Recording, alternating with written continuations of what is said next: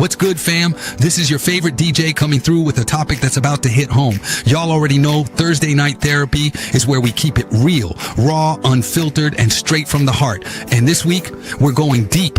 We're talking about something that's been weighing on our community for centuries. Black PTSD, from racism to war, police brutality, and generational trauma.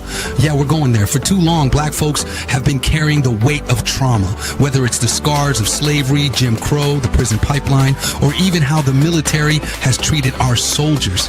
PTSD isn't just about war zones overseas, it's about the daily battlefield of being Black in America. From watching police brutality unfold on our screens to facing discrimination in schools, jobs, and even hospitals, this trauma is real and it's time we talk about it. And who better to break it all down than your go-to hosts, Ronan and Fearless, plus our Southern Belle therapist, Georgia.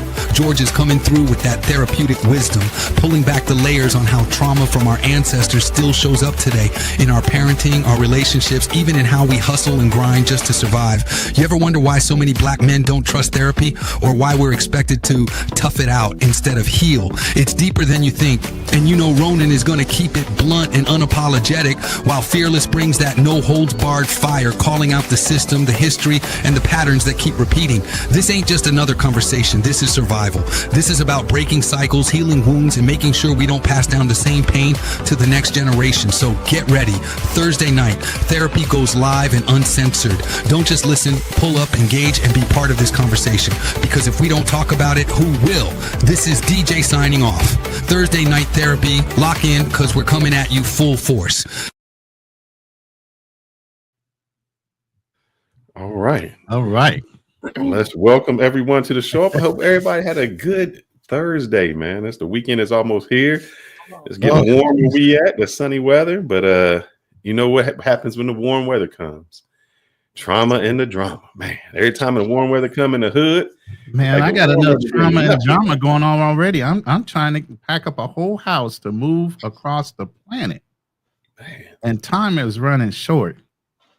I swear to God, it's just like, where's time gone? The whole month is almost gone. Yes, I'm out of here April the 2nd. Less than 2 weeks. Yes. And look at my background. It's still set up. I'm just I could take that whole wall down maybe in a half a day, really. Oh, okay. You know, it's not a big deal. And patch it back up and paint it. It's not a big deal. But yeah, man, it's starting to rack up on me, starting to weigh on my mind. You know, this is a large jump for me, you know, consistency with, you know, having a place over my head and everything else, you know, to going and doing something I've always wanted to do, was travel full time, live overseas for a while. It's going to be at least for 2 years, maybe even a little less. It just depends on what goes on and how Donald Trump affects the travel bans that he's putting on everywhere. He's putting travel bans on a lot of places that you can go, which means a lot of guys that are traveling that follow us, they need to pay attention on where they're stopping off at. You know, some of these countries where they have legs that they have to rest and then catch another leg. Y'all better watch where you flying through. Mm-hmm. You know what I mean? So let's kick this off because we're talking about Black PTSD, and that comes in several different ways. And we're going to have Georgia touch on a lot of these. And, you know, it can come through business and economic PTSD, how you're treated at work, you know, police abuse. And then we're also taught to fear the police, even as children. We're taught how to act in front of the police when they're looking at you, you know, not to bring attention to yourself. So even as a child, you're being raised to watch the way you move, watch the way you perform, which gives you a little bit of a paranoia type of thing. That starts to cause trauma over a period of time. You know, the trauma of mass incarceration. You know, they don't have a problem with locking up your kid in a heartbeat for just looking the wrong way. He could have dreads and it could be the best kid in the world. But because he has a chosen hairstyle, they're going to throw him in jail and have you come and get him. So they're already traumatized for being in jail around people that are not like them necessarily. Right. So, you know, then you got the school to prison pipeline. Schools aren't necessarily the best disciplined ways of raising your kid. A lot of people are doing private schools or teaching their kids at home because of the way the schools are bringing up the kids as far as lack of education, not more education. Mm-hmm. You know, they're teaching them less. They're kind of pushing them through now. You got single mothers and fatherless children. That's a whole nother topic when it comes to trauma and how those kids are being raised without the father being in the home. If the mother is abusive by using the kid as a leverage pen in order for her to even allow the father to see the child, you know, the education inequality, mental health that goes on within our community.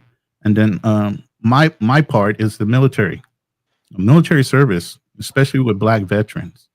You automatically have PTSD just dealing with being in the military, because not only did you sign a contract, now you got to deal with the people that have been there longer than you, that have more rank, time in service, that are whites, that have dominance over you because of that rank, and you have to somewhat obey their orders.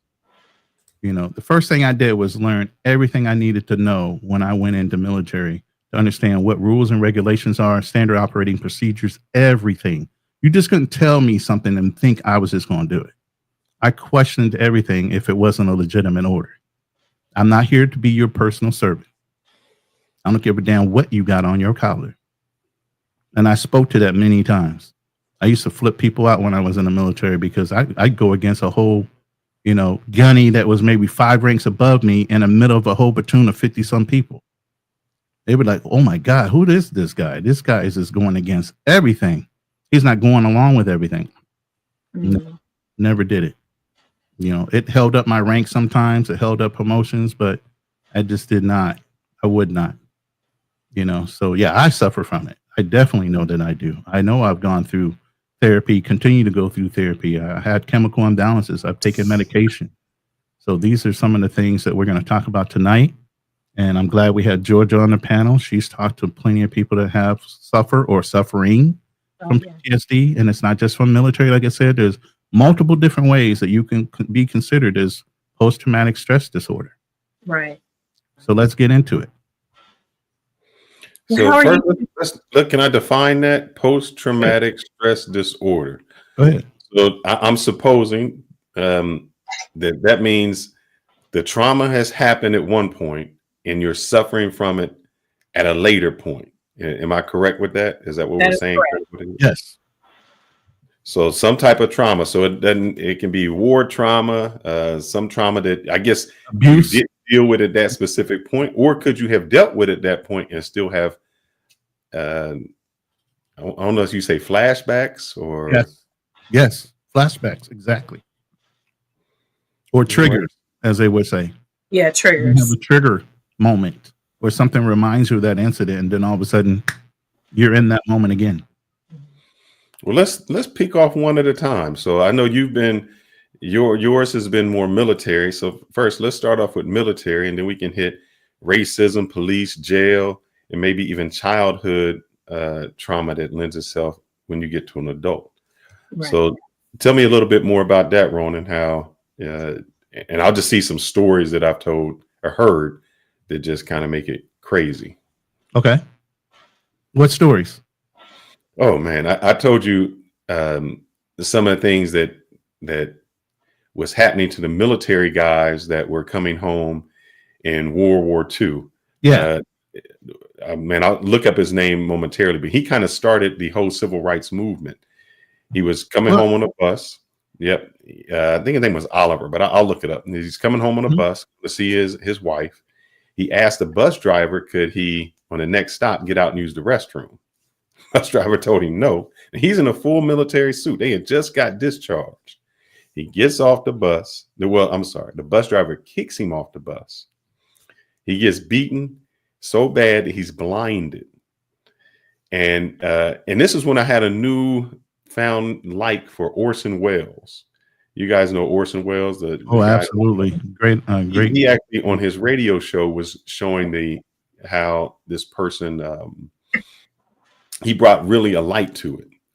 And it went all the way up to President Truman. And, Truman kind of blew it off. And a gentleman was talking to President Truman, said, sir, do you know, because President Truman was a military man. Right. He said, sir, do you know that this guy was in a full military outfit that had just come from the war? And that's when it changed everything. And that's when it kind of kicked it off. But I'm just thinking that the trauma that somebody goes through, that imagine you are in another country, You're fighting for the freedom of Europe and white folks over there. When you get on the train, you are fighting Germans. They tell the German, because he's white, he can go to the front. And because you're black, you got to go to the back. Still, And you just was fighting these same people as your enemy. And you're more of an enemy to your country than the Nazis were to the United States. absolutely. They want us until they don't need us. That's the way it works. Or the second one would be this, and I'll confront it with this. Muhammad Ali said the reason he didn't go to the Vietnam War because no Viet Cong ever called him a nigger. Right. So he's going over to another place to fight someone and to kill someone who's not really an enemy to him. He's you have to create an enemy. So how do you deal with, I just had to shoot a woman, a child, a husband that maybe was innocent? If I can find this war story, man, it was a powerful one. But I'll let you go and I'll look for this war story about what this guy told. Let me say this: no combatant or military veteran against the Geneva Convention will aim in on a woman or a child. That is not the initial intent. Okay. There are rules of engagement when we deal with things which are stressors, because other countries did not believe in those same rules of engagement, so they would use them as crutches against American veterans while they were fighting in combat. So that's why you had women or children that might have had bombs strapped around them.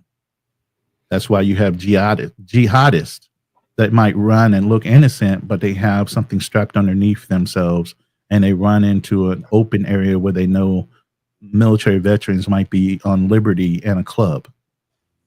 Those are the paranoias that you have to look out for when we travel. That's why when we talk about a lot of these young guys that are traveling now, veterans have dealt with it all, from high threat levels, being on leave in a whole nother country that we're not necessarily liked in, and having to worry about being bombed in a club while you innocently not doing anything.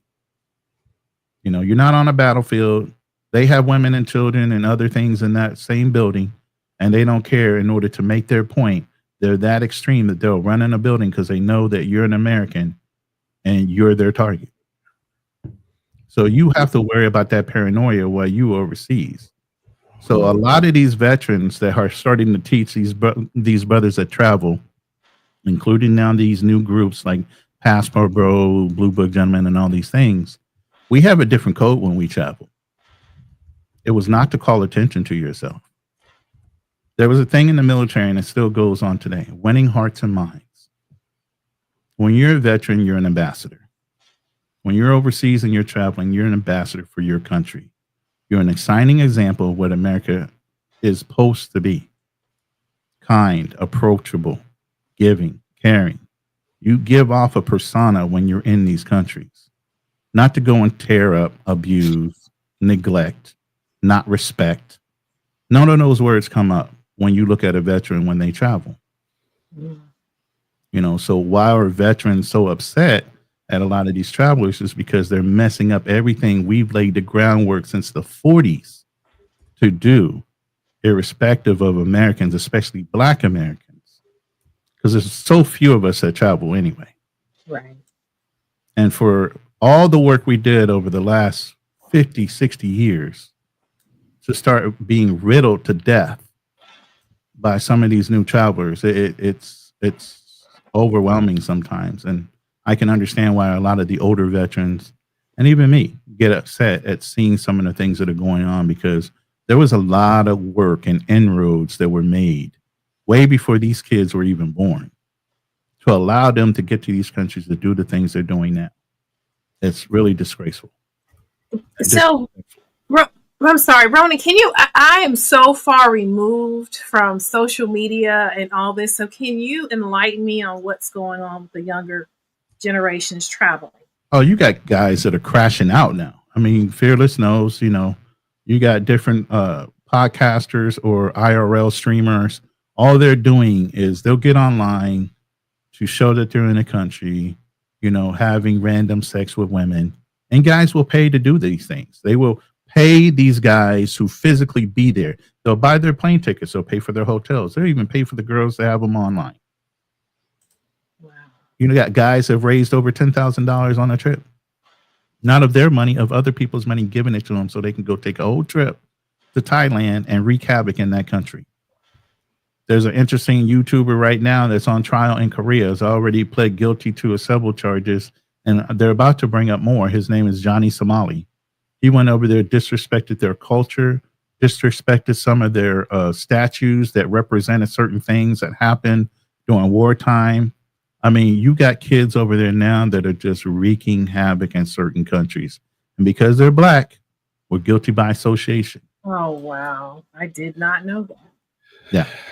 And it's just getting worse now because the younger kids that are having problems here in the United States are also getting their passport. So they're going to start turning on and tuning in to some of these guys that are crash out dummies, as we call them. And those are the guys they look up to as shining examples of what they can get away with. Because, well, hell, if somebody's giving them $10,000 to travel, why shouldn't I repeat the same thing they're doing instead of doing it right, with honor, being respectful, going over there for the culture to appreciate the people, not just going over there to dot every chick that's sitting on the street that's on the prostitute row. Yeah, that's what you're dealing with some of the people we have in our room.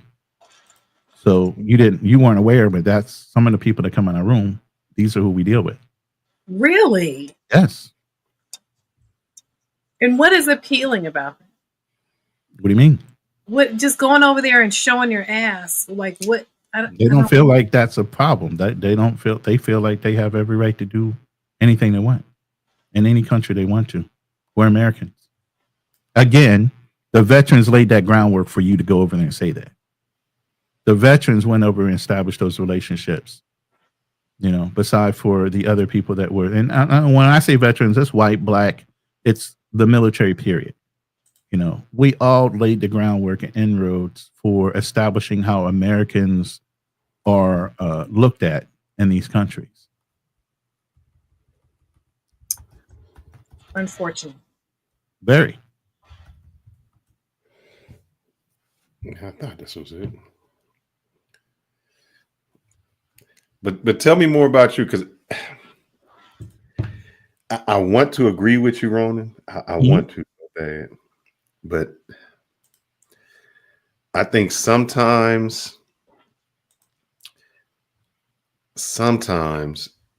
y'all bring it on yourself. And I hate to say that, man. And when you say y'all, who are you talking about with y'all? The military. And explain how the military people bring it on themselves. Give me 2 seconds. I'm going to play this other video. Okay. I'm trying to see if this is the other one that I want to play.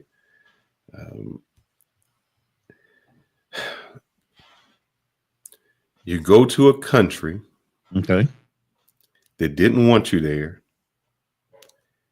had no reason for you to be there, and then you hurt people who had done nothing to you.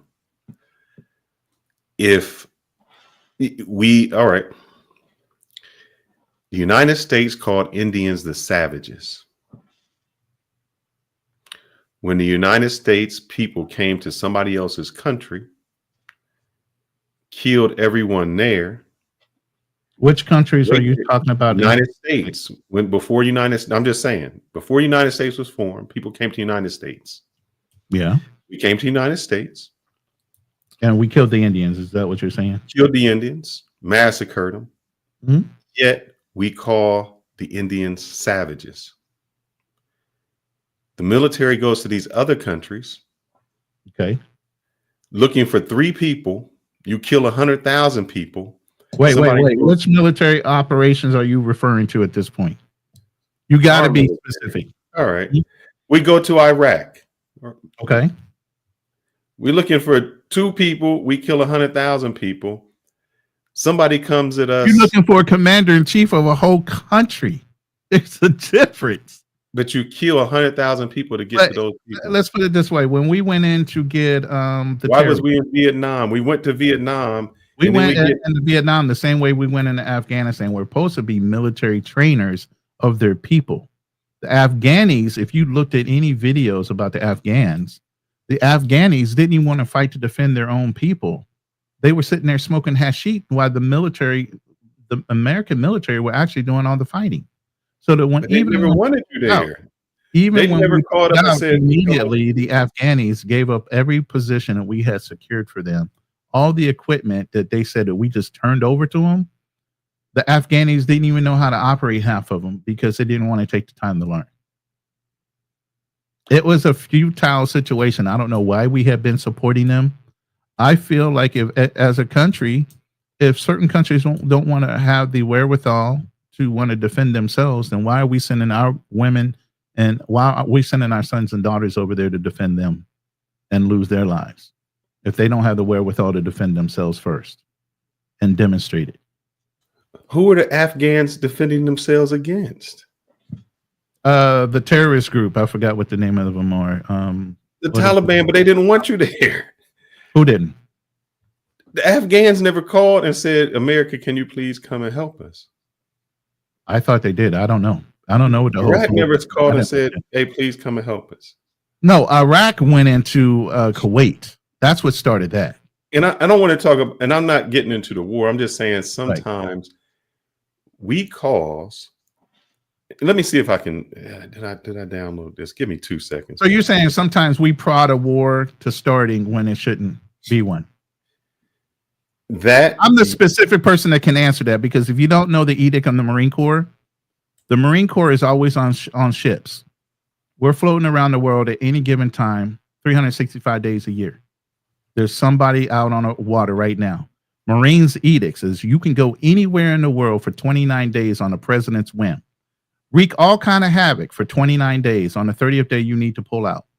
Wait 2 days and you go right back in, and it's not committing a war. So depending on what the mission is, the situation, and everything else, Marines are usually the forward tip of the spear. Before anything breaks out, we've already been there.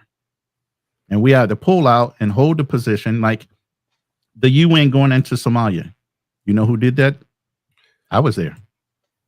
We actually went in for so many days, secured the international airport for NATO to land their troops and their forces into the international airport of Somalia so they can establish a foothold. And we pulled out, went back to the water, and went back on. We are always trolling. We are always on mission.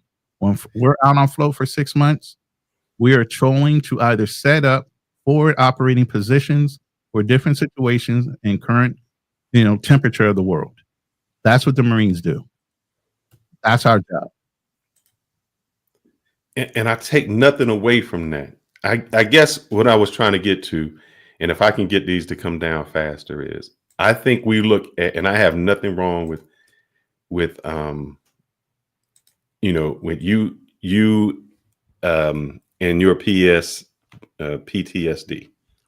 I understand that. I mean, it is what it is. You can't. What I'm saying is, I think that sometimes we look at from ourselves, but never look at what we caused.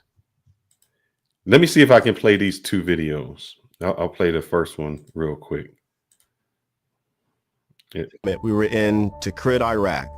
The sniper was on a rooftop overwatching us on the ground. But there's a hut, a small house beside me off to my left, and I could hear footsteps in it. I didn't take anything of it until I heard a snap and the glass break and water and a body fall. But I didn't find out till what it was after the fact was the sniper had shot a lady who was grabbing an AK pregnant. And that water that I heard come out was, I guess, her water, the fluid. And the baby popped out of her stomach right there on the floor. And I'll never forget that. And that's not even like the worst thing. How does somebody deal Those are the type of the traumas that we have to deal with. How does somebody deal with that on both ends? How does a man say, I just shot a woman, I killed her, so it went pop, plop, basically.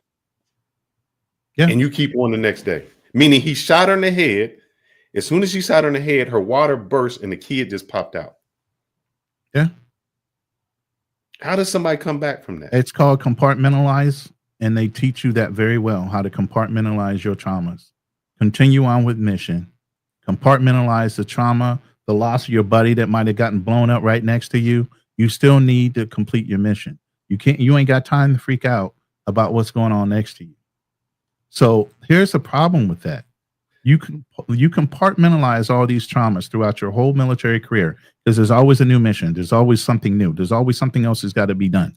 Repetition, repetition, repetition.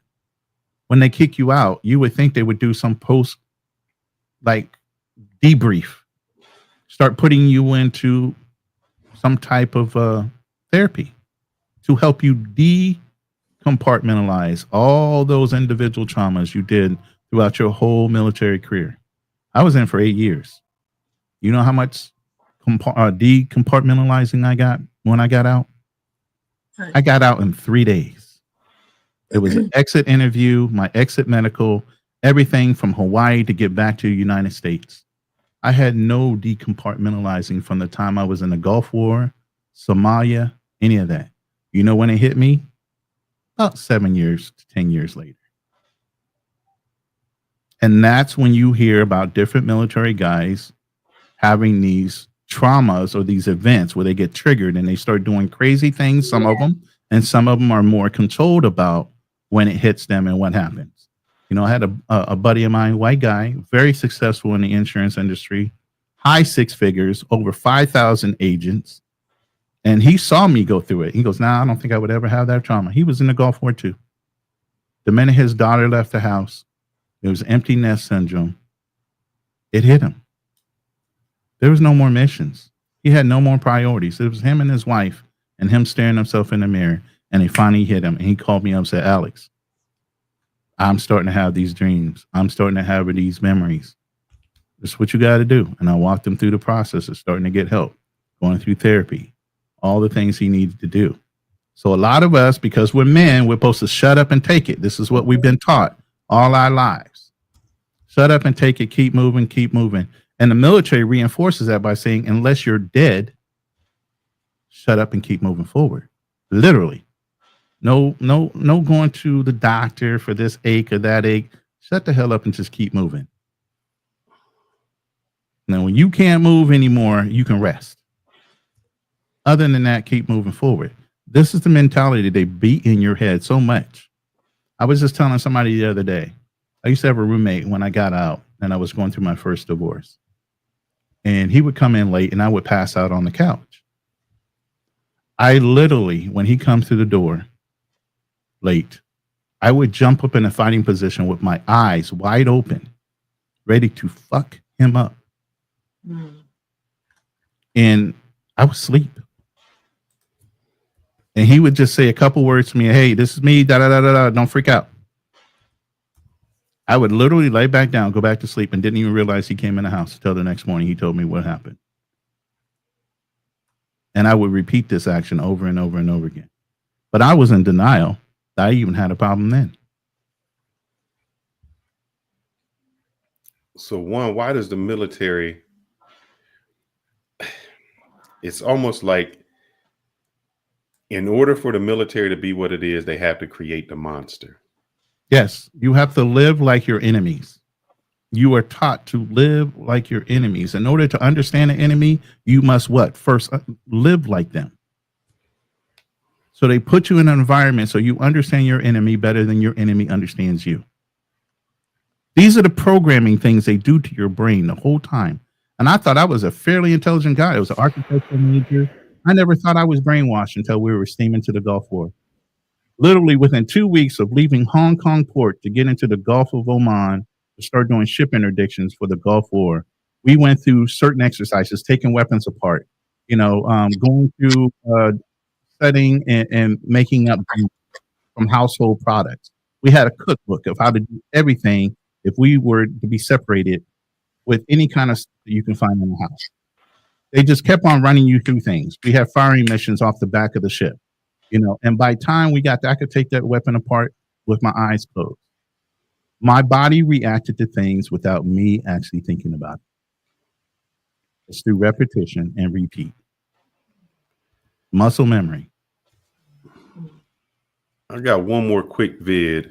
It's a little bit longer, but I just want to show you the other side because I think we talk about what we do, meaning Americans, what we go through, but I don't think we look at what we create. And it's sad that, you know, that men come to you for men or women come to you for their PTSD in war, but I always wondered the other side, you know, because we always call somebody a savage, a terrorist. And the analogy that I always gave is this. There was a story that I tell. There was a farmer who found a dog, and he chained the dog up, and, you know, he go out and he toss something at the dog. He hit on the dog every day. He hit the dog, spanked the dog, is barking loud, shut up, do all this. And, you know, people will say, well, why you keep the dog? He said, well, I feed it every day. You know, he got food when I give it to him. I give him something when he wants to drink. He got somewhere to stay. One day the farmer goes out, dog is barking, and he goes to hit the dog, and the dog bites him. And he says how bad the dog is. It's the worst dog. All he talked about was him getting bit. He never talked about the years that he abused it to get hit. And that's what I say when I say what we make. It's a little bit of a longer video, and I apologize. It kind of hit me a little bit. We ain't got nothing but time, brother.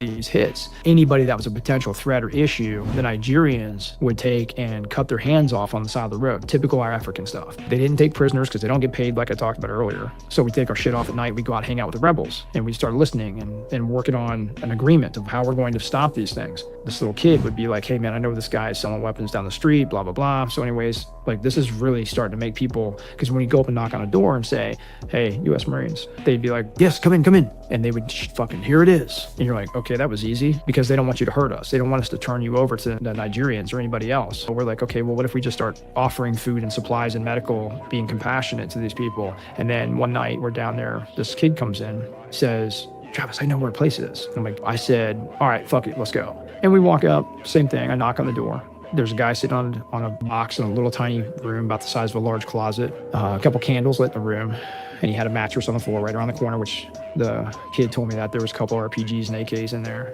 He goes, yes, I know who you are.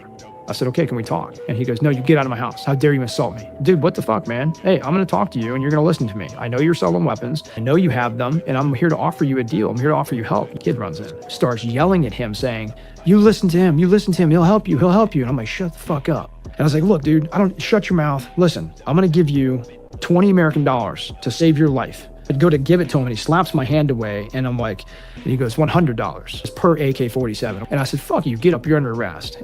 I remember realizing was he's going to try to kill me. Gun's not going to work. He's going to relinquish control with his hand to take the safety off like an untrained person does on an AK. By the time he gets his hand back on the gun, that's going to be about 2 seconds. I know I can draw my 1911 in less than 1 second from concealment, smash this motherfucker right now, pin his AK up against the wall, step into his chest and pull the trigger. And it goes into it. I grab the muzzle, I step up, put my foot into his chest, pin him into the corner, visualization, fire 2 shots and step back. I'm holding the barrel, holding the 1911. I hear this fucking scream that was like if you could murder a cow and the cow could scream. I don't know why that pops in my head. That's what I heard. And I almost shoot. What the fuck? Why did that just happen? Like, why did this kid come in that fucking room? Why was he so adamant about this tonight when he never does that? Like, what the fuck is going, why did he mudsuck me into that situation? And I thought about it, and I sat there all night staring at that AK. The next morning, kids aren't there. Kids are always there every morning. They're out there sitting on the railing, ready to bust rust on our vehicles, ready to get food, they weren't there. So I jog down the hill, get into town. I see one of the kids walking around in town, one of the older kids, about 19 years old, I think. And I'm like, hey, what the fuck, guys? Where you at this morning?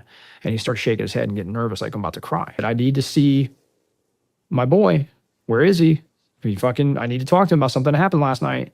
And he backs away and he goes, no, you'll never see him again. And I was like, why won't I see him again? And I'm trying to really figure out what the hell's going on here. And he goes, because last night you killed his father. And he turns around and runs away. And I'm like, now imagine that. Yeah. The little boy was just trying to make some money for his dad. He brings the guy in. You know, the guy just wants some more money.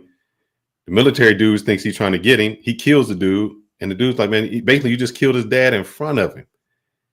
Yeah. You just created a terrorist. Yeah. And we get mad at that little boy who becomes. He wasn't mad at the little boy, and he went looking for the little boy. But I understand the story that he just told. He just walked through a whole visualization of what he knew was going to happen. And it happened exactly like that. So his father was going to draw down on him no matter what. And he had to react. And because he knew that AK wasn't the best in the world, and it was going to default, not fire. He knew that he only had a split second to react. And he basically walked you through everything that he already visualized he was going to do before he did it. That's when I said, you're automatically going to react because you're trained that way. When you're in certain situations, you're just going to do it. Even though you've already thought through the whole process, everything is moving in slow motion. To you. To everybody else, is normal speed. That's how fast we think when we know we're in situations. He didn't have no backup. He's in a whole nother country. He don't belong there. He's a white man in Somalia or wherever that was that he was in. Okay. He went in there just on the strength of he knew that kid. And he knew what happened in other prior situations. You didn't hear the whole story. You get what I'm saying? I heard. I mean, but So if the kid had said, "Hey, this is my dad," that would have maybe loosened him up a little bit to give this guy an onus of a half a second or a chance to say, "Yo, you know, if you're this kid, I like your son." Blah blah blah. He didn't have time to reason with him. His dad drew down on him. What, is he supposed to take the bullet just because his dad drew down on him and it was not some other random dude? He didn't say the dad drew down on him. He gave a scenario of what could happen. If this happened, though. He said it happened exactly like that, and that's why he shot him. I didn't hear that. I've listened to it a few times. Run it back. Let's run it back. Because I think he was visualizing what could have happened. But I could be wrong. Let's see. I'll skip a forward. Do these hits. Anybody, $20 American to save your life. I'd go to give it to him, and he slaps my hand away, and I'm like, and he goes, $100. It's per AK-47. And I said, fuck you, get up, you're under arrest. I remember realizing was he's going to try to kill me. Gun's not going to work. He's going to relinquish control with his hand to take the safety off.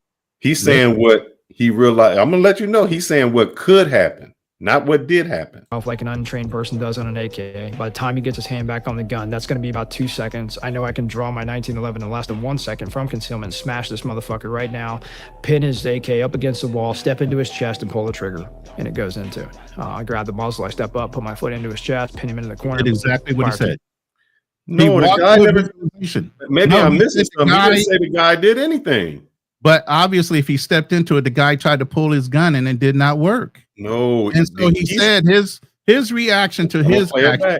Listen, his reaction to his action was, if he tries to pull the pin or he tries to pull the trigger, it's not going to fire. I'm going to do this, this, and this.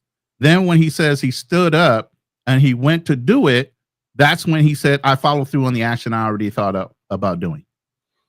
I'm going to play it. I didn't hear that, but I could be wrong. Let me see. You listen to him, he'll help you. And I'm like, shut the fuck up. And I was like, look, dude, shut your mouth. Listen, I'm going to give you $20 American to save your life. I'd go to give it to him, and he slaps my hand away, and I'm like, and he goes, $100. It's per AK-47. And I said, fuck you, get up, you're under arrest.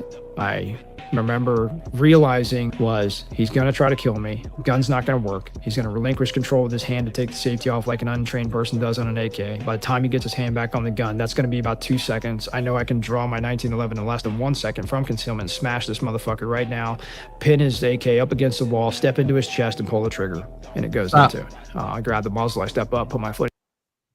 He goes into it. That means he actually went through with what he had thought out. So then he follows through and does exactly what he said he was going to do based on his actions or his inability to understand that weapon.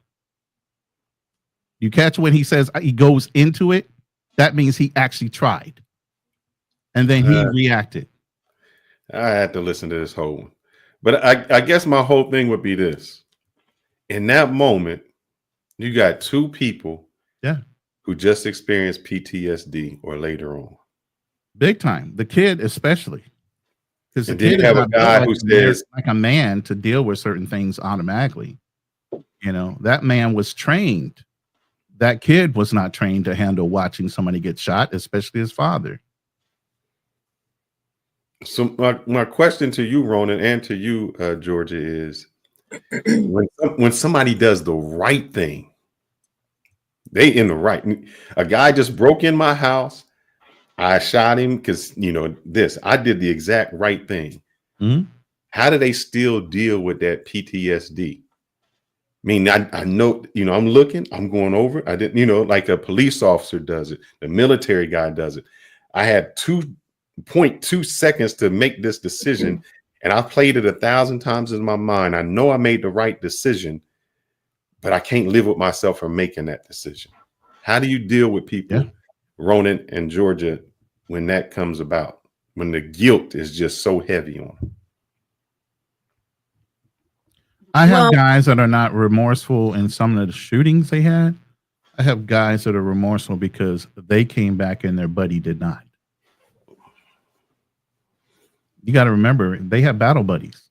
There was guys sitting right next to them that they chummed around with every day while they're in battle. They knew they had their back. If you ever knew, like you on a football team, you know who has your back when you're playing football.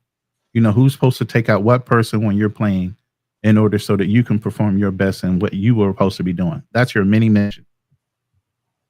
This is real life. It ain't no redo. Mm-hmm. These guys knew they had that person's back to the nth degree.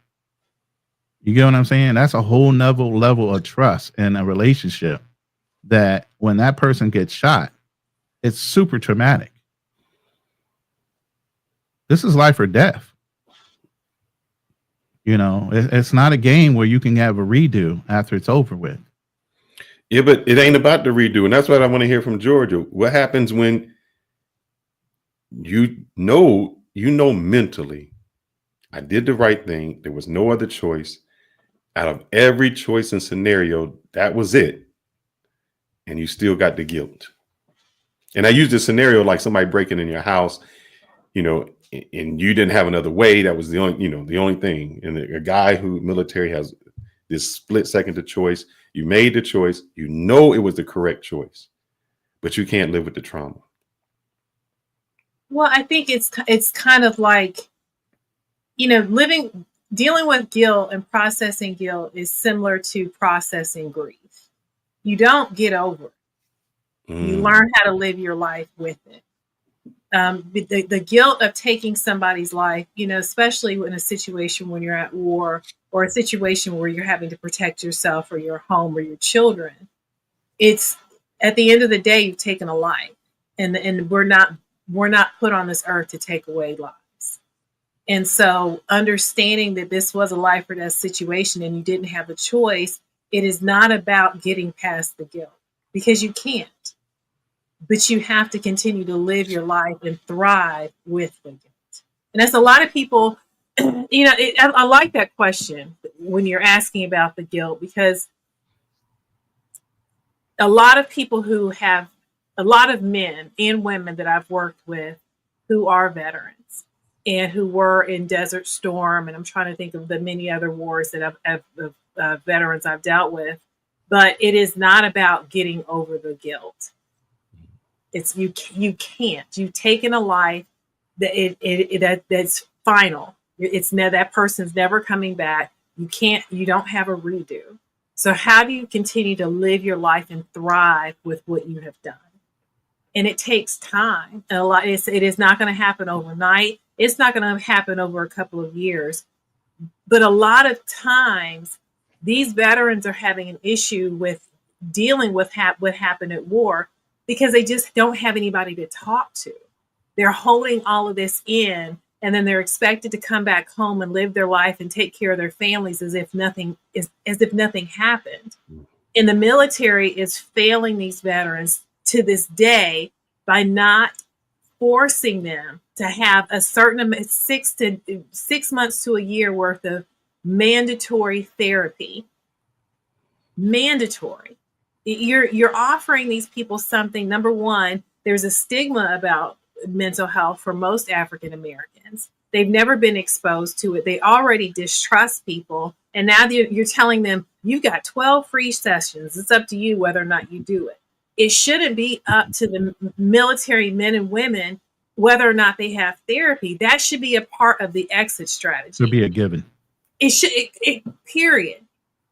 And you're giving them options, and they don't know what to do with it. And I'm gonna use this, and I hope you guys can get the connection, because I use this often. It is no different from a young African American man who is given, $30 million contract for football, and he goes out there and he blows it. He ends his football career 5 years later, piss poor. Mm-hmm. He never had an example. He came from a low income home. They never were exposed to this money, and when you're raised in that environment, the minute you get money, it's burning a hole in your pocket. So you spend it as soon as you get it. So they've never been shown how to invest, how to save money, how to put money to the side, how to live within their means. And then we're looking at these athletes. Well, I don't understand why they're broke. They made $30 million. They never knew what to do with $30 million. So you're telling these men who are coming out of war, you've got this access to all these benefits and all these resources. You have at it. You got to walk them through it. And they're not doing that. And so you're failing these men and women left and right by sending them out there to fend for themselves. And they're expected to act as normal, go back home, take care of their families. And at night, they're not even sleeping. They're literally sitting in the corner of their bed, wide awake, shaking with PTSD. And they're expected to keep going. And that's not a thing. So I could talk about this. So you don't get over the guilt. You learn how to live with it. Exactly. What is that? There's a word, and it used to be a movie, and I can't remember it. But the second part of it is remorse. It's like successful remorse. It's not buyer's remorse. It's basically, if you made it, you almost feel guilty. Survivor's guilt. What is it? I think survivor's guilt. Yeah, that. But like, you make money and you feel guilty for making money because you feel you have to help everybody else behind you. Or the same, you lived and somebody else didn't make it. Maybe somebody in the chat knows that. But my other question is, how do you help people with the triggers? I'm going to do a funny story, then not funny story. Not really the funny story. I used to be in French class, and I remember the guys used to get a book and then drop it. And they'd be like, bam. The French teacher was in France when the war was going on, and it would be like a bomb. And she'd get this shock, and they thought it was funny. Not funny because it was a trigger. But I know people that would say they would go somewhere and there was like this smell. Like this smell just brought them back somewhere. How do you help people with these little triggers that trigger that emotion or that place? Like you, Ronan, you might say, man, that the smell of gunpowder, whatever, it could be it don't even have to be that. It can be something dumb, like the perfume on someone. It just brings you back. How do you stop that trigger from happening? Can't. You can't. So teach them how to react to it, and so they don't go into that place. But you can't never stop the trigger. It's on that person. I knew a guy that just healing a helo. He could be in his house. He didn't even have to be outside. Just hearing a helicopter fly over him, it would trigger him and put him back in that spot where he was. No, so it's just something you learn to deal with. And that's the whole thing about therapy. They just teach us how to process things, to deal with them. You don't ever unless you got some way of erasing it out of your brain. This shit ain't going nowhere. No. It's just always going to be there. It's a memory. It's just, how do you deal with the memory when that trigger hits you? Do you breathe through it? Do you go into that place where you zone out, or whatever your reaction is to it? And you're just taught how to kind of like move through that moment that you've been triggered. So we're talking about war, and at least, and I say this with no ill will, at least the military may have given you a few sessions of therapy. But what happens to the guys that grow up in the hood where they see people, their friends getting killed, cousin got killed. I know a guy that got like 5-6 t-shirts. They just, because everybody that died, they got t-shirts for them. And this is before 18. How does that person doesn't have a psychologist to talk to, the doctor to talk to? How do you deal and treat those type of people to go? Because a lot of people don't consider that PTSD. It is. I know. I'm saying I know it is. Mm-hmm. I mean, but people just say, "Oh, that's just the hood. That's just how it happened." But that person who was under 18 grows up and has those same traumas that somebody who just came back to the war has. Have you dealt with people who've been through those stressful situations? How do you deal with that? And can I talk about anything personal? Wow, you just had me talk about my No, but this is to Georgia, and it would be for what do you mean? Regarding my family? Yes. Can you send me a chat first? Yeah. The hell? Bring up your own personal shit. Stop bringing up Alzheimer's. Well, but I do want to. So yeah, please chat me, and then but I want to back real quick about exposure to. You brought up a couple of things. So can we go back to the military? Yes. So you talked about, how do you get past some of these triggers? And so one of the things that often comes into therapy when I'm dealing with veterans is them social anxiety. Them just being scared to go out to crowded spaces. They're not having dinner out with the family anymore because they don't want to be in restaurants. They don't want to be in an area where they can't have their eyes on everything. Yeah. And so I still sit with my back to a wall.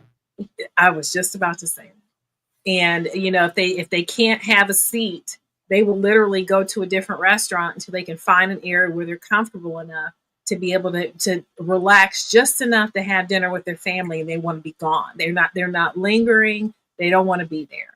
And so slowly exposing them to environments with more and more people, encouraging them to go to the go to CVS. And then once you go to CVS and, go to the local grocery store, and then just slowly building up and learning how to go to a park. And it's interesting because the enclosed spaces, from my experience and the individuals I've worked with, it is easier to get them to go to enclosed spaces, grocery stores, supermarkets, the mall, whatever. They are terrified to go to the park. Because there's no exits. There's no way to control. It's just it's wide open. Too many fields of fire and open lines of shot. Yeah. I mean, this is how we think. I'm sorry. Yes. You're in a battle. You're thinking, hey, I'm exposed. Yeah. Yeah. And so that's the hardest part. And it's interesting because part of the self-care piece is learning how to, going out for a walk every day. And they're looking at me like, lady, I'm not leaving the house. You keep telling me to go for a walk and you can go to hell. So it's like, okay, well, then you find a small local gym. And then, just leaving the house, learning how to leave the house every day for 15 minutes, for 20 minutes, and then slowly exposing them to larger crowds. And then the park is like the last. And with me, most individuals who come into therapy who aren't veterans, going to the park and going for a walk, especially when you're dealing with anxiety, that's the first part. And with veterans, it's almost always the last part is getting you to be out in an open area without having the severe anxiety. So that was the first piece. But then you talked about, children being exposed to, the dead bodies and things of that nature. So it's interesting because when I first started in this field, there's something called core services. And core services is basically where they put unlicensed therapists out there, and you're doing home visits and you're going to schools, and it's social work. In essence, it's social work. And this is not to demean social work at all, but you're exposed to a lot more demographics, populations that you wouldn't necessarily be exposed to in your plush office accepting private insurance. Okay. Mm-hmm.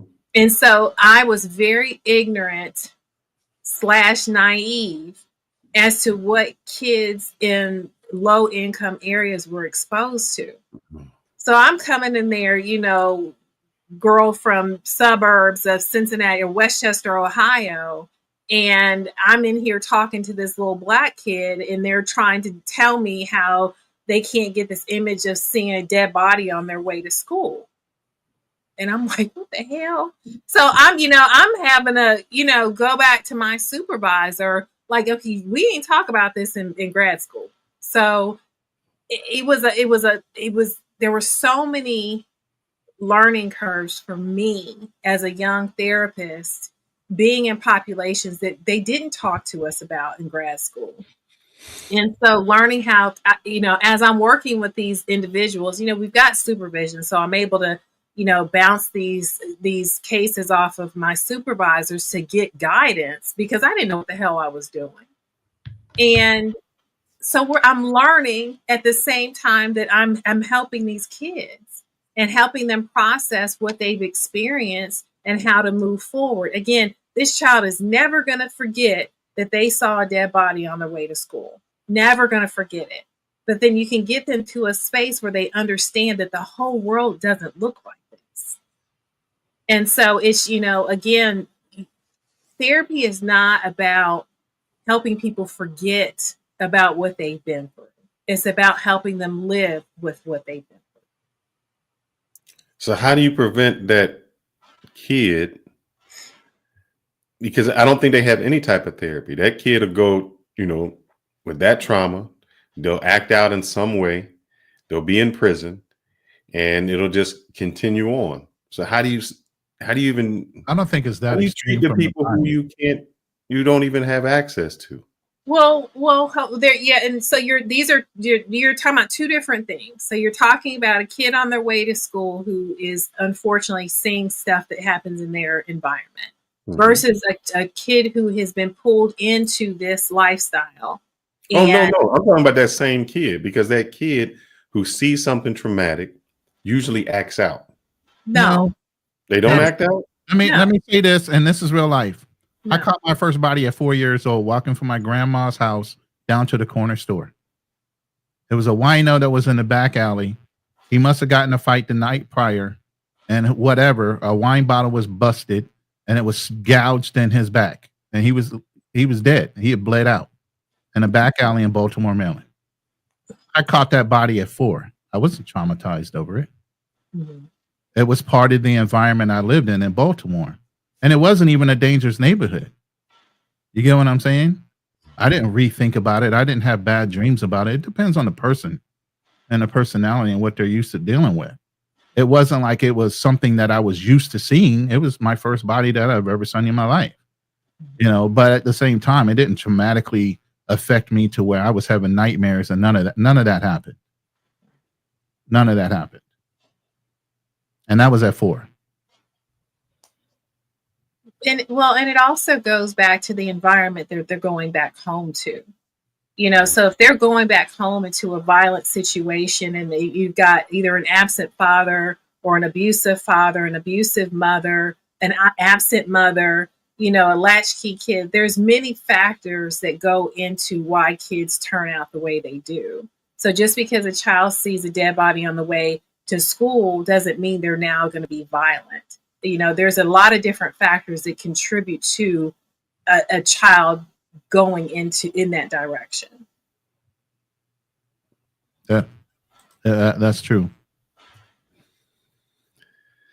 Man, and I want to keep going with that, because I think it goes not hand in hand, but we can talk about like the police, where. All right, I want to ask a question. I don't know this. Can you get PTSD from it not happening to you, but you observing someone? So you're a little kid, whomever, teenager, you see the police beat whatever to whomever in your neighborhood. That shocks you so much that you distrust all police, and it didn't directly happen to you as a person. Can you explain that, or give me some examples of how that happens? Well, so an example of yes, you can have PTSD from being an onlooker. Another example of that, not only witnessing police brutality, but also witnessing a parent who was being abused by another parent. Watching domestic violence, you can absolutely have PTSD. A lot of times when young children come in and they're dealing with a violent household, one of the first questions is, how often do you wet the bed? Mm. And Why is that? I hear that. Why is that a symptom of it's that? stress. It's how children release stress, and unfortunately, it happens in their sleep. So, children who are being sexually abused, children who've witnessed some type of violence, even when it comes to watching violence on TV, kids, they don't know how to process that. So oftentimes you see the teeth grinding or the bedwetting. So that's one of the questions that's often asked early on when you're dealing with children who are coming out of domestic violence situations is, how often are you wetting the bed? And it's interesting because as long as I've been doing this, there hasn't been a time where I've asked that question knowing that domestic violence is a factor that a child said never. Most often they look at me like, how the hell she know about my bed? And I explained to them that it's a natural thing that happens when we hold on to stress as children. And so that's it. Once we get to that, it's so easy to break the ice with kids. Once you get through that embarrassing thing that they felt is so embarrassing and shameful, and now we're openly talking about it because they now understand this is stress. This is how my body is responding to it. Hold on, let me follow up with that real quick. Just John's $5 super chat. He has the same question. A question for Georgia. What are mental health problems that are most prevalent in each race, white, black, Hispanic, and Asian? Do you have a breakdown of the different races and the trauma that goes between them? Yeah, is he asking statistically or? I mean, however you want to answer it. So I'll answer it from, again, I'm always going to speak from my experience. So oftentimes when it comes to Caucasian Americans who come into therapy, we're dealing with anxiety, we're dealing with depression, different types of depression, bipolar 1 and 2 depression. I'm trying to think of other, acute stressors. Adjustment disorders. When you're dealing with African American populations, I'm often dealing with more so anxiety, again, the depressions, not so much acute disorders or adjustment disorders or things of that nature. It's more heavily in anxiety and depression. So for other races, it's more the other thing, more adjusting. I want to say predominantly with my Caucasian clients, there's a lot of adjustment, and that can be, and it's interesting. It is a lot of adjustment. You would think they would have it the easiest. Well, society is set up for them, right? Well, yes, and so that's where we get the adjustment disorders. However, after seeing them for 3 to 6 months, it often turns to something else because they're so guarded with coming into therapy. So there's different reasons as to why that is. Asian Americans, oftentimes depression, dealing with family dynamics, dealing with first generation individuals who are dealing with the cultural differences with mom and dad and being Americanized. That's a lot of it. I'm going to also say a lot of that is also with some of my Indian clients dealing with the different dynamics with being first generation and versus what their parents are accustomed to and trying to assimilate. I have a quick question on that because you keep saying first generation. Do you find that the Hispanic, the Asian, and the Indians who are not the first generation, their parents just think you deal with this, like you're going to therapy? What do you mean? We just deal with this. Yeah. there's a lot of pushback from so I will say this with my Indian and Asian clients, my experience, they've all been 18 and over. Now, for my Hispanic clients, it's interesting because a lot of my Hispanic clients, I've seen them as young as 4 and 5 years old. So for some reason, I don't know what the difference is and why there's a more willingness to come into therapy, even though that is not something that is really seen in Hispanic cultures. But with my experience, I have a lot of clients who I've seen very early on. And then even recently, I saw a couple of them when they were pretty young. And then when they turned 18, they came back on their own, which was interesting. So I don't see a lot of pushback in the Hispanic communities. I will say I had more familial involvement with my Hispanic families. And I love that because I noticed when I worked with the children, everybody got involved. And I had the support of the mom, dad, grandparents, even the siblings. And so most often, especially when I was doing core services, you wind up really doing family therapy because these are multiple generations living in the home. And there wasn't any pushback, or you don't talk about what's going on in the family, which is what I thought it was going to be. And it wasn't. So the dynamics with my Hispanic families is that everybody got involved. African American families, when I was doing core service, very leery. Like, why is she in my house? When she called children's services, does she care that I'm smoking weed? There was just a lot of different things that went on there. But all right, then let's go with that. Do you think that has anything to do with that PTSD, like racism? Let's get into racism. Absolutely. So explain that to me, because of, the Black people are like child services, somebody coming after me. They not here to help us. You looking around, what's she trying to find? What they picking up on? They gonna take my kids away. She's gonna tell me how to do my job. So tell me how that, since let's switch over to racism, because I've never heard PTSD when it comes to racism. Explain that to me. Yeah, there's just a lot of that. So yeah, when doing core, and again, when I talk about core services, is what you're working in the community, your community resources. So you're actually going into the homes. Excuse me, just like as a social, you're acting as a social worker basically, but you're doing therapy in the home, and so it's called core services. And I will say this, you're sending a lot of unexperienced young therapists out there in home settings that are not necessarily the safest environment. So does that stop a lot of them from wanting to go into therapy? I mean, they say it, I just wasn't ready for that. I mean, there was so much that this could be a whole other show on core services and how, provisionally licensed therapists are pushed out into the world. And there's just a lot. So anyway, so the PTSD part would be there's a lot of distrust, going into these homes in the African American communities.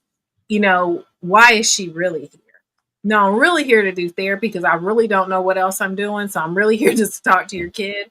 But they're for good reason, because most often when somebody came into the home in the African American community, it's because somebody reported them. There was an issue with the parent. And my focus was strictly on the child. And so for good reason, it took a long time to get the parents to even be willing to talk to me so I could have the whole picture of what was going on with the child. I have to blame Black churches for a lot of that. Everybody's like, oh, take it to God. Oh, you need to pray. Oh, you just put it in God's hands. You don't need therapy. Yes. And the churches even had their own therapists. Yes. But they're usually busybodies. And you put it in the rumor mill, everybody gonna know your business in a whole damn church. Yes. That is not the place where you get therapy is in church.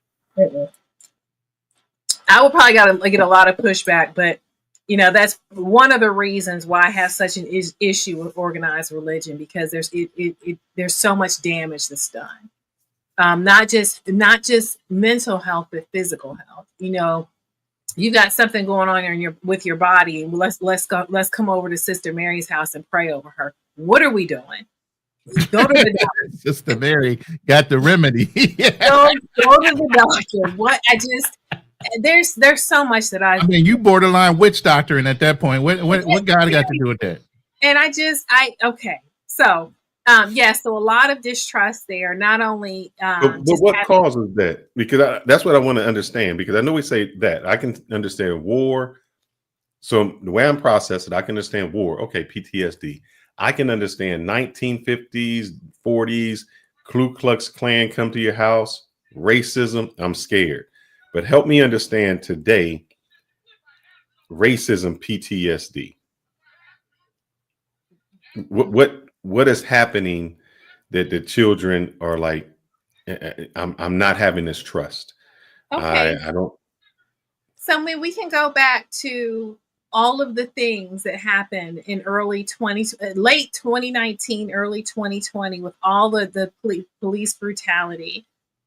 So what was so traumatizing during that period is that kids were now stuck at home for months on end. They're only being exposed to whatever's on social media.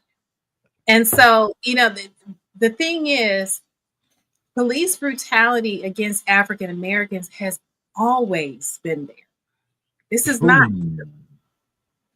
But what is new is the exposure now that we have social media and all of these outlets to be able to let the world know what's going on. This is not new. Black men have been killed by the police for years. It never The reason the police department ever got established was because of slavery being ended. If you really right. And so now you've got kids during the pandemic who are their only exposure to the outside world is the internet. And now all of they're seeing is how all these black men and women are being murdered by the police department, by police officers. And again, this has always been there, but now you're isolated and this is your only outlet. This is your only access. So you've got kids who are now coming out of the pandemic who are they don't know how to socialize with each other. They don't know conflict resolution. They miss all of those years of school where they were at home in front of the internet. And this is how they learn.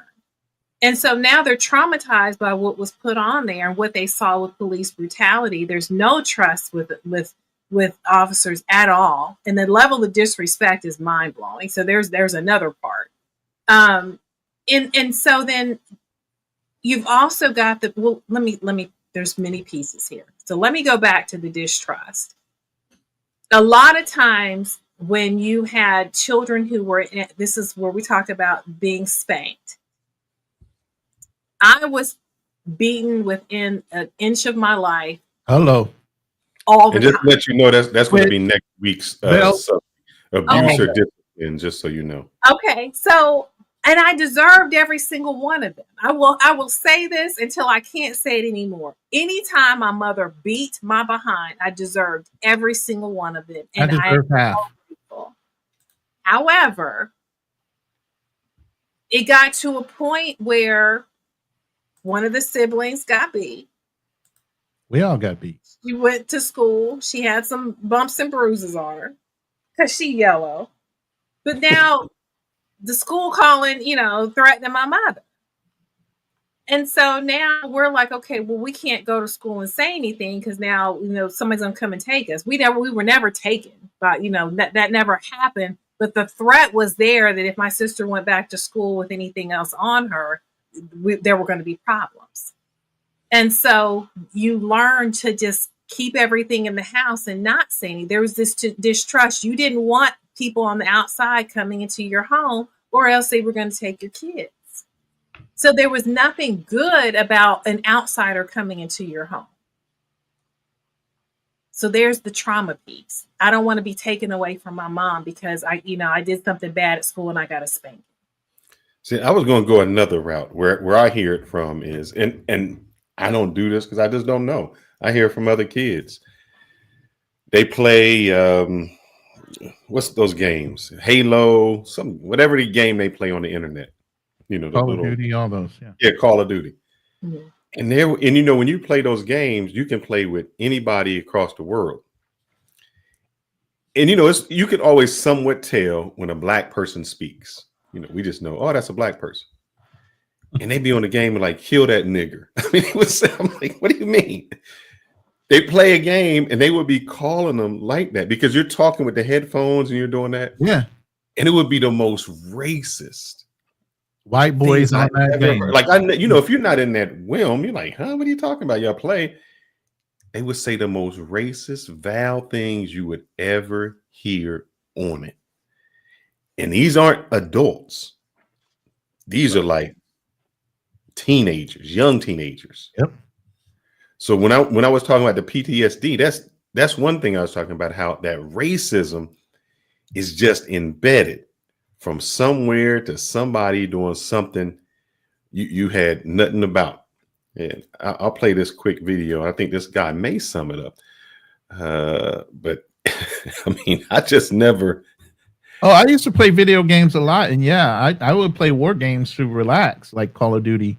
And yeah, there's plenty of racist people on those games. And the minute they hear you talk a certain way, you know, every word but the child of God comes out about who you are. You know, I and don't even know can how only you imagine some of the kids on there, but there is a parental way of shutting down certain ability to talk to kids of a certain age where they don't hear the chat. Mm. They cannot hear the chat. So you can Yeah. put a parental guidance thing on video games, especially, and that video game a child should not be playing anyway. It actually has a rating on that video game. Yeah. And parents put them in front of the game. Parents buy these Trauma. games and they put them in front of them and don't care that there's a parental rating on them. Right. They're not supervising their children. No. Let me hear what Someone this gave a guy lecture said. about racial trauma, and this person came up to me and said, "What'd you think of the lecture?" I said, "I thought it was good. That person explained a lot of things that y'all need to hear."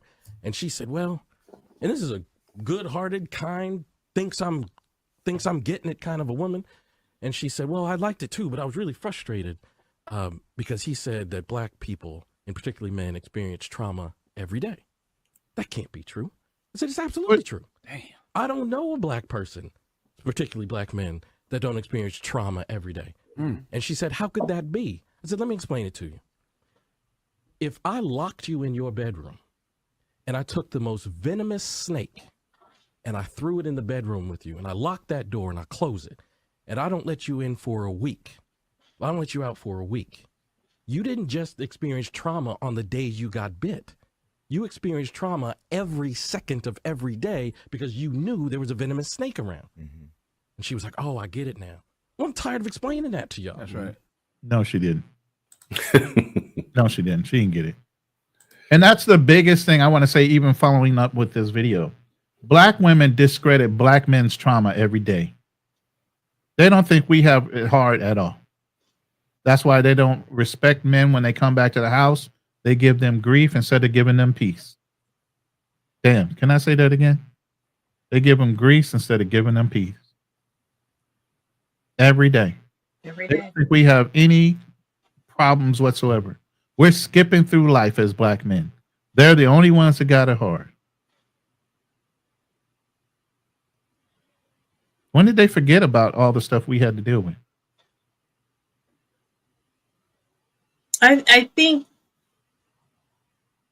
as a society, we have gotten so caught up in what is best for us, and we're not thinking. We don't think about other people the way we should. We're worried about how does this affect me? Let's put it this way. People are more self-centered than selfless. Yeah. Me. Not what can I do for you? I want to say something about the racism being traumatic. And it's interesting because my siblings and I, we have a group chat, and we were talking. I don't remember why this even came up. And it took me a minute to understand what I had been through growing up. because my sister verbalized, I'm like, wow, I never thought about that again. So living in Cincinnati, Ohio, from the age of, well, when we moved the first time, I was 5. And then we moved back. I was in my teens up through when I moved to Atlanta, when I was in my early 20s. I was always aware that I was Black. Always aware that I was Black. Growing up, we lived out in the suburbs. I did not experience racism like my brother did. However, we were one of very few African Americans that went to our school, to our high school. But for some reason, I did not experience I do know because he's a male. So my brother was exposed to a lot of racism, and I was not. But I always knew I was Black. Always. Think about this, because I just know where you lived at. Mm-hmm. Is this the racism you experienced? Like Johnny 2 block 2 down, he can play his rock and roll music loud. But if I play this rap music loud in my house, the police get called. Little stuff like that. Well, there's a house party, and everybody's drinking, but my brother he got Kool-Aid, and he's the only person that gets questioned.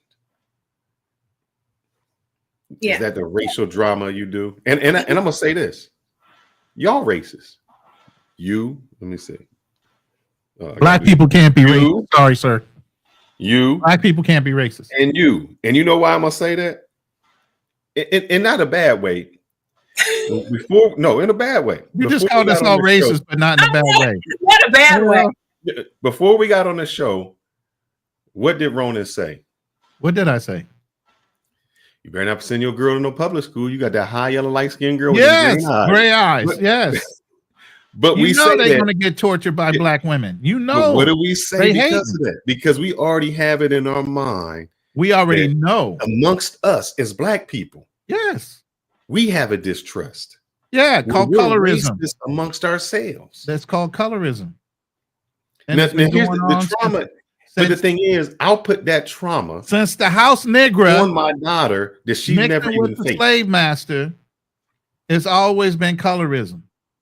But I'm saying, and I say that to say, we will put this trauma onto our next generation that they've never even experienced yet.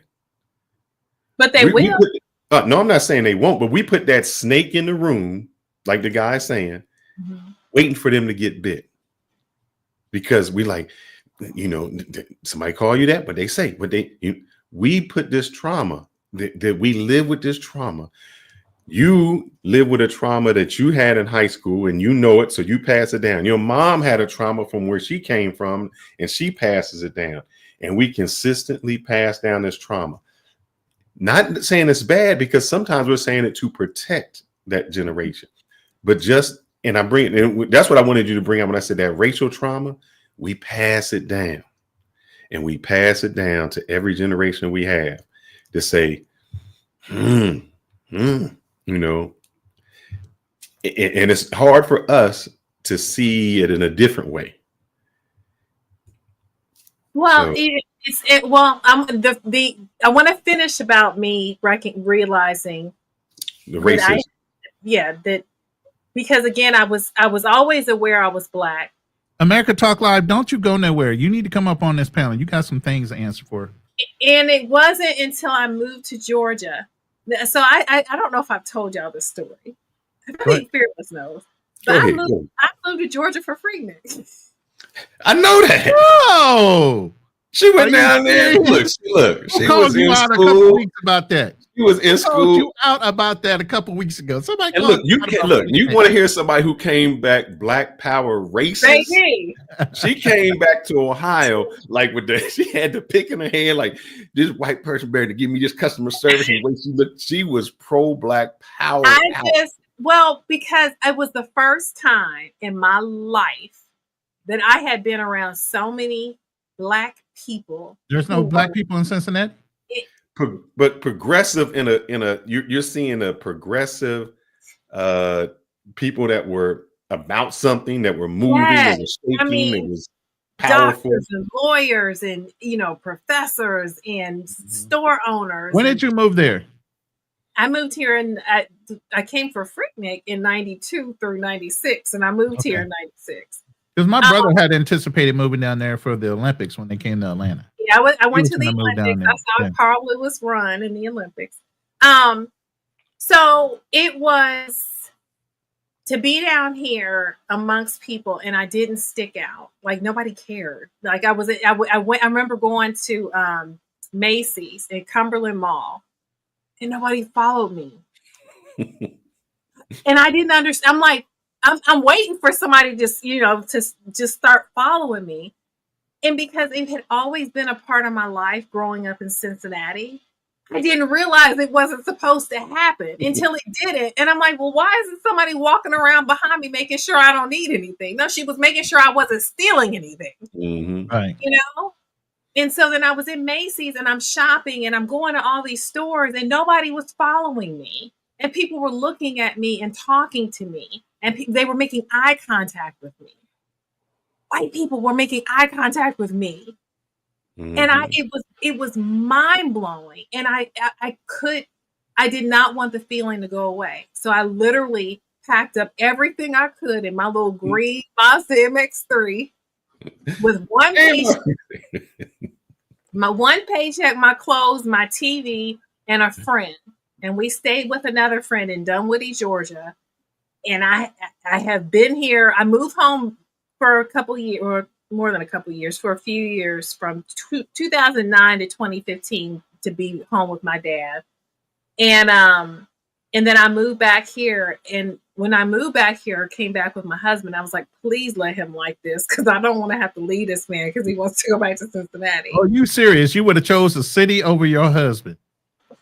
Girl, we need to have another therapy session. Well, see, here's the weird thing, because he's from a suburb, not even a suburb, like out. Yeah. He not from. Ain't no black people over there. Ain't a place where no brothers are. If it's one brother, it's like the cousin who was mixed or something like that. Right. So it's just to be raised up in the level of ignorance and racism and not even know it until you're not in it anymore. It was sad because like I said, I was so used to being followed and not even realizing it wasn't a thing. And then now when I go back to Cincinnati, I dare you to walk behind me. But a lot of those people don't even know they racist. Like the white people, right. They don't think they don't even know this is such a way of life and culture. It's a way of life. They don't even know it's like being racist. It's just like that's just how it's always been.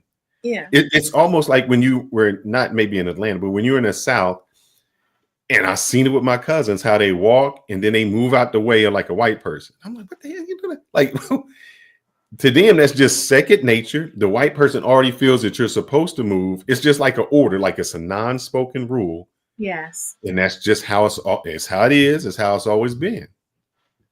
So this is one more. And this was the moment where I was like, I got to get the hell up out of here. I was working in Dayton, Ohio. Dayton, Ohio is still back in the 1920s. Okay, to this day. And I worked at a Catholic school. Another reason why I do not deal with organized religion. Oh, I already know. They're terrible. I was the first, and promise you, the only Black person that was ever hired to work in that school in life. It will never happen again because of me. I had a principal who told me that before I sent out emails to the staff, I needed to send them to him so he could proofread them. You ebonic writing, non-grammatical sentence structure. It gets better. So I sent him the first couple of emails and he said, well, yeah, he said, I've seen enough. You don't have to do this anymore. Oh, okay. Thank you. I got it. So I'm glad I meet your approval. I cannot. So years later, I resigned from the most bigoted, organized faith in life. I resigned my position and I wrote a letter to the Archdiocese of Cincinnati to talk about the level of racism I endured at that school for 6 years. And I sent it to the staff, and before I sent it to the archdiocese, and 2 of the staff members, I probably still have the email. 2 of the staff members responded to me, and they said, "Oh my God, reading this, you couldn't even tell you were Black." Damn. Wow. But see, what you have to understand is, That's no, I'm not making no excuse for it. In Cincinnati, Ohio, you got very large Catholic place. Racist. Molar, elder. I mean, you got people that are generational. That, you know, how you say the Irish went to the police or whatever. You got people that went straight from all raised up in this Catholic school. They went to Notre Dame, and then they went to, like, at least it's ingrained. So they have no idea. They've always lived on this side of town, like the west side of town or this side. That's just a normal way of life. Normal. Nothing wrong with it. They don't see it. As long as you knew how to throw a football or throw a basketball, you were good. And they say things racial that they don't even, and here's the thing, that they don't mean to be racist sometimes. They'll say it, not even understand it. Because I've had people say to me, like, you don't talk like other Black people, or you're not like other Blacks. To them, that's a compliment. They are complimenting you. Yo. I mean, I heard it all the time, believe me. But it's just the audacity to hear something like that. Yeah. You know. Yeah. That's crazy work. We read this. We opened up the line. We won't want to go 5 hours today. We're trying to keep it down to 2. So I'll read this super chat. We did put that in the panel. It says, Ronan, you gave me a good idea a minute ago. What if the church and mental health services teamed up to reach out to more Black people? That will never happen. No. Black trust 2 people, their barber and the pastor. Panel's opinion. No, yeah, you must have came in late, Darnell, because I said do not go to a church for therapy. I said this loud and clear. I do not condone anybody going to church to go through therapy. Please go to an outside source that is not religious based in order to seek your proper therapy. Right. And they ain't going to give you a scripture over why you shouldn't feel crazy and you should put it all in God's hands. Go ahead, Georgia. What's your say on this comment? There's so much to say. Go ahead, spit something out. There's been so much damage done in the church. There's just been so much. We can talk about the Catholics. We can talk about the Jehovah Witnesses. There's been. Oh Lord.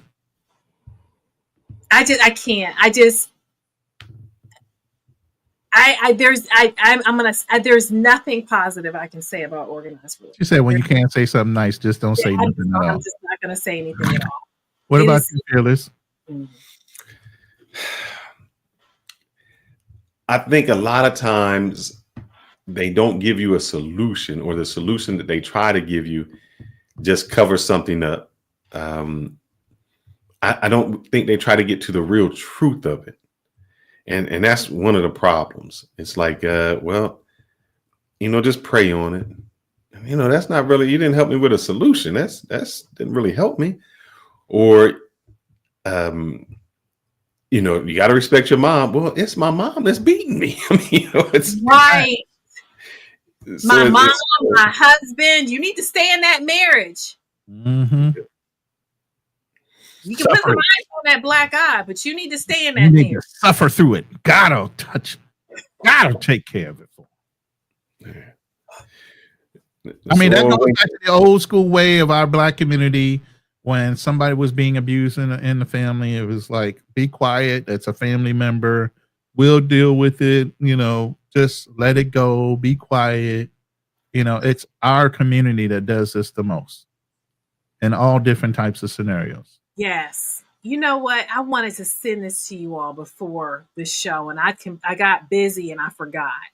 But there is a gentleman he talks about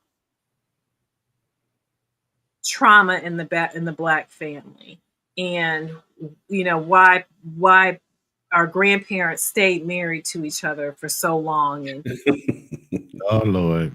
I'll have to send it to you. I need to read that one because I can hear a feminist point of view on all this. Well, we just heard a woman last night just propagate all kind of negative talking points to the feminist agenda on why Black men and women stayed married for so long back in the day versus they were actually in happy families or whatever.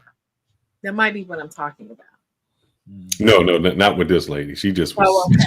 Oh, it's a lady. No, this was a man that said this. This was a lady that was saying it. Maybe she read the same article as you. I don't know.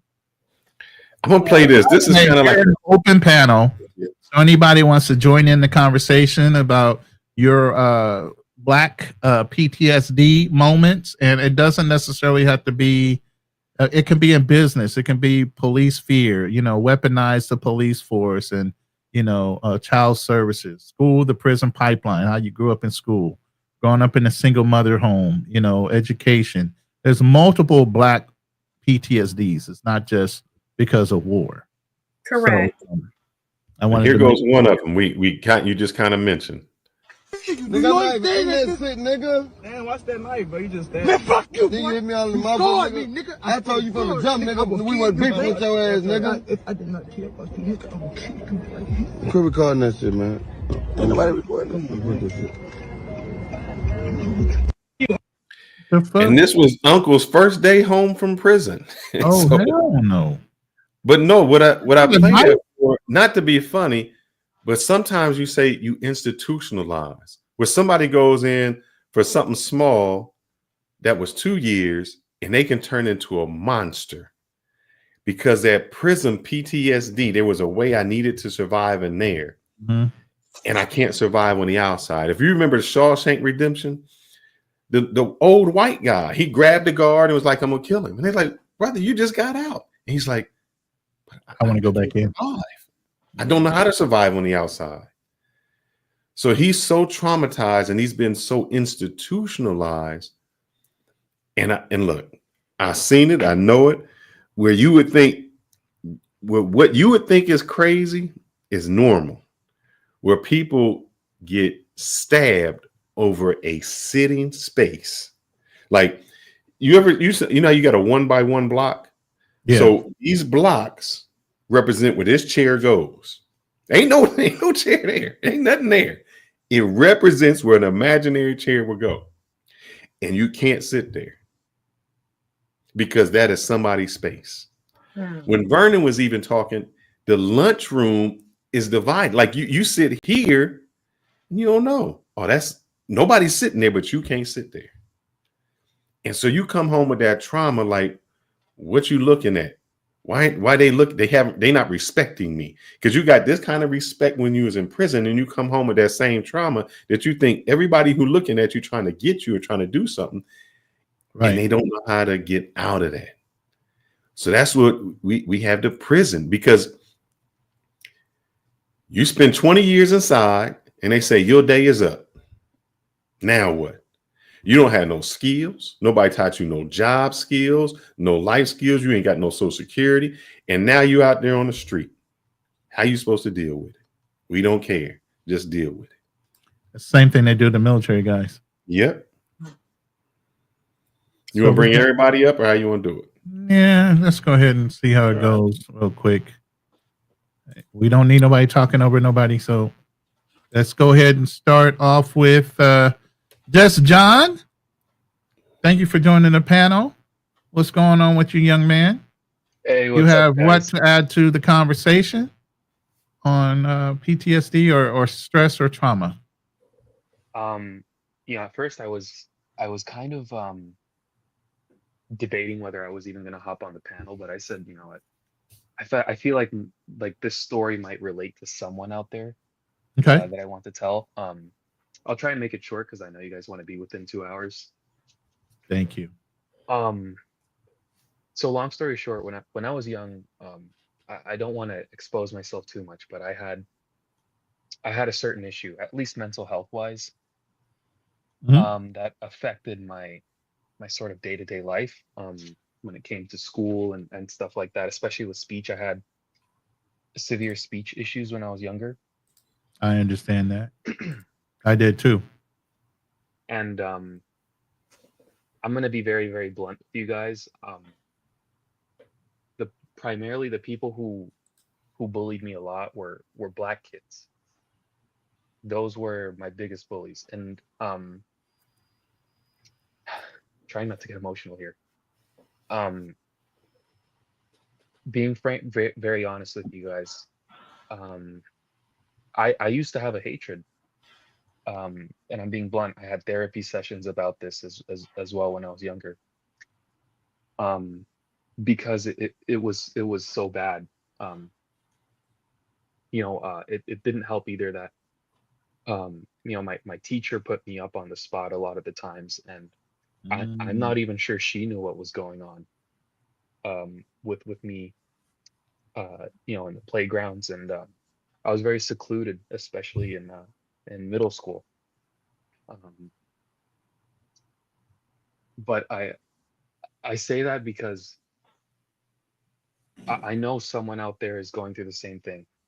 Um, maybe they hate, and maybe it's not even blacks necessarily that they dislike. Maybe they dislike white people, or Hispanics, or Asians. But in my case specifically, I'm sure I still somewhat see it day to day, and I just don't realize what's going through my head. No, But just John, have you ever heard the term hurt people? Hurt people? yeah, I have. And that's usually in the black community what happens. A lot of them are so hurt. And and I'll tell you one thing about black culture. In my day, we called it capping. Some people call it the Johns. I don't know what Dozens. Some in the dozens. dozens. When you sit in and you talk about people, your mama's so fat, you this, is because sometimes the only way you can take power or have power is to talk bad or down to somebody else.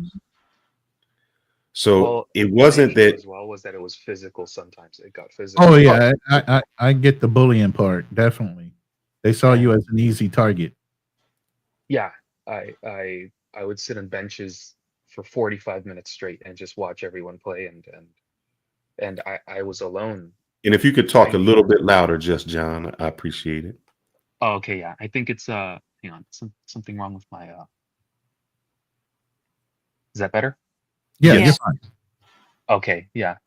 Um as I said, I didn't want to open up at first because I felt insecure about opening it up, but I feel like, I want to use this platform. Maybe someone might relate to this. All it took me was meeting one person, you know.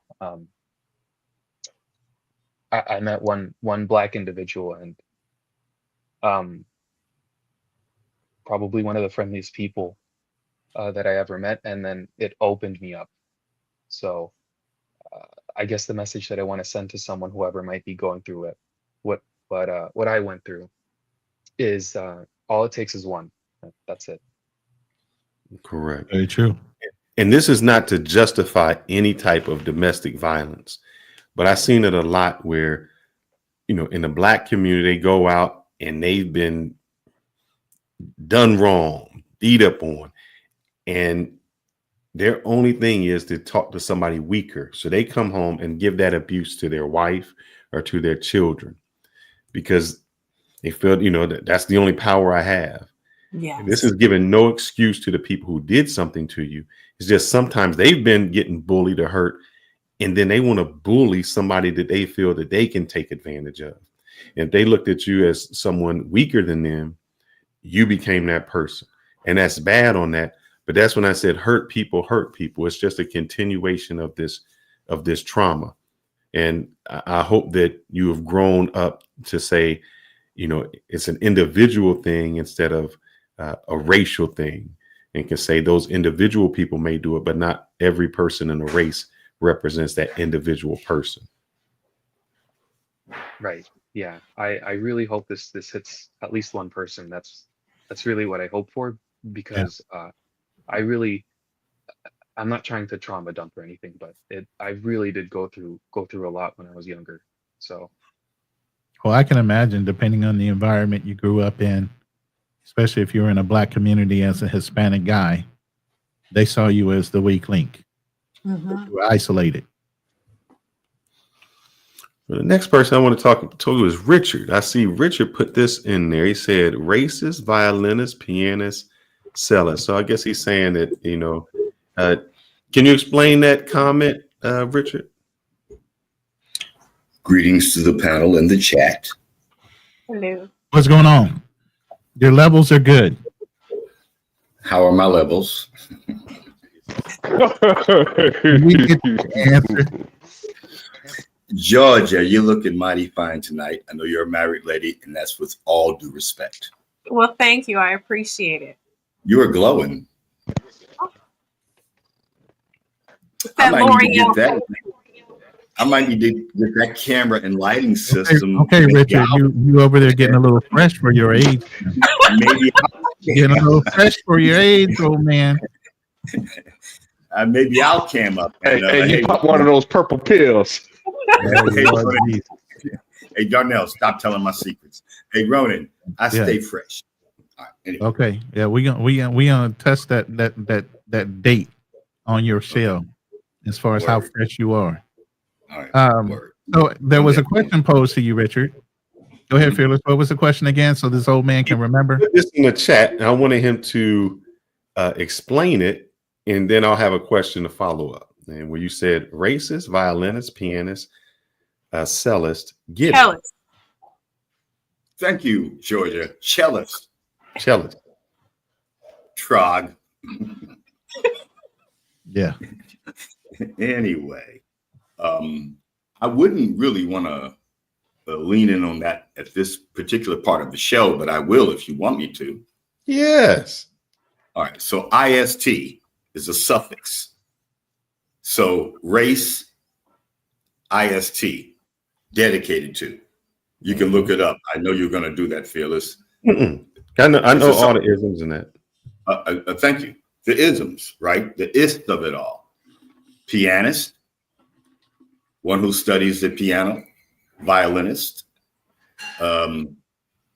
cellist, pugilist. It's the IST of the word racist that seems to demonize the concept that I could be all about self and kind, something I learned like in the 80s, 70s, through some teachings that I had read about building our race. I think, and I'm speaking to A. Dawson, FBA, how we reinvest and fold back into our race. Now, to Jeff John, man, I apologize, bro, but I lived in LA for a lot of years. I never understood the problems between Latinos and Black folks because I love y'all, man. We made some great music through Santana, War, Samande, Mandrill, the list goes on. I don't know what happened.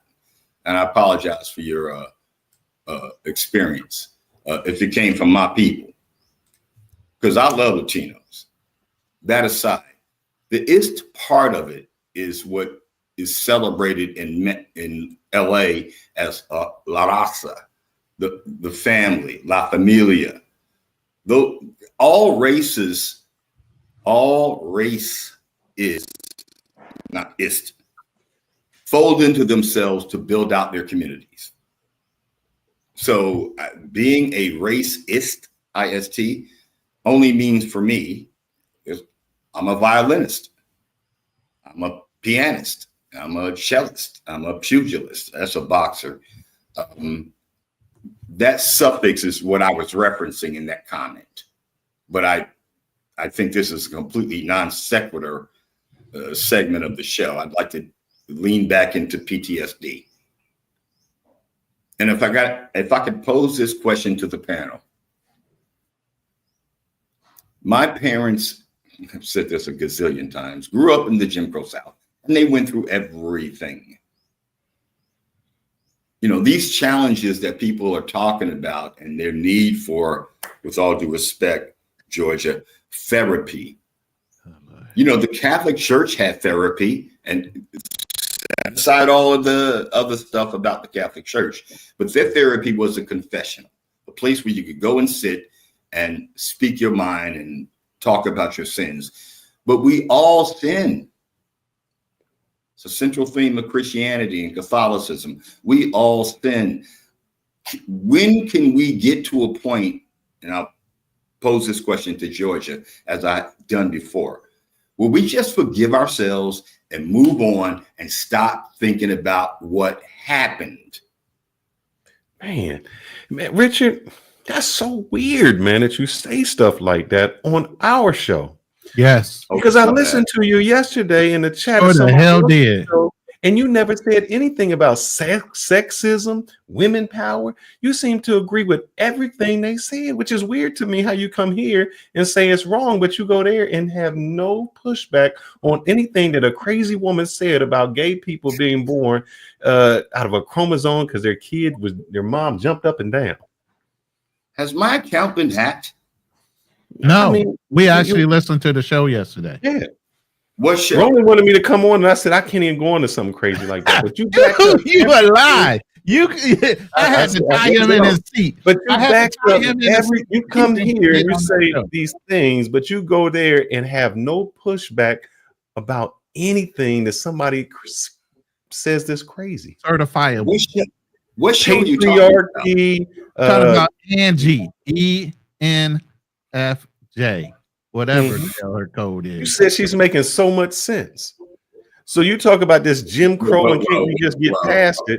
But this woman talked about how men are bad, how we need to go to Norway, and you're cool with all that. You never had any pushback. So it behooves me how you come here and put us to the fire, but go there and you shrivel up like a raisin. Hold up. So, I had some leftover napalm from the Vietnam War I told y'all about the last time I came up here. So here's another flashbang. Why are we getting flashbang? You never addressed the issue. I don't understand with them.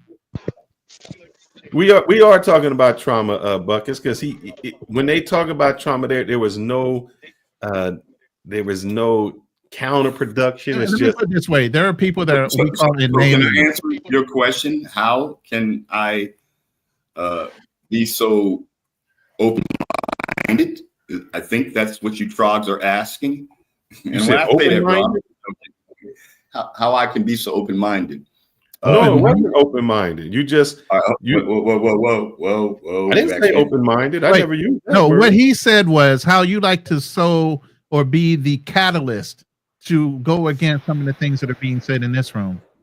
But in that room, you don't show any kind of catalyzation, challenge to the status quo, no pushback on things that are said that are totally infeasible or no factual basis whatsoever that are being said in that room. I haven't heard you throw a grenade, a bomb, anything.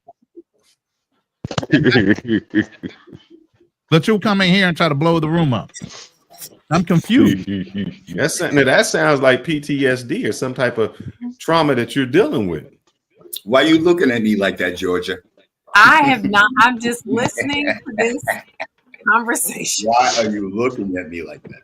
All right. Do you want answers? Y'all want answers? Well, you were so true with them. You can't fathom the truth. You can't. All right. You can't handle the truth. All right. I see both sides of this issue.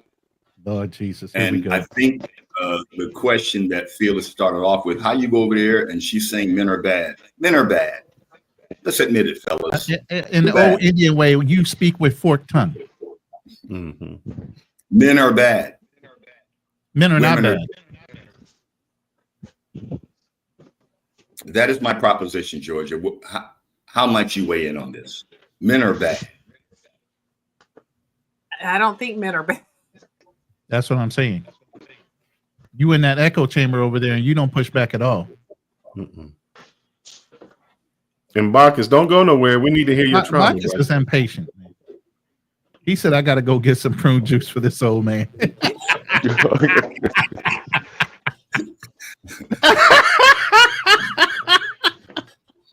But I speak to you as an old man from a later page in life, young people. Oh man, that your Hey, indifference I'll is so step down indifferent. whenever. Let me put it this way: your indifference is so indifferent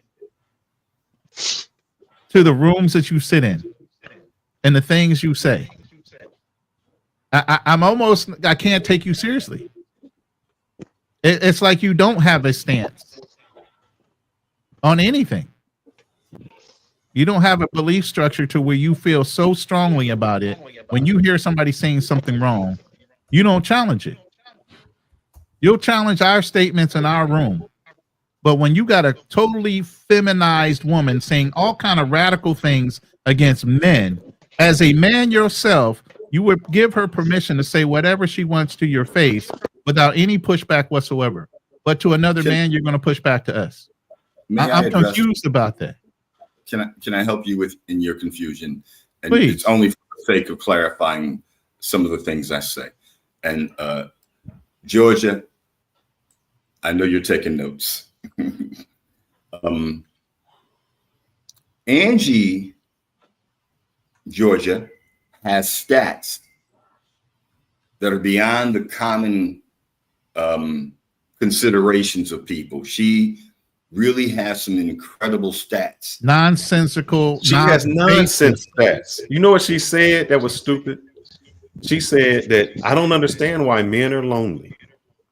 And then she went on to say that there are more men in the world than women. She said if all the women married all the men, there would be 70 million men without a woman. Well, now look at Georgia putting her head down, knowing that's just ridiculous. But you as a man don't know that. You sat there and let her say that shit.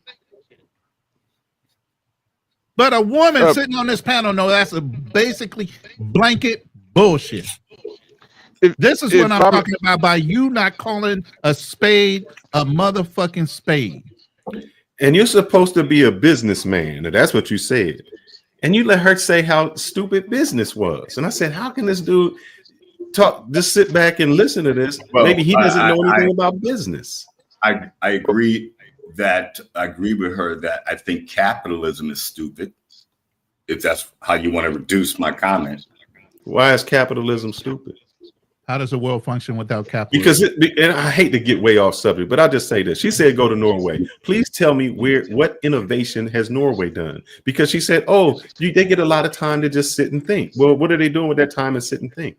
It's capitalism around the world. That's why when you over there, you can still go to McDonald's, Burger King. You can still wear Nikes. You can still get on your iPhone and your cell phone. You can do all of those things because of capitalism. See, people always, and if you want to go, if you want to talk about, can you handle the truth? I think the better line was, he said, you sit under the very veil that I protect and then question the way in very way that I protect it. So you want to take care of all the good things, but none of the bad things. She talked about Norway, but she ain't going to go live in Norway. This is that trauma that they have in that. I'm going to focus this back on trauma, Georgia. This is the trauma that people have, and instead of dealing with it, they want to push it off to somebody else and say, it's the patriarchy that has done this to me. It's the black men that have done this. But they've never looked and said, what is my... went so far as to say the world has functioned better under women's rule than men. And no pushback from you at all.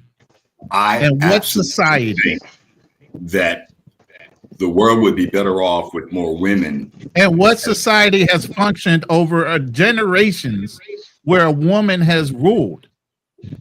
Why are you looking at me like that, Georgia? I'm not. Why do you have a guilty conscience about how she's staring at her camera? Just confused. Because I would like to hear deflection. That's called deflection. That's called deflection. We actually have a question for you. We're asking you. Why can you not stand on your rock and actually be consistent from one panel to another? You got all this smoke, grenades, and flashbangs for us, but when you go in that room, you don't you don't question them at all. Whatever they say, you let fly. May I come to? Hold on, no. Give me 1 second, Daniel. Give me one last second. I just found a parking spot. I'm gonna put it in park. Please do. Georgia, have you ever listened to Angie? Misdirection. In TJ, have you ever listened to her? No, I have not. But she's listened to some of the foolery in that room and is like totally. I would encourage you what? to just check her out. Okay.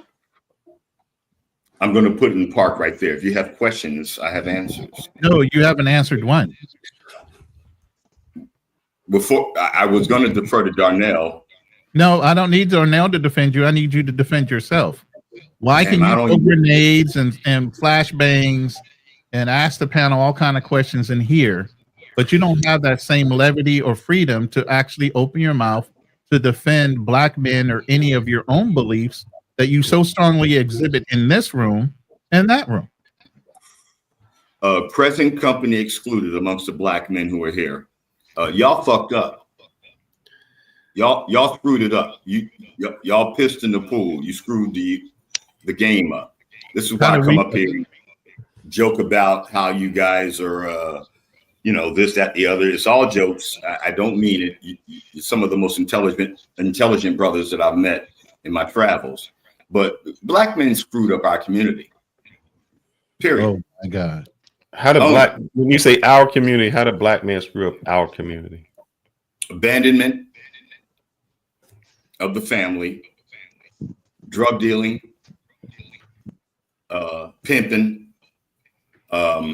rap music. No other race has done more damage to themselves than black men. I'm just saying. You think those things that you just named were exclusive to black communities only? Every one of the things you just said are not exclusive or indicative of just black community people. And so can I ask you a question? Because we are talking about racism, things like that.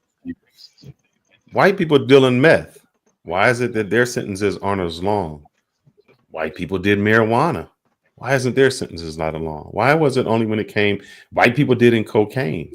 Why wasn't their sentences not? They're the ones who flew it in. Why was it only when you do in crack cocaine? So, may I respond to that real quick, bros? Yeah. And my sister, who forced us to sell crack? Nobody.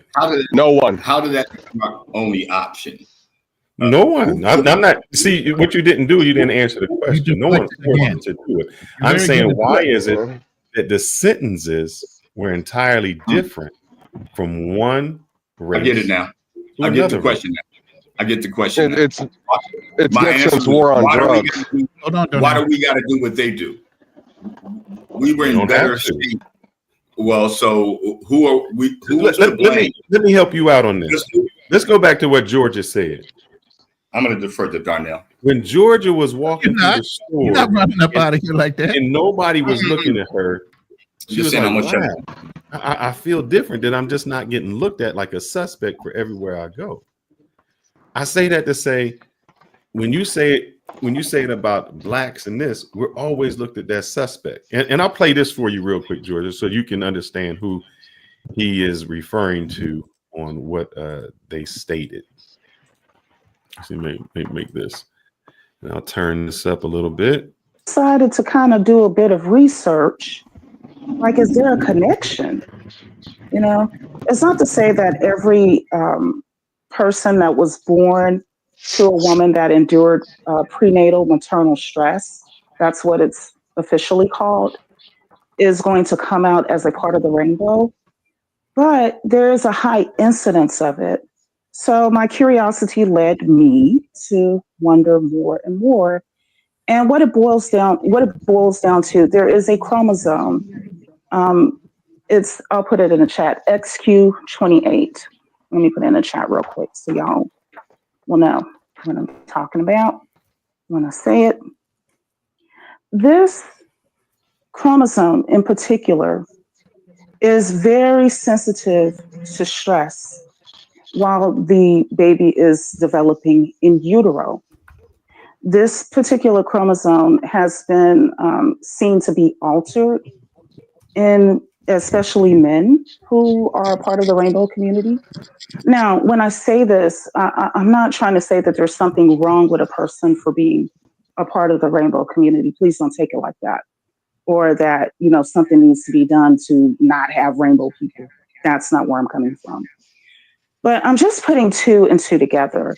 This chromosome has also been associated with like the spectrum, autism. You understand? So when we look at particularly the Black community, let me go there because that's my community. A lot of single mothers stressed out during pregnancy. And we're seeing a higher number, a higher percentage of rainbow people. Again, nothing wrong with that. I have rainbow people in my family, love them dearly. What I think about the red pill, and why am I bringing this up? I think that there may be a percentage of them that have different XQ28 chromosomes, okay? And they're in an environment, they're in a society that has the expectation that they're supposed to perform a certain kind of way, but their biochemical reality won't allow them. In other words, let's put it like this. For a guy that is hetero, if he sees a woman that he's attracted here's what to, I'm gonna do. I'm gonna stop that. Yeah, I am. And then hold up. And then so what I do is I always want to find out what the hell they talking about. So as you can see, that was a 1993 study. And they said about the gay gene, but other studies concluded there is no such link of this that causes it. So the study says later, massive study finds no single gene causes same-sex behavior. Y'all just let whatever she say go. There's no research, no backup, she's smart, no this. And whatever it is she says is like that's fact. And I'm looking like, well, let me look up because maybe there's some things I don't know.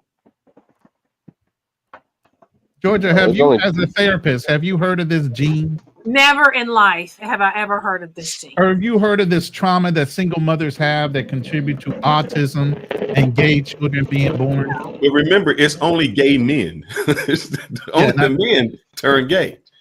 Now you see a therapist rubbing her head like, how can y'all believe this crap? I just and first of all, you called her the greatest thing since sliced bread because she made logical sense out of nothingness. Go ahead, Georgia. So the first study was done in 1993, and the follow-up studies were done in 2014. Nothing was ever found. We are in 2025, and nobody has ever repeated this nonsense ever again. It is, to me, it's so dangerous when people say stuff like this, and the fact that nobody pushed back on it. It's like the studies they used to do in Nazi and say your chromial head leads to how smart you are, and it was just the junk science that somebody would come up with. And you go with it, man. And it just irks me when I listen to stuff like that to say, where did, and you say it. You just said it. You went along with them. Like, what doesn't hold a doctorate.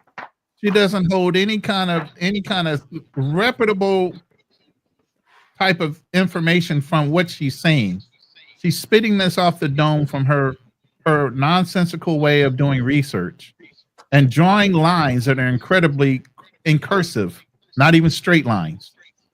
And drawing these wide conclusions, and nobody challenges her. So what happens when there's an identical twin,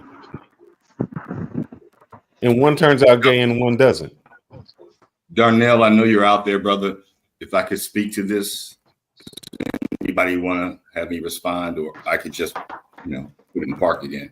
I just don't understand why you don't challenge that room as much as you challenge this room. Prior to watching her speak in that room, right, I had just watched a reputed, highly respected economist talk about Norway and their economic system and how it works better than capitalism. He talked about how capitalism is built on failure. But do you understand how theoretically impossible a Norwegian system and a larger, broader population like the United States would not be sensical at all versus the way our system works here for us? Everything is not cookie cutter where you can take something where their population is low They don't have any major issues that they're fighting with. They're all basically agreeable people. They're damn near peaceful. I don't even think they even have a military to even worry about anything. They put it all on NATO and everybody else to protect them. They don't have a fucking care in the world. They're like babies in the fucking planet, where we got so many different things going on here. The people that introduce ideas from smaller organizations or communities into a larger scale type of thing is crazy to me. You think that's going to work? And you don't challenge it at all. No pushback. No, like, wait a minute. That's a small society over there, Norway or whichever country it is, versus United States, where the population is probably 10 times as much, with way more going on here. And Georgia, do you have to go? Yes, you might have to go. So if Darnell, you got something to say to Miss Georgia, you know, I guess we can get him out of the frying pan again. She said, I'm going to bed over this nonsense. He said, I can't. Well, to question you about when it comes to post-traumatic stress disorder. But before you go, if I could say, when is it okay to just let it go? To be okay with not being okay at some point in life? When it's no longer affecting how you function in life, and it's no longer affecting your ability to thrive. I'm thriving. I learned to let it go. Hey, Richard, are you familiar with the 5 stages of grief? I only needed 1 or 2. Well, there's 5 state. There's total of 5 stages. And Georgia. And the only thing I wanted to say, the thing is, you gotta, you can't. There's no such thing as being okay by not being okay. You know what I mean? You have to reach the acceptance phase. That's the only way you can actually be okay. You have to reach the acceptance phase, the final stage of grief, which is acceptance. Does that make sense? But if I may cut in, I don't even think, at least in my case, I can only speak for myself, but I feel like you don't even know when that time comes. Well, I'm not sure. Maybe Georgia has had experience with this in her practice, but do you think that most of your clients even know when the right time is? Or because with me, I didn't feel the moment. I didn't feel anything. It just took one moment and or just one time in my life where I met one person, and it opened kind of my view of people as a whole, pretty much. Right. Just John, I don't think you mark the one moment. Like, say someone passes away, it's that day when you wake up and you was able to get through the day and you didn't maybe have a thought about them or they didn't do it. So it's no like, oh, that happened. It's just you don't even realize it. Like, I really just I was okay today. Mm-hmm. And then the next day, and then the next day after that. But like we said earlier today, and Georgia will back this up, it's still a memory. You can still be triggered. And just, John, just to share the story that you shared, even while you talk about it, it choked you up a little bit. So the memory is still ingrained in your brain. You don't get rid of it. There's no way to erase it. It's there. You just have learned to overcome that anxiety or that trauma through more life experience, meeting other people, and getting a better confidence about, accepting, like you just said, acceptance, that happened and you've moved on.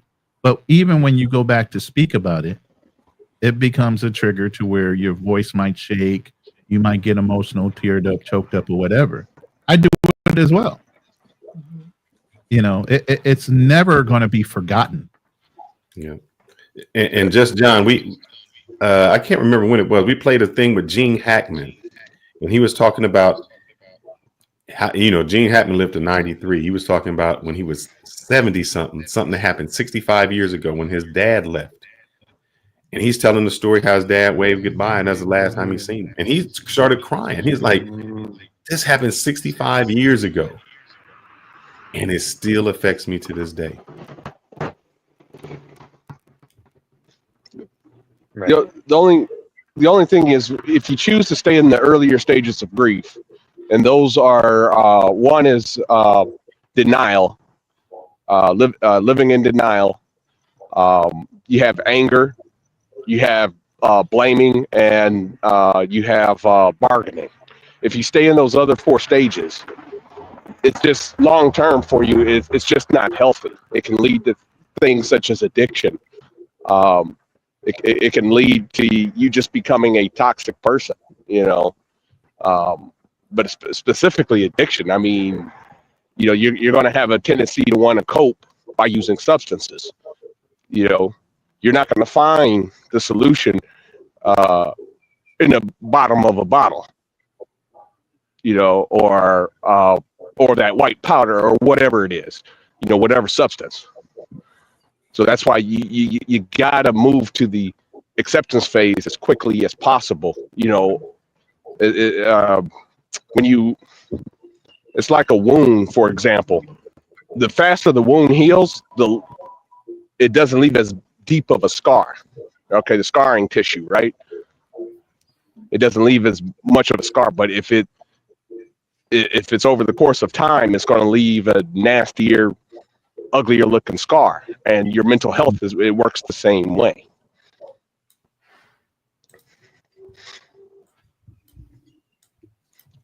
So somebody has to help me on. I got lost. So how did we get to grief? Maybe that's part of the PTSD. Do they have to go through a grieving stage, like get to an acceptance part to get, I want to say, over their PTSD? Just almost like what Darnell was saying, that you may have gotten to acceptance, but you never really get over it, and you can always get triggered by something that would happen. Okay, I didn't understand the core. I get it now, but so one of the other things that there's so many parts of PTSD and so many situations that can lead to PTSD, you know, and we haven't talked about, you know, the process of having a loved one pass. And this one, I thought about this, my siblings and I talked about this, because a lot of people experience being present with somebody who's been ill for a long time and then their final stages of death. That is traumatic. To actually watch somebody pass and there's nothing you can do about it, and just you're on edge about when is going to be that moment. That is traumatic, and that's for some reason that's a lot. A lot of times we're not talking about it, but I'm noticing more and more it's coming up in therapy about the trauma of actually experiencing the death, the process of death with a loved one. It's very traumatic. So that's another level that a PTSD that people have to work through. And again, it's not something that you get over. You just learn how to live with it. And, you know, my mother had Parkinson's for several years and passed the Parkinson's. In her final stages, you know, from the time my mother took her last bite to the time she actually passed, it was over 3 weeks. And we were there every day. And the watching that process was the most excruciating thing that you can ever go through. And you're waiting, you know it's going to happen, you just don't know when. So you're sleeping next to her, you're, you know, waking up thinking it's her last breath. It's not, and she lasts another day. And the medical staff is not helping the family through that. You know, you have hospice that comes in, but they're not actually telling you, okay, this is what you're about to see. This is what you're about to experience. Right. And it's very traumatic. So that's another situation where PTSD, you know, for months, anybody who was really thin, I literally would start crying. You know, anytime I saw somebody who was frail looking, anytime the certain smells came up, there was a certain cleaner that they would use in a nursing home, and that would trigger me. And so that's another thing that a lot of people experience, and nobody realizes that it's very traumatic to watch somebody pass. So there's different reasons as to why PTSD shows up in people's lives. And it can come out, a lot of people don't understand that memory loss, there's gaps in your memory. That's PTSD. There's parts of your brain that have shut off, and it's almost as self-preservation to help you keep going, because the minute that becomes more present, you shut down or you stop functioning. The irritability, the anger, the somatic symptoms, staying sick all the time, being tired all the time. These are all symptoms of PTSD. And a lot of things that people don't understand and they don't talk about, especially in the African American community. I wish we would just start talking openly about depression, anxiety, PTSD, alcoholism, any type of substance abuse. A lot of times veterans who are coming out of war or out of, who are now retired and at home sitting in their thoughts, they turn to alcohol. But you're sitting there with nothing but your thoughts in your head, and how the hell can I make them go away? Well, you start drinking. It's the quickest, easiest way to numb it. Yep. So there's just, there's many different layers to how PTSD presents in people. And I just think that if people start talking about what's going on and realizing we have to normalize mental health conversations. We have to. Man, I'm just thinking, how do you normalize it when you got a great power that's a war? People in armed services don't even give their people it, when it's a stigma in that. And they know what those people are going through. It can be assumption in the neighborhood, like, oh, you might have seen something. But we've been at war years. So they have countless people that have come back with the same thing. If you can't get your own government to normalize it, how can we branch that down to just the normal person? Well, because I think we got to stop leaning on or expecting the federal government to do anything at this point, because they're failing across the board. So why would we expect them to treat veterans any differently? Mm-hmm. So I think, when we have opportunities to get, servicemen together, make the mental health piece a part of the programming, whether it's a reunion, whether it's a celebration of life, whatever. We've got to make it a point to insert mental health conversations at every opportunity. We have to, because there's times where these men are only coming in contact with people when it comes together, when somebody's passed. So why not use that as opportunity to say, hey, man, are you okay? Have you talked to somebody? Because most of them have shared experiences and they know they're not okay. So why the hell would you expect the man sitting next to you to be okay? Would you feel the same way for people who were incarcerated going to the street that Absolutely. maybe 6 months or so prior to being released go Absolutely. through some kind of Yeah, okay. I think it should be mandatory. Men and women who've been incarcerated, there's, again, me being ignorant, and this is not a part of the environment I grew up in. But men and women coming out of prison for years and years and years, and who are set out there and expected to be able to thrive with what? You are now coming out with an experience. You had your whole day structured from the time you woke up to the time you went to bed, and now you're expected to manage it on your own, on top of the experiences that you went through while you were incarcerated. Mm-hmm. And they're just, these programs have to be mandatory. They should not be optional. You should have to go through these programs and say, at least we know we have equipped you with what we can to help you be successful. You're not going to ensure that they're successful. They have to do some of the work. But give them some tools that they can learn how to function in everyday life outside of these confines. So to give them a running start. We're sending them out there, men and women who are incarcerated and men and women veterans. We're sending them out there with bare minimum, and we're expecting them to be okay, and it's not okay. Exactly. Yeah. And I have one more that's a word. I'll let you got one go. more. Okay, go ahead. No, this is just about medication. Do you think medication is good to treat PTSD? because I heard Ronan say something about medication. I heard Darnell say it. Yeah.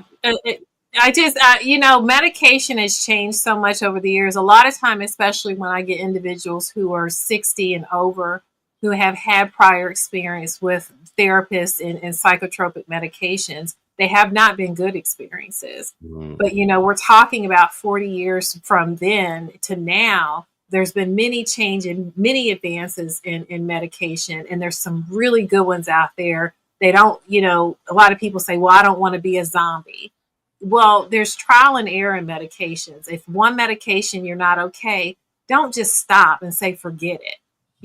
One person may be able to take Tylenol and the other person may have to take, ibuprofen. People have different tolerances. So You have different tolerances. And so you can't just say after the first time, I'm done with it. There are some awesome medications out there in conjunction with therapy, and it's life-changing.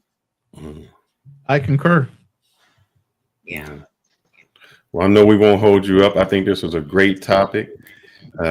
Your final words is, man, get out, talk to somebody, don't hold it in. Get some therapy. I mean, it's talk to somebody. Yeah. You're not on an island, and I think that's what happens. Everybody thinks we can go through the same. Me and Ronan can go through the same situation, see the same thing, and we can handle it completely different. And that doesn't mean I'm one more question before Georgia leaves. Sorry. Yeah, go ahead. Go ahead. We'll make this the last one for her. Go ahead. Georgia, what's your experience with men in particular who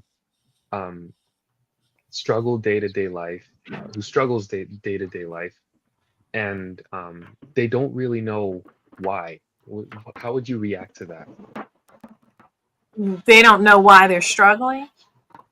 I feel like it's a common thing for men to not be able to identify what exactly they struggle with. So they wouldn't be able to articulate it in words that maybe your average Joe can't understand, but maybe you could. Well, I mean, I think if I can give you an example with what I have seen in therapy with men who come in, oftentimes men come in and they just say, I don't know what's wrong. I'm not happy. I feel like I have my life together. I have a good job. I have a good family, and I don't know what's wrong. But then you start peeling back the layers, and again, with me being a cognitive behavioral therapist, I always go back to childhood.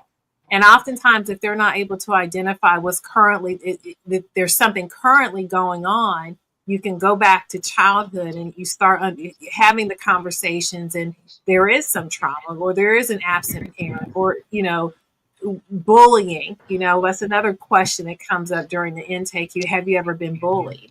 So I think asking many different questions, many different ways, you can get down to the bottom of it. And it's okay to come into therapy and not know why you're there. You don't have to come into therapy and say, you know what, I'm here. I got a clear, defined reason. Right. You don't have to know why, because sometimes you don't know what's going on. You don't know why you're not happy. You don't know why you're not thriving, or why you don't feel motivated, or why you're always tired. Being fatigued is another sign of either anxiety, depression, or both. And a lot of people don't recognize that. They just think, well, I'm always tired. No, well, what else is going on? So then the other part is, when's the last time you've been to the doctor? When's the last time you had blood work? So it is okay not to have the answers. If you feel like something's wrong, just sit down and start talking about what's going on in your life, and you'll get down to the bottom of it. It may not happen in the first session, but it will happen. So you don't always have to know why you're going into therapy. So, Georgia, I had a poll going this whole time. And out of the people that answered the poll said, do you think you suffer from PTSD or mental stress? And the answer is 88% of the people said yes. Only 12% said no. Wow. So at least they acknowledge the fact that they feel like they know they have some kind of stress or PTSD. Now the whole thing with acknowledgement is going out and seeking the help that you need, to carry through on why you feel that way and to start working through it. Yeah. Well, and my thing is, if you have access to mental health through your insurance, take advantage of it. You know, there's so many people out there, you know, through EAP programs, they've got, you know, 12 to 20 free sessions and they're just sitting there. And again, you don't have to know why you're going into it. You could literally say, you know what, my employer said I've got 12 free sessions, so I decided to schedule an appointment. Sometimes I know something's wrong with me. I just need you to figure it out. Exactly. So if you have access to it, then take advantage of it. And if you don't have access, you know, contact your local county board of mental health, their board of behavioral health, whatever it's called in your county, and see where they offer resources that are free of charge. There's also therapists. I myself am one that I choose a certain number of cases that I do pro bono. And so there's some clients that I don't charge at all. And there are a lot of therapists out there that do that. So, you know, I'm not out here. Yes, I want to keep the lights on and I want to, you know, pay my bills, but I also love what I do. And so when I have opportunities and I have the space on my calendar, I do take clients that don't have insurance at all and who are not able to pay anything. Can I schedule one of those sessions pro bono? Absolutely not. I thought you love what you do, Miss Georgia. Absolutely not with you. Hey, Georgia, I thought not. I'm sorry. No, I only see clients in the state of Georgia. Too far gone. I am too far gone. Yeah, you can't help me. We're gonna let Georgia go because I know we're gonna keep talking. We'll probably talk for another 15 minutes. But John, just take that advice. Just like if you've ever felt sick, you go to the doctor and you say, I got a pain, I just don't know what's causing it. Yeah. Sometimes that's why you got to go to see a therapist, because there may be something there. You don't know the cause. They don't know the cause, but they're going to ask those 1,000 questions to try to get to what it is. Bottom line. Correct.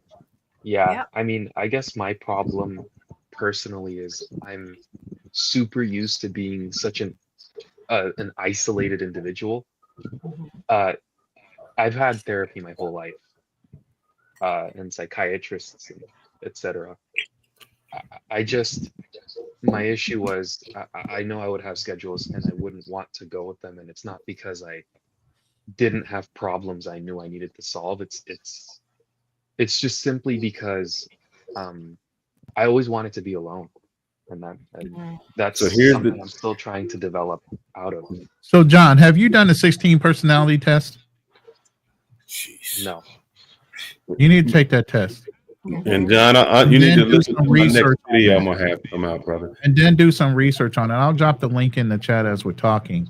But if you take that test and you start doing research on your identifiers, it's a simple question and answer. If you answer it honestly, you're gonna get an actual honest result. And then all you have to do is Google the 4-letter identifier. I'm an INFJ. And it made perfect sense once I did that test. I actually give my girlfriends that test too. Believe I don't? I think it's a good idea. I need to know who the hell I'm dealing with. So I usually, if I'm serious about a chick, I know what her identifier is on the personality chart.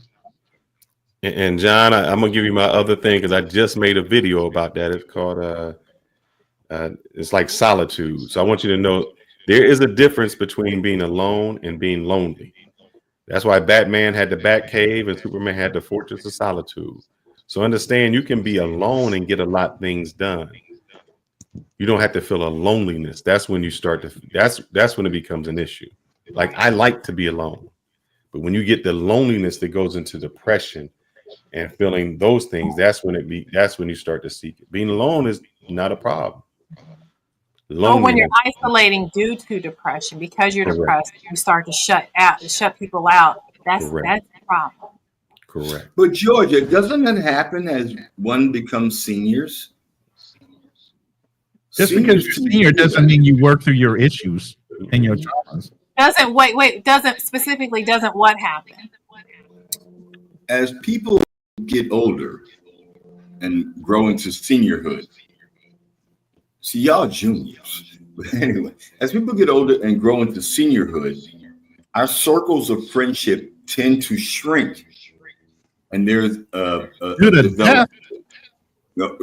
and we develop a preference to have that solitude because of all of the effort we put out for life over the many years that we've been here. So I So think when you're that's a saying when you get natural- older, you want to Hold be on, Ronnie, alone? hold on, Ronnie. And there is also, and I know you got to go, sis. I really wish I had another 30 minutes with you, but there's also a growing sentiment in America amongst younger people who are finding solitude. They're called incels. And they're incels for a reason. They don't know how to actually associate with society because they grew up on computers and games. I would contend you're an incel. I think that's more antisocial. Yes. I think that's more antisocial, not incel. Incel is involuntarily celibate. Thank you. But and let me tell you it's something, the Richard. same thing if you think about it. Ronan, They don't want to Ronan is, socialize. wait. If I'm not mistaken, Ronan is an incel because he's waiting until he gets to the Philippines, I think. Oh no, he not him and my dad going passport bro up in the Philippines. No, we're That's not. just joke. And I think, Richard, what you're saying is, which is sad because there's a lot of people in nursing homes that are lonely and they have a no friend. Yeah. I know people who get older who do more things. All going to wind They go to lonely. paint club, they go to bingo. They got schedules that I can't keep up with. I'm like, what do you mean? You All got gonna wind bingo My mom's night? 81 years old, lives by herself, and has plenty of friends, plenty of activities. She goes to the gym 5 days a week. What the freak are you talking about? I mean, Well, I well, hold on, because I want to answer that question, because I don't think that all people are desiring to be alone when they get older, and I don't think everybody Not has all. a huge distrust of the world. You know, I have a painting group that we get together once a month, and over half those women are over 75 years old, Thank and you. half of those women are the last ones to leave at midnight on Friday nights. They probably done drunk that wine up. They And toasted. going for another pop. Hey, can you give me their phone numbers? You got to come out to Thailand first, sir. Give me your phone numbers. I'll fly them out.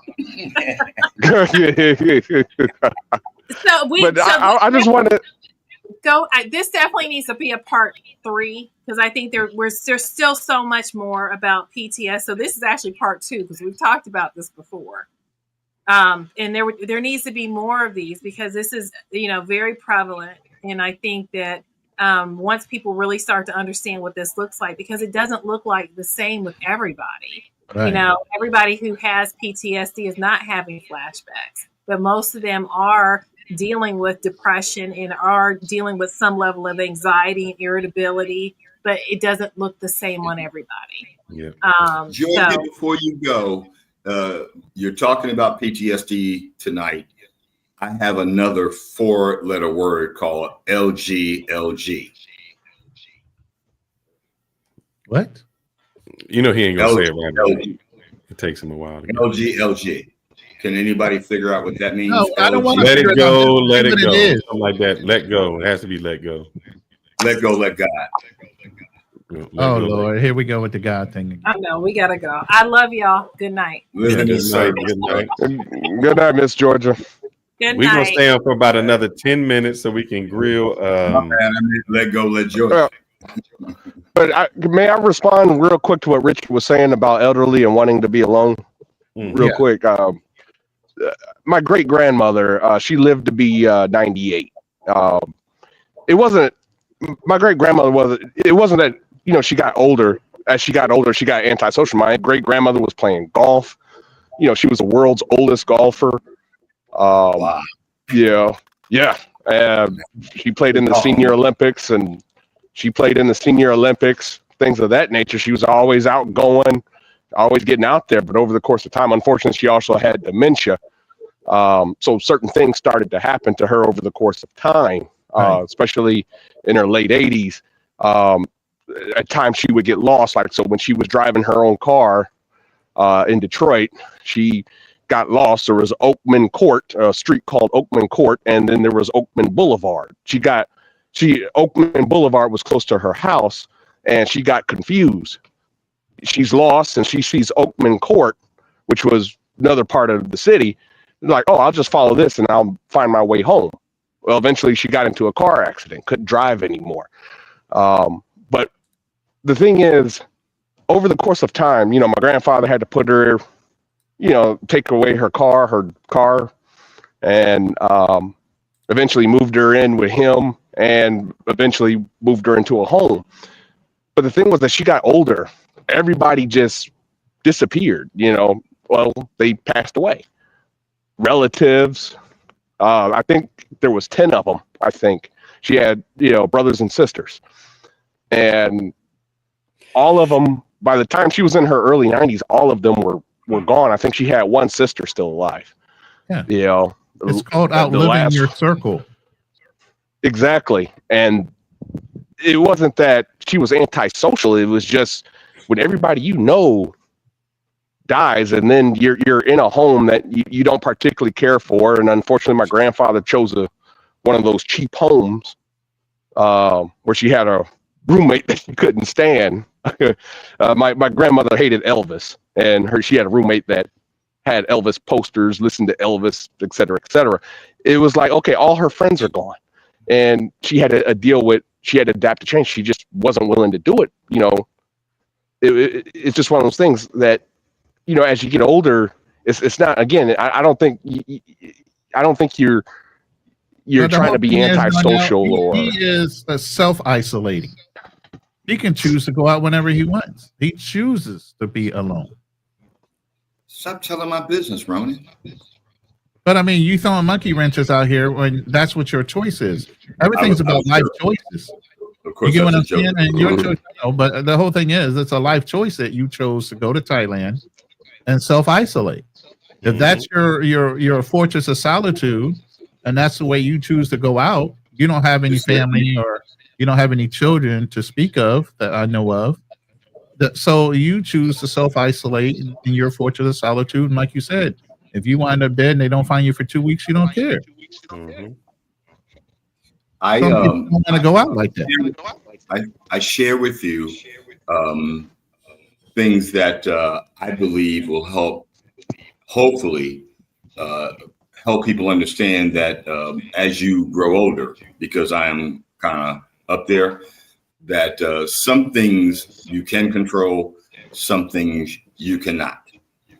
And as I grew older, I really liked the things that I could choose more than I could not. So that's why I'm here, because I got to choose at this later phase in life. That was like a player move to me, to come to a place where I could isolate and focus on self, and then my people, by coming up on these platforms and trying to educate my young Black brothers and sisters. I'm sorry. But educate equally, though, sir. That's what I'm trying to do. But I'm going to equally. Hold on. I know where you're going with this. I'm going to encourage you to go back and listen to that show. Man, we listened to the whole show. There ain't nothing we missed. Wait. I wasn't quite parked yet.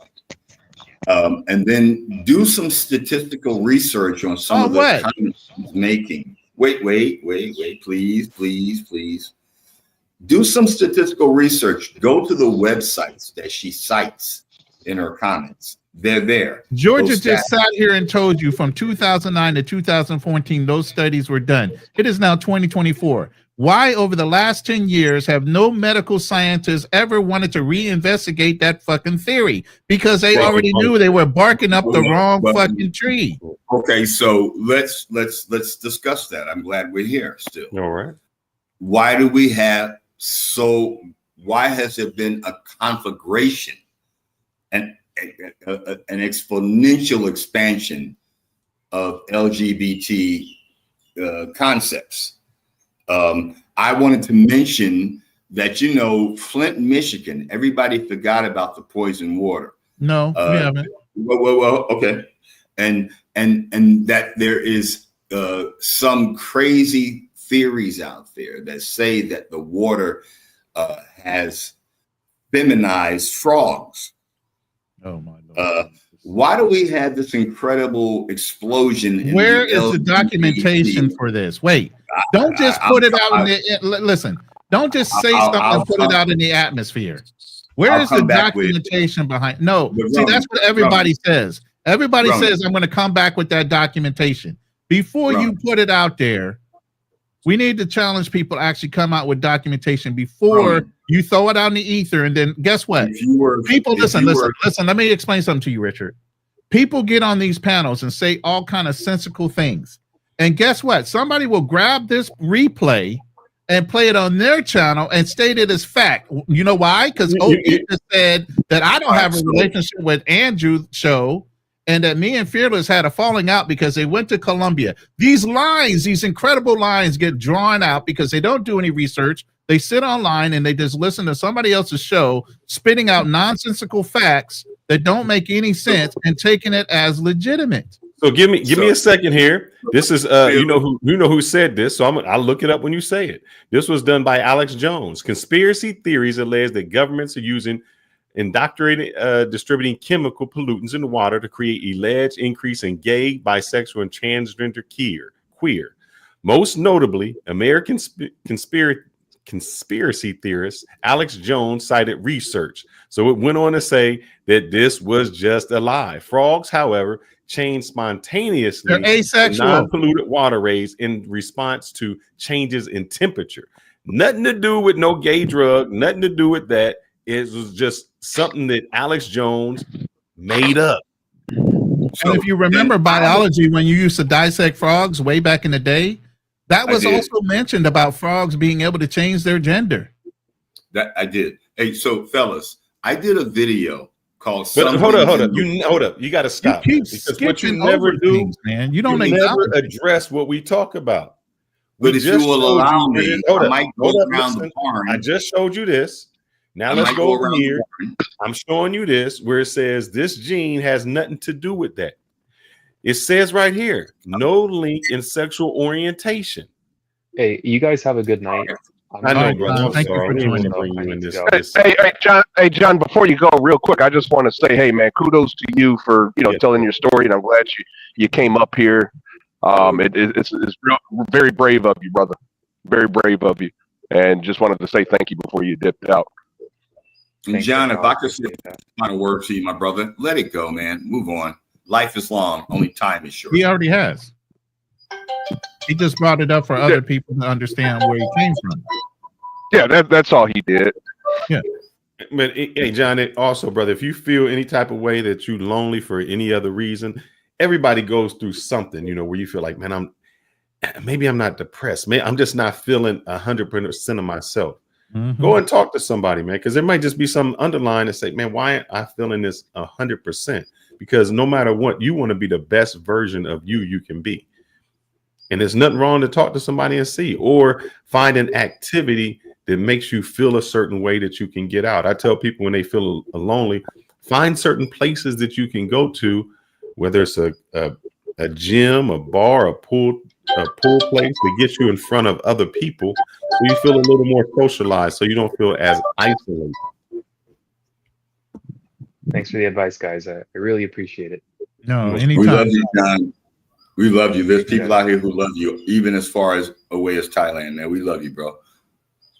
I appreciate that. Love from Thailand. You gonna be all right. You gonna be all right. You gonna be all right. Trust me. You guys have a good night. All right, John. Thank you. All right, you too. Right. So listen, fellas, I apologize if I'm a kind of extra tonight, but I did want to stir the pot because some of the things y'all be talking about, I believe in my heart, just needs a little aging. All right, let me ask you a question, Richard. Do you think there is more police brutality now or before? Police been beating brothers' ass since I was a child. It just is what it is. Unless you get your own police force, I'm gonna tell you when police stopped beating brothers' ass, the Nation of Islam had the FOI, and you couldn't beat brothers' ass. Just go back and watch the movie Malcolm X. Why do you think now we talk about it more? Because y'all are y'all.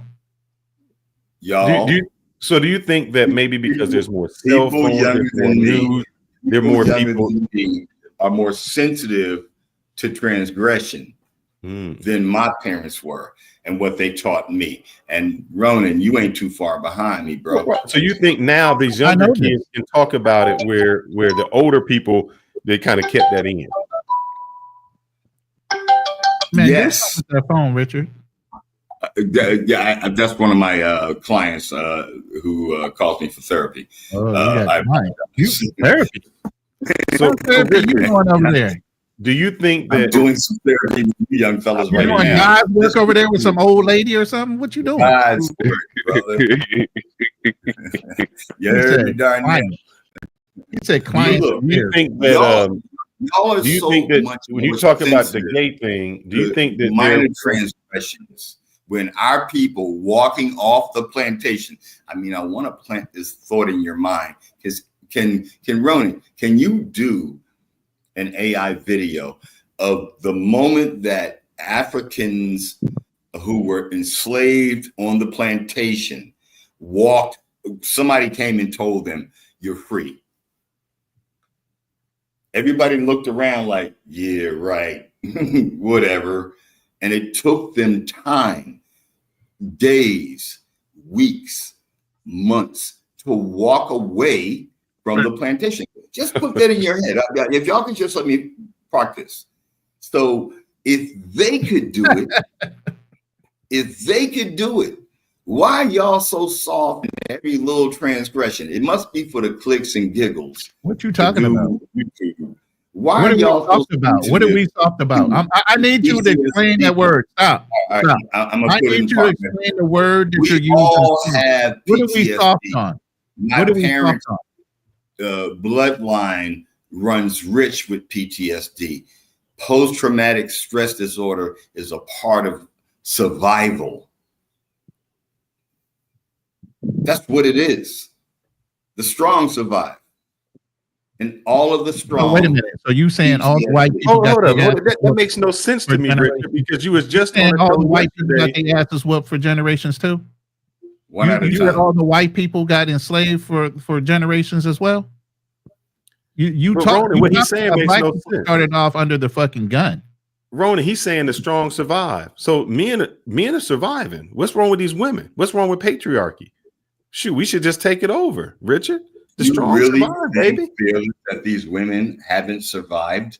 But what you're saying is, you're saying we got to give them something. What we got to give them, man? The strong survive. We take. See, it don't make no sense when you put it like that. That's what I'm just trying to tell you. Then when you use some words, you use some words when you come against us. You put it like that, homie, it don't make no sense. But I'm gonna defer to Darnell because I know he's chomping at. Hold up, you just said get over it. You just said get over it. Everybody experienced PTSD. Why didn't you say that to Angie? Why didn't you say that to Angie? Angie knows that. Why didn't you didn't say it? Oh my God! Why didn't you say it to Angie, my brother? And in the subtleties of what she was sharing with you guys, there was nothing subtle about what she was sharing. But in the subtleties of what she was saying, in the blue notes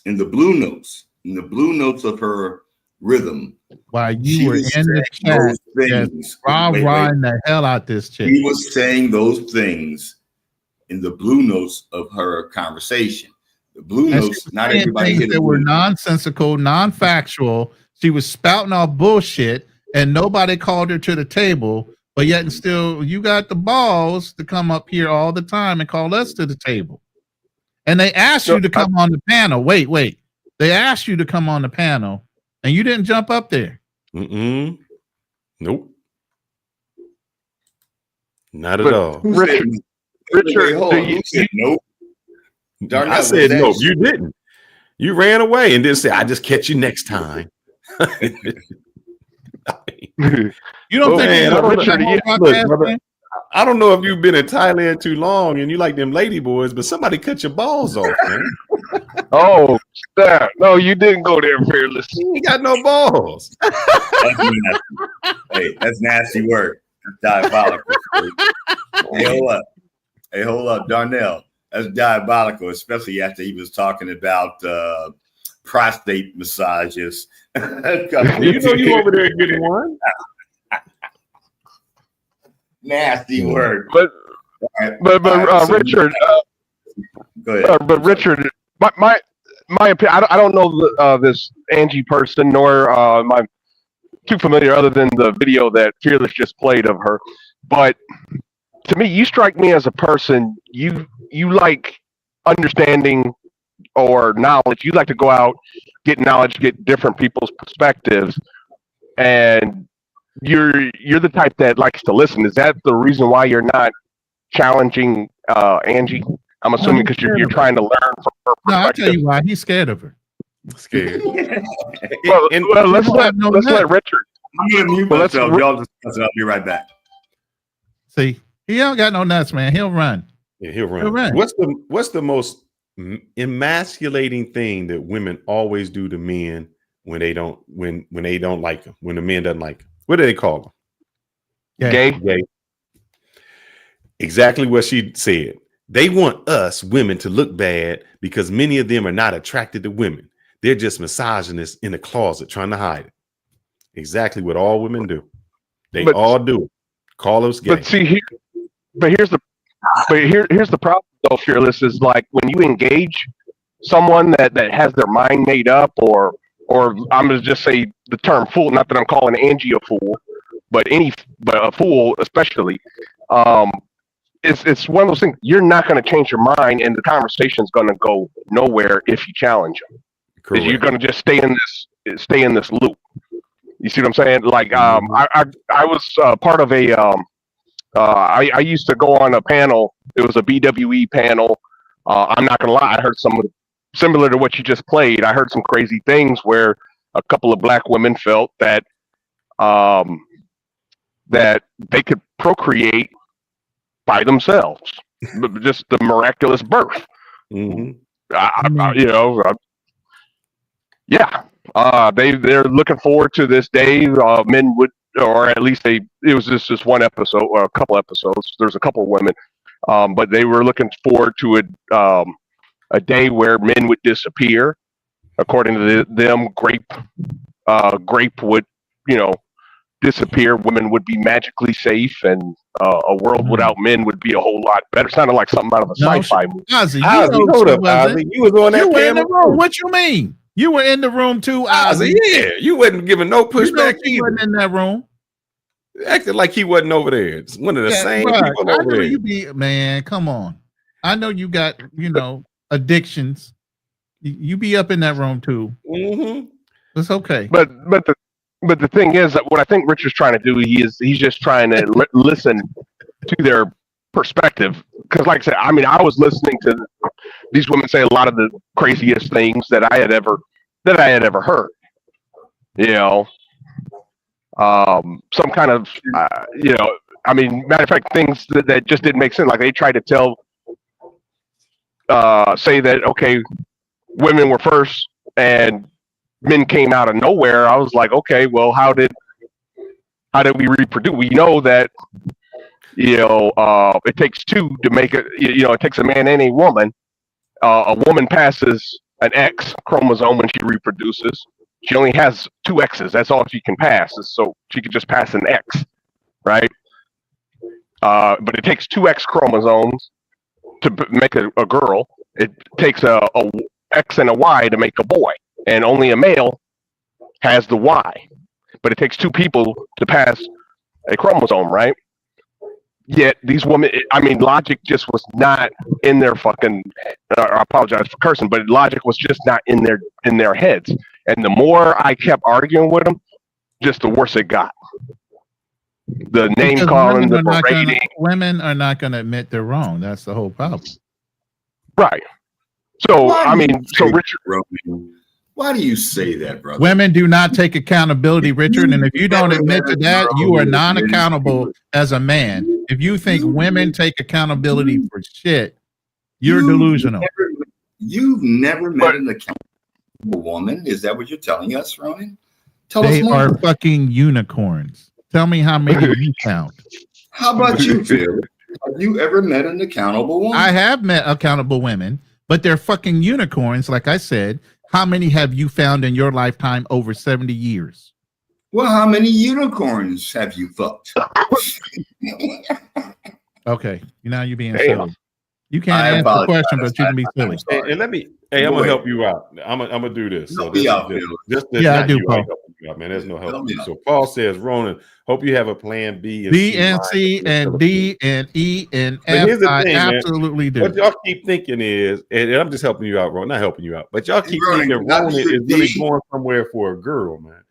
Ronan done Can I got be your- children, can I- he got grandchildren, he's retired, he got an income, he's already been to the Philippines. It's just easy to go someplace where you know somebody, but that doesn't mean you going there for somebody.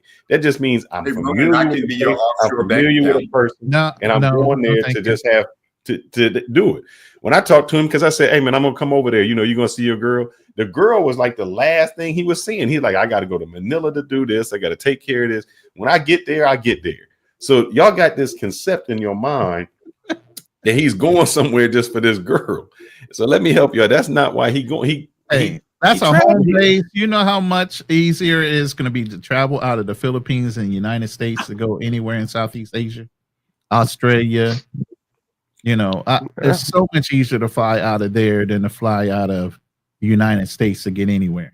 There Can is we one hang truth that Putin said, Can we or Can we hang out in that Bosnia? that Zelensky said. We are very isolated here in the United States. To get anywhere in the world, you got to catch a flight and get a layover somewhere, damn near. Okay, if you're overseas somewhere stationed up where it's easier for you to catch flights, not feelings, way easier for you to travel. And by the way, I don't just keep one. I got at least 3 on a list. If one falls out, there's one in Korea. There's one here. There's one there. Believe me, I am not stressing. I got a lady boy for you over here in Thailand. Brother, and you would know a lady boy, Richard. I have no doubt about you knowing lady boys. Hey, it's Thailand. Hey, man, all I'm saying is when you get your passport, the last thing you worried about is a woman, bro. That's the last thing you worried about. I'm not even lying to you, bro. When you get out of the States, when I'm in the States, I worry about a woman. When I leave the States, the last thing I worried about is a woman. They everywhere when you leave this country. Well, they everywhere, man. I mean, you got an A to Z, 1 to 1 million choices, bro. Shit. You got all kind of choices, bro. I mean, the hardest thing when you leave the States. They don't understand. You're an American. Bro, a chick is not your issue overseas. Yeah. Oh, yeah. Man, I can't get it. Well, when you get off that plane, you got 99 problems. And a chick ain't one. No, your problem is choosing between 99. Facts. That's your problem. I get confused because I'm just like, dang, did I make the right choice? Right. Do I need to rethink that process? And like I said, I could get there and she could be so under what I expected to be. Why would I build all this up to do what I'm doing for one person? And then when I get there, it doesn't pan out. But why would I? She's AI, Ronan. Remember, she's AI. She doesn't. She's not real. Several times I've been on lives where she's called me live. So I know. I was just. But hold on, Darnell. Y'all do understand how AI works. I mean, if you look at these videos that Ronan and the Fearless are putting up, yeah, but don't mess with my abilities, bro. Don't be hating just because you know. I'm showing keeping love. up with the youngsters. I'm showing love. No, I was just telling the joke when I said the whole intro video was all AI. No, hey, Ronan, I want to set a consultation with you about the Dominican Republic. I mean, I've been there 3 times, but you know, I still do you got itinerary. Here's the thing. There's 2 Ronans. We kind of look alike, but we don't. The other Ronan you're thinking about is Ronan the Wanderer. Ronan the Wanderer, Traveler. Oh, I see. I yeah, see. and he shortened his name to Ronan the Traveler, but it's actually Ronan the Wandering Traveler. But he's the one that's stationed right there in DR. So that's the one you want to talk to. No harm, no foul. Brother might be my cousin for all I know. You know what I'm saying? We look somewhat alike. But yeah, I'm the other Ronan. The good looking Ronan, as he says. It is what it is. So we're not gonna hold it up, man. We just needed to hold Richard and Ozzy's feet to the fire, man. Well, Ozzy, I don't mind. Ozzy just be sitting in the chat. He don't actually go up on the panel, so he can't really say much. Can't say nothing. Y'all have any more questions for me? No, because you don't answer questions. You deflect.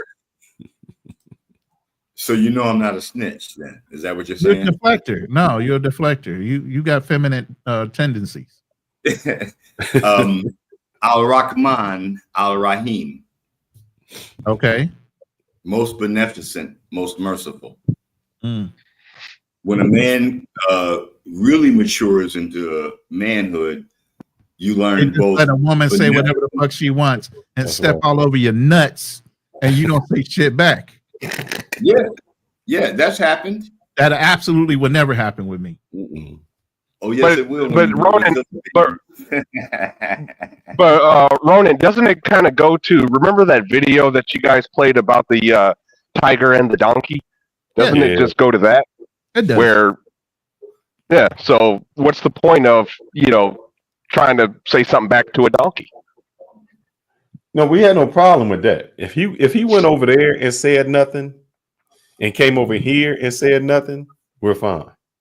But he comes over here and try to hold the men's feet to the fire. But he let the women say whatever they want. Whatever they want. Y'all ninjas ain't ish. Well, or is it? No, it's like I said, he has no nutsack. He's subservient. He is a eunuch when it comes to women. He is a eunuch when it comes to women, and he has lost his nutsacks around women. That's why he's in this solitude in Thailand. Well, just hear me out on this. Is it also? Could it also be that Richard feels that, hey, we're tigers and we, and over there that Darnell, maybe don't help they're him. just the donkeys? Don't try to help him, Darnell. You picking the wrong Please, side. I mean, what do you guys think? No, just think about it. Just think about it. It's not logical. Well, I mean, look, I'm going to call it straight down the middle. You're either two-faced or you just don't have no nuts. You pick which one you want to be. Mm-hmm. I'm saying no nuts. I'm saying no nuts. But why would you be talking about He's sitting down. Daniel, give me why would you be talking about ladyboys in Thailand though? If you're in Thailand, why are you talking about ladyboys? He's been feminized, Mercy. He's been feminized. I mean, all those options in Thailand, bro. And the first thing he brings up is a lady boy. All right, so hold up. From now on, that he personally knows, Mercy. Did you catch that, Mercy? He said he personally knows a lady boy he can recommend. No nuts. It's no nuts. No nuts, Richard. Yes. No, just no nuts. No nuts, Richard. Yes. No nuts, Rich. Whichever way you want it. No Part of nuts, that name's Rich. going to be said. Yeah, no nuts, Rich. No nuts, Rich. That There I you keep go. more of my money that way. The lady boy fan. Got him on speed dial for you if you're Mercy Justice. Let me explain. If you've ever been to Thailand, if I'm not mistaken. Oh man, I don't understand, man. I mean, I'm hearing all this good news about Thailand. Yeah, but hold on. And the first thing come out his mouth, Mercy, is what? I got a lady boy I can introduce you to. Stop playing. Stop playing. You know what it is out here. No, we don't at this point when it comes to you and your preferences.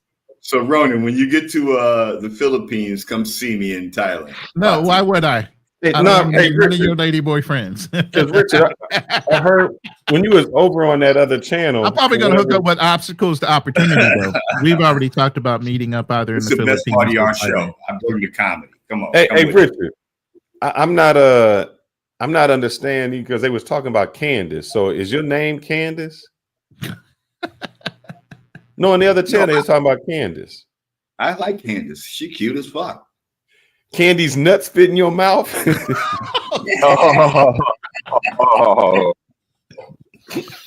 Wow, that's good. That's good. Now the comedy comes out. Hey, y'all. What up, Fearless? He said he liked Candace. Y'all need a comedy hour. Paul Milner's got something to say. Paul Milner says Fearless got his first prostate massage in Thailand and hasn't looked back since. And has not looked back since. Well, look, if I got my prostate, I would be looking back because I'd be trying to get what's in there, you know. Shoot, I had to go to Thailand and hook up with Richard over there. Yeah, I heard that man, you and OB going over there? Ain't OB coming? Never look back, Fearless. Never look back. Never look back. I'm trying to explode like what's my man Scott? I said, hold up. Wait a minute. Hey, fellas. Something ain't right. Hey, y'all need a comedy hour. Y'all need a comedy hour. Let us come up and just bang on each other. Bang on each other. What? Bro, what are you talking about? Bang on each other. We don't want to bang on bro, you. I mean, what is going on with the brothers, man? Why you want to bang on each other? What is going on out here, bro? Exactly. So look, check this out. If you're asking that question, I lived in LA for 25 years. That's not sexual at all. It's just straight up like, nobody put those words, those affiliations on those words. Now you got to be so specific with words. No, have a bag show. Have a show where we come up and just bag on each other.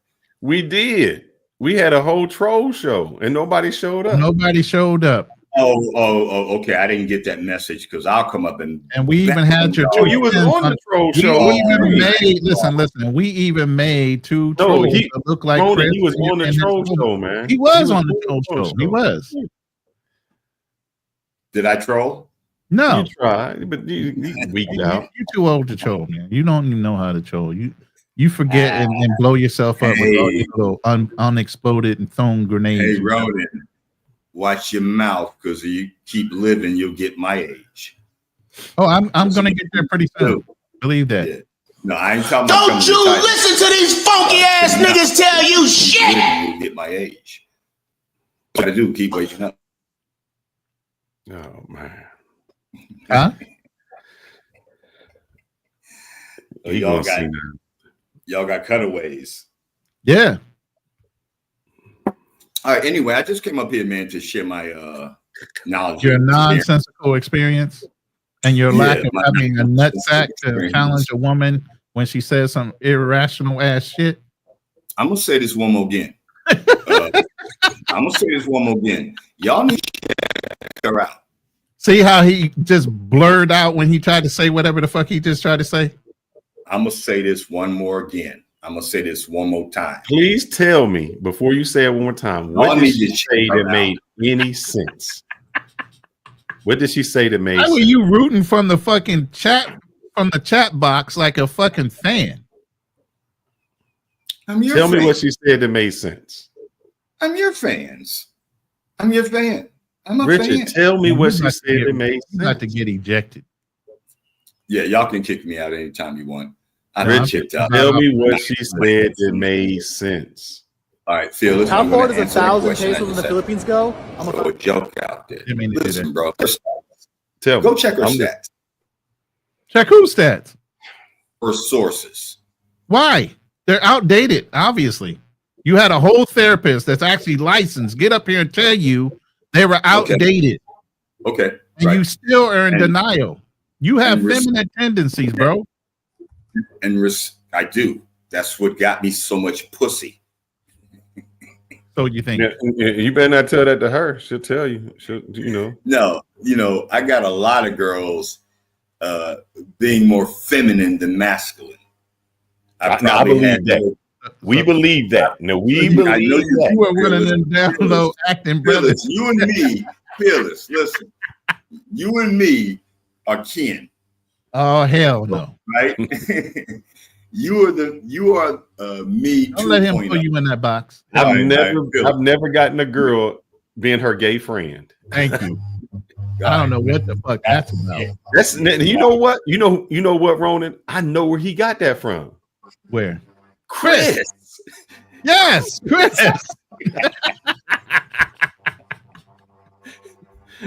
Women don't like masculinity no more. Yes, you got to be a male feminist in order to get more box.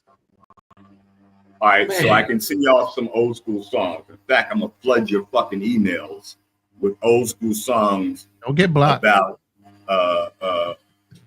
real players.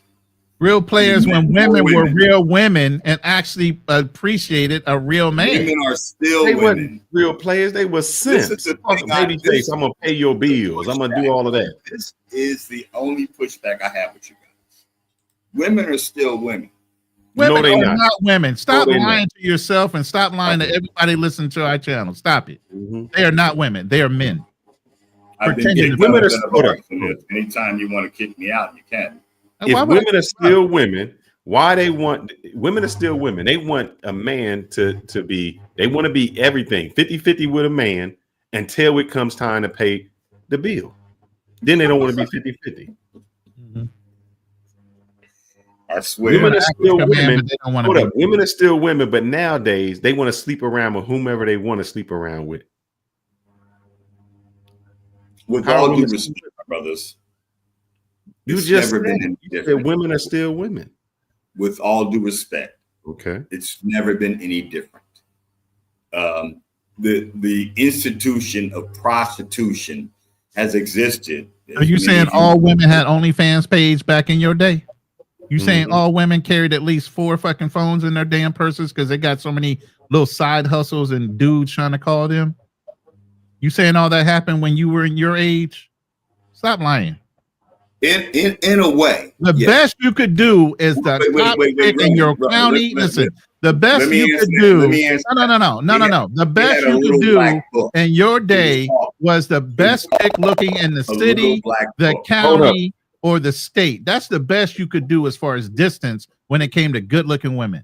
This shit is out of fucking order. But Richard, at the time, little black book. No, but Everybody Richard- had it back in my time. Richard, Everybody at the had a little- time, I understand what a the black book only is. women who was- Rolodex, hold all up, that shit. Richard. The only women that was having sex for money was prostitutes. Now, Thank you.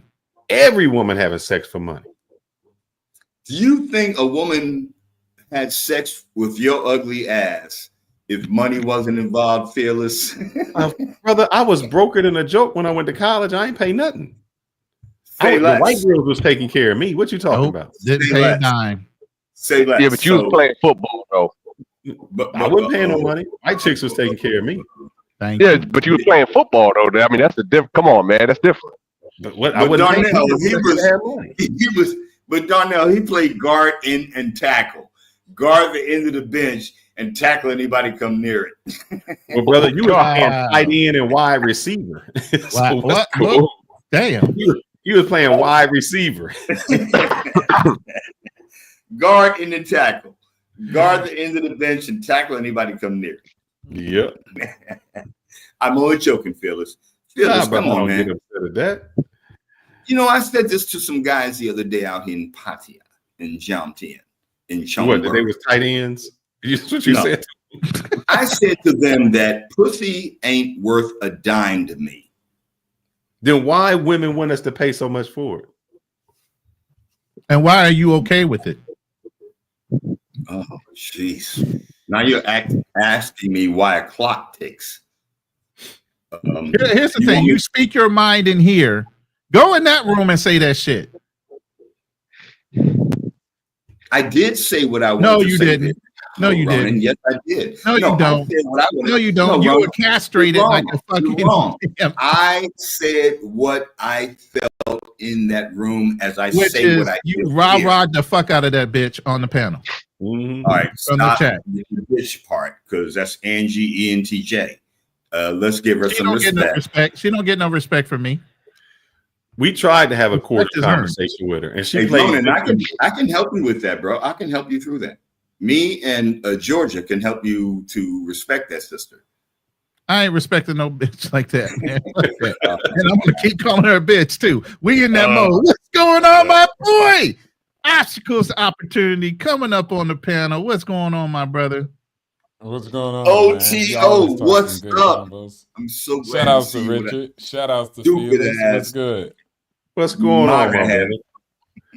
We're not gonna stay on too long. We wish you was here to talk about the PTSD that was. How was your trip planning going? You good?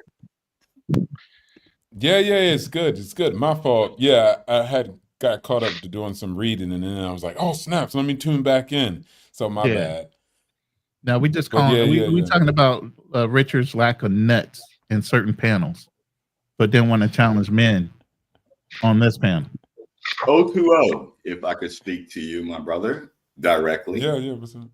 What's going on? I thought you was ugly when you was wearing that MAGA hat, but you're not such a bad looking guy. That's a feminine trait that comes out. I thought you were ugly. What are you doing talking about a man's looks? Because he got a hat on. When he had that hat on, pause. The problem, here go the problem, man. You was looking too masculine. You know, you don't like a man. Yeah, right. Lord, authoritative look about you when you had that hat on. If I had Jerry curls, then I'd be good, right? If I had Jerry curls, then I'd be good. You looking good. If I had man. the S curl. You still in Chumbury? Yeah. Still here, still Yeah, living, still me winning. too. You know. Yeah. So loving it. Hey, great panel today, man. Y'all was talking about PTSD, racism, you know, everything. Just I think that's very important, and especially how people move forward with PTSD. That was something I dealt with throughout my service. Right. And you know, you continue to deal with it. It's not something that just magically goes away, but a lot of different advice helped me along the way. So it's all good to talk about it. I think a lot of times we don't get to talk about it because, you know, when I got out, generals were attempting to help us because, you know, when you go out to the public sector, you know, back then, PTSD was like, oh, you ain't getting hired. You know, and then it changed to a point where they're like, you get points for having PTSD. You might get hired. So that's a big change. But when I got out from doing what we did in the field, it was definitely not that. And so they were just saying, hey, we don't want to ruin your career and your future prospects. So just shut up when you get back to the rear. Don't say anything. And so we had that going on. And not only that, then I did clandestine operations. And there's not many psychiatrists and psychologists that could assist you after you've seen certain things because they don't have the need to know or the clearance anymore. So there's no space for people to actually go seek that assistance because they can't tell them anything. They got to get pre-approvals, and then they're like, and that's the only thing you can do is talk to somebody else who's been through it. At that exactly. Point. Within the same construct, right? Not even somebody who got a clearance. They got to have the need to know. They got to be with you.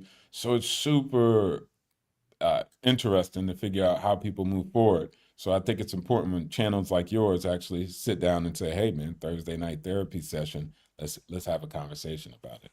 Do you think that's a disservice they did to you? Absolutely. I would out the outgate I did, but now that I have a more stoic philosophy of life, not necessarily, because I mean I got to look at the pros, right? What are the pros? Today we have massive amounts of benefits and more assistance versus somebody who went to World War II. They didn't have nothing. Maybe they had the bottle, right? That's what people used to do. The bottle. When they came back from Vietnam, people were doing drugs because they had nobody to talk to, no outlet. It was worse back then. Right. So for me to sit around with more benefits and in at least a nation that more realize it now and say, okay, what can we do for the troops and how can we help them mentally after combat? Then that would be like, I'm looking for negatives, not looking at and ignoring all the positives. So I think they do more of a service than they did to guys in the past. And so I'm really excited about that and focus on that because that's where we're at. I got a question. And we talk about Americans with it. Do you think that we cause a lot of PTSD in these other nations and we don't do anything to heal them? Then 20 years later, something comes back to bite us in the butt. We're the people who say, well, why did that happen? Why would they do that to us? We never did nothing to them. Do you think those other nations are suffering from that PTSD that's unhealed? Yeah, because, I think of course, there's always what they call collateral damage, but let's just, clear it up. It's just people, right? People who get caught in the crossfire and they have to deal with it. And that's life before we called it PTSD because war was all a part of life. But yes, and that's why, sometimes people attempt to be a diplomat and seek to kind of heal those and mend those wrongs or maybe just that combat and those casualties. So we try, but, all nations have done it and we have to deal with our repercussions from it. But yeah, I get what you're saying, and yes, that's a real thing. But guess what? They don't have no programs. Probably. And I get what he's heading to is we're creating more terrorists by the actions that we have against terrorism, because we're scoring them by the damage that we're doing to their nation. And those kids don't necessarily understand. They just know that their fathers are being killed by foreign nationals for whatever reason. So we're breeding more. Well, when you think about it, like especially, I mean, just take the Middle East. We for the longest time, especially, we had a policy known as the domino, or we had this belief of the domino theory, which influenced our thinking. Everything was okay. We got to stop the spread of communism no matter what. And a lot of times, what we would do was we would install somebody a dictator, simply because he's anti-communist. He may have been the guy. That's exactly who Saddam was. They were our weapon. We put Saddam in office in order to run against Iraq. Well, we actually did our immediate foe at the time. I mean, Iran. Sorry. Right, but we didn't actually put Saddam in office. He actually took power. No, he took power along the way. We helped him along the way. We supported his Republican Guard. We trained them. Check your history book. We helped install that man because we were so against Iran at the time. Just like we supported the Taliban when it was when they were against Russia. No, they were the Mujahideen then. They were called the Mujahideen. They weren't the Taliban. When you check your history, you'll notice that we've had our hands on a lot of things. Oh, absolutely. But then again, we go back and correct them, even though it doesn't look politically correct. We're the ones that started it. We're the ones that should eliminate it. Well, I mean, it gets kind of hard to do, especially when you make things. Opinion, and then sometimes you don't have that opinion to have to worry about. You just do it.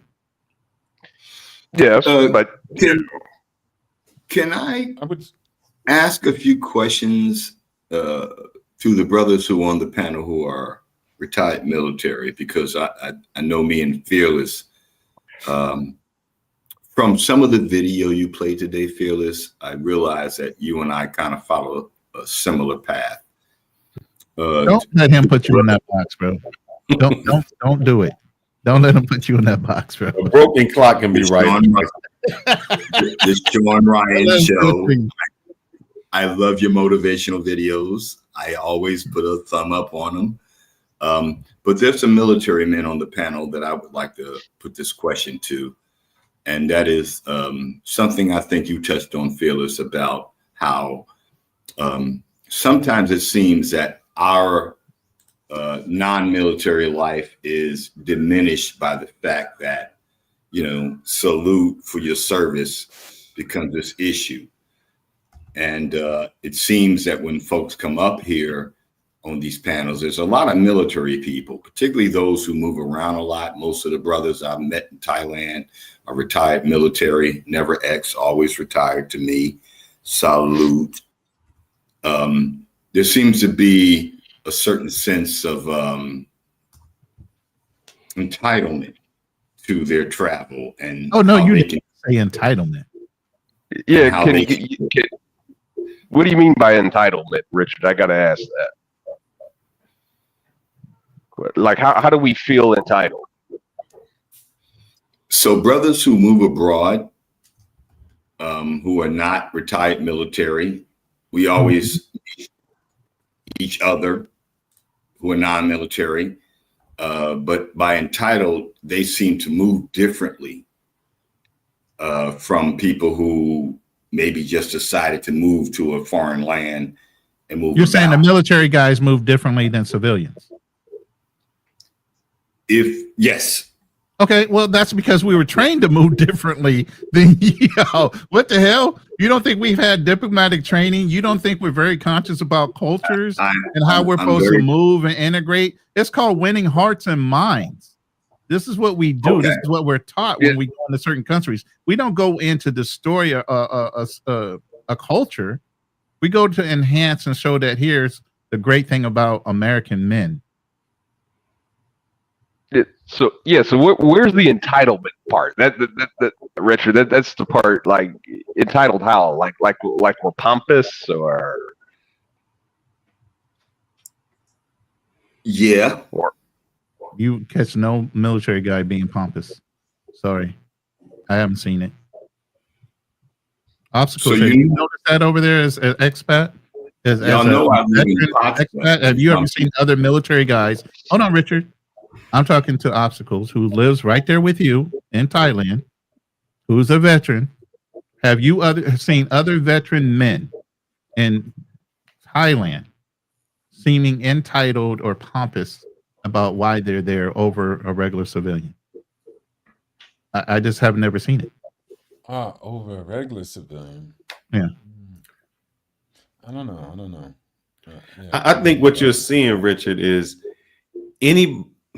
when I get together with people I play ball with, it's just a click because we share something in common. So I think what you're seeing is military people who share something in common click up. That's all. Yeah, that makes Well, sense. you said the word click, and then you said the word pompous, and that I didn't is say derived pompous. from. Well, okay, I said that's click up. derived. That's fine. That's derived from what I suggested as a certain sense of arrogance. No, I'm not saying that. I'm saying a certain sense of I'm not saying commonality. that's what you said. That's what I asked. Okay, yeah, I'm saying I just see a certain sense of commonality. Just So like you're if you're in saying a veterans are arrogant when we travel. have you ever been somewhere and everybody's speaking Thai and then you hear an English person and you just look like, oh, somebody hear English. There's something in common that you did. But I'll let the military people answer.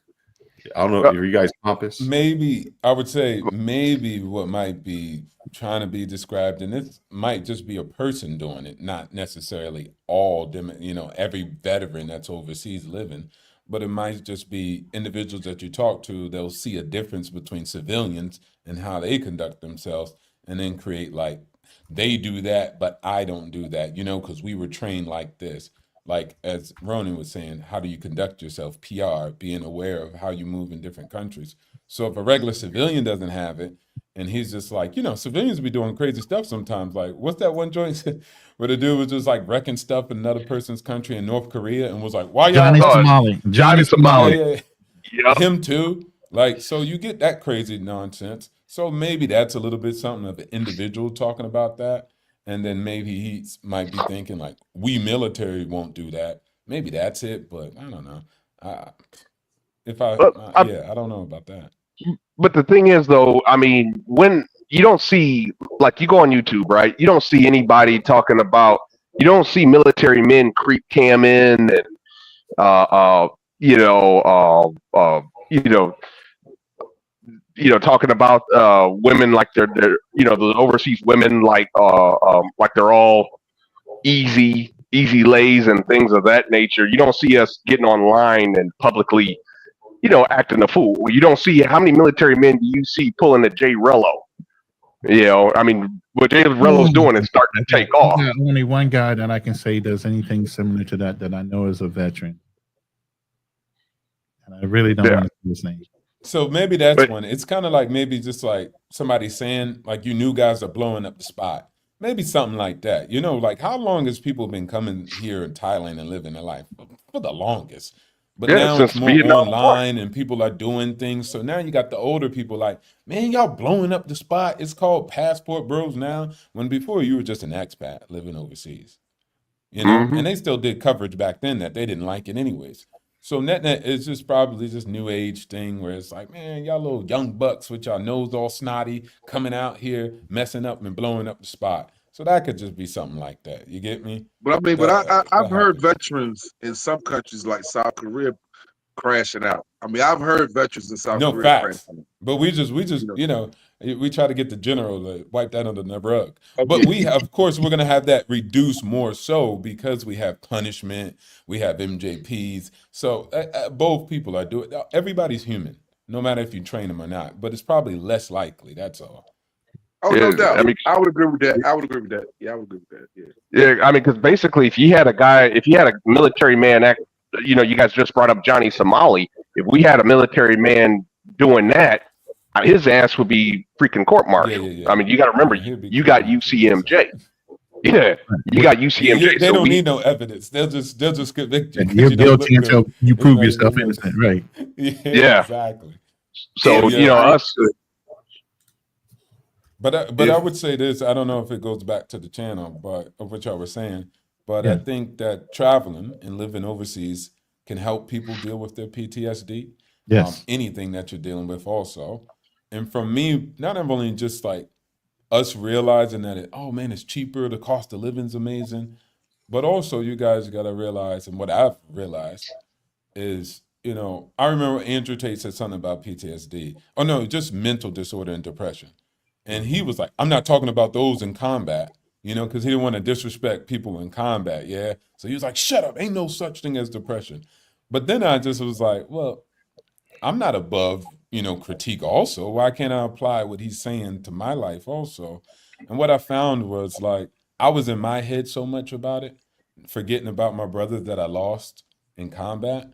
Yeah, and they're not here today to enjoy the life and the freedoms. I am, but I'm like, whoa, it's me. Why did I survive? I, versus realizing that I'm blessed and it's a miracle that I'm still here today and that I should live it up for my brothers.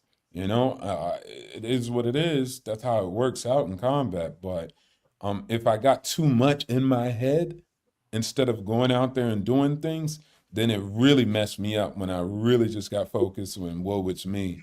So there is some pushing yourself forward, because when I was in it, the psychiatrists and the psychologists, as good people they are, they'll hold more you medicine, back. more medicine, more medicine. And it's up to you to save yourself at that point. Not necessarily they can work in assistance, but it's really still all up to you to get yourself out of that type of mindset. And for me, I never thought I would be, because I never addressed it for over like 13 plus years. But net, I think that's the important part, where you got to save yourself, and then you just got to figure out what it is that will help you get there. And whether it's overseas, then hey, man, figure out something, but get it done. I mean, but I think we got to be fair when we compare civilians to military, because, I mean, let's just call it what it is. I think for the most part, Black men has just been traveling more within recent history, man. So I speak for myself. I wasn't exposed. I didn't know it was like that overseas. I had no idea it was like that, bro. I'm just being honest with you. I heard stories. I heard people tell me stuff, but people just telling me stuff. I'm like, oh yeah, nigga, you just talking shit. But look, when I actually went overseas, I'm like, damn, what am I doing at home, bro? I am not doing all that no more. You're not getting 5-star on the first date. You're not getting all that. No, bro, we cutting. We making cuts. I'm like Trump. We making cuts, bro. We cutting. No. I gotta know what you bring to the table before I do anything. That's facts. Can I speak to that real quick, Mercy Justice? Right about the mid to late 90s, fellas, there was a time when the strip clubs became more popular, Magic City in Atlanta. And just talking like we weren't alive in the 90s. What the hell? Would you just spit out what you're going to say? God damn. There became this mindset where brothers would ask a woman at the club, hey, let's skip all that. How much is it going to cost? And that changed the mindset of women in the club they thought about the fact that, well, just give me the money you would spend on a dinner and I'll give you what you want. Does anybody remember that? Well, hold up, Richard. I agree with you. Men was fine with that. The problem is now the women say, just give me the money. You ain't getting nothing for it. Yeah, no service already. Exactly. Hold up. Maybe that's the States, but overseas, as Mercy Justice said, when he well, hold up, Richard. You just said men cut to the chase. You said men was a problem. That looks like that's a woman thing. Well, yeah, y'all are the problem. But isn't that the woman who Go made again. that? A guy can ask all day. It's the I'm woman about who to has to banish say you no. back to the male feminist room. Yeah. Y'all, Well, y'all, let me are you play gonna- devil's advocate. Y'all are the problem. Well, let me play devil's advocate and see if I can clean up what Richard's saying here. When you think about it, he might have a point when it says men are the problem. Because here's the thing: is okay, what gives these women power to charge whatever they want, to take money, without providing any service, right? It's the simp that's willing to do it. Church. So he is kind of right. It is the man's fault. If you got a bunch of men that are out here just freely giving their money away, then why isn't she going to? I mean, why does she have to do anything else for it? Morals, man. We talk about morals. And that's what we said when Richard kept saying nothing changed. The morals of women have changed. Yep. I mean, when I first was dating a long time ago, bro, I was dating a long time ago. I never had a woman ask me for money, bro. That never happened. But these women out here today, they don't mind asking you to cash app them. And I'm sitting there like, I'll be like, block. As soon as they say something like that, block. But my point is that never happened. I mean, women had more pride. You know what I'm saying? But now Mercy women is Justice. just They asking you to cash app them before the date. that's what I'm talking about. That's what I'm talking about, bro. Because y'all ain't shit. Nah, I got my passion, bro. Got my passion. Y'all ain't shit. Y'all ain't shit. Well, you already know. well, Y'all ain't shit. They already know you just want to hit. Come on, man. Oh, Y'all I'm good. gotta understand. You trogs gotta understand that women are way. Yeah, no, we can hit. And one thing that OTO will tell you in Thailand, the game is more advanced. It is what it is, fellas. You're providers. You're expected to be. Brother, how long you been over in Thailand? So kick up. How long you been over there, Richard? A year and a half. You know who caused the Thailand and the Philippines perfect their game? Brothers like us, the Marines, the military guys. They learned all that from us.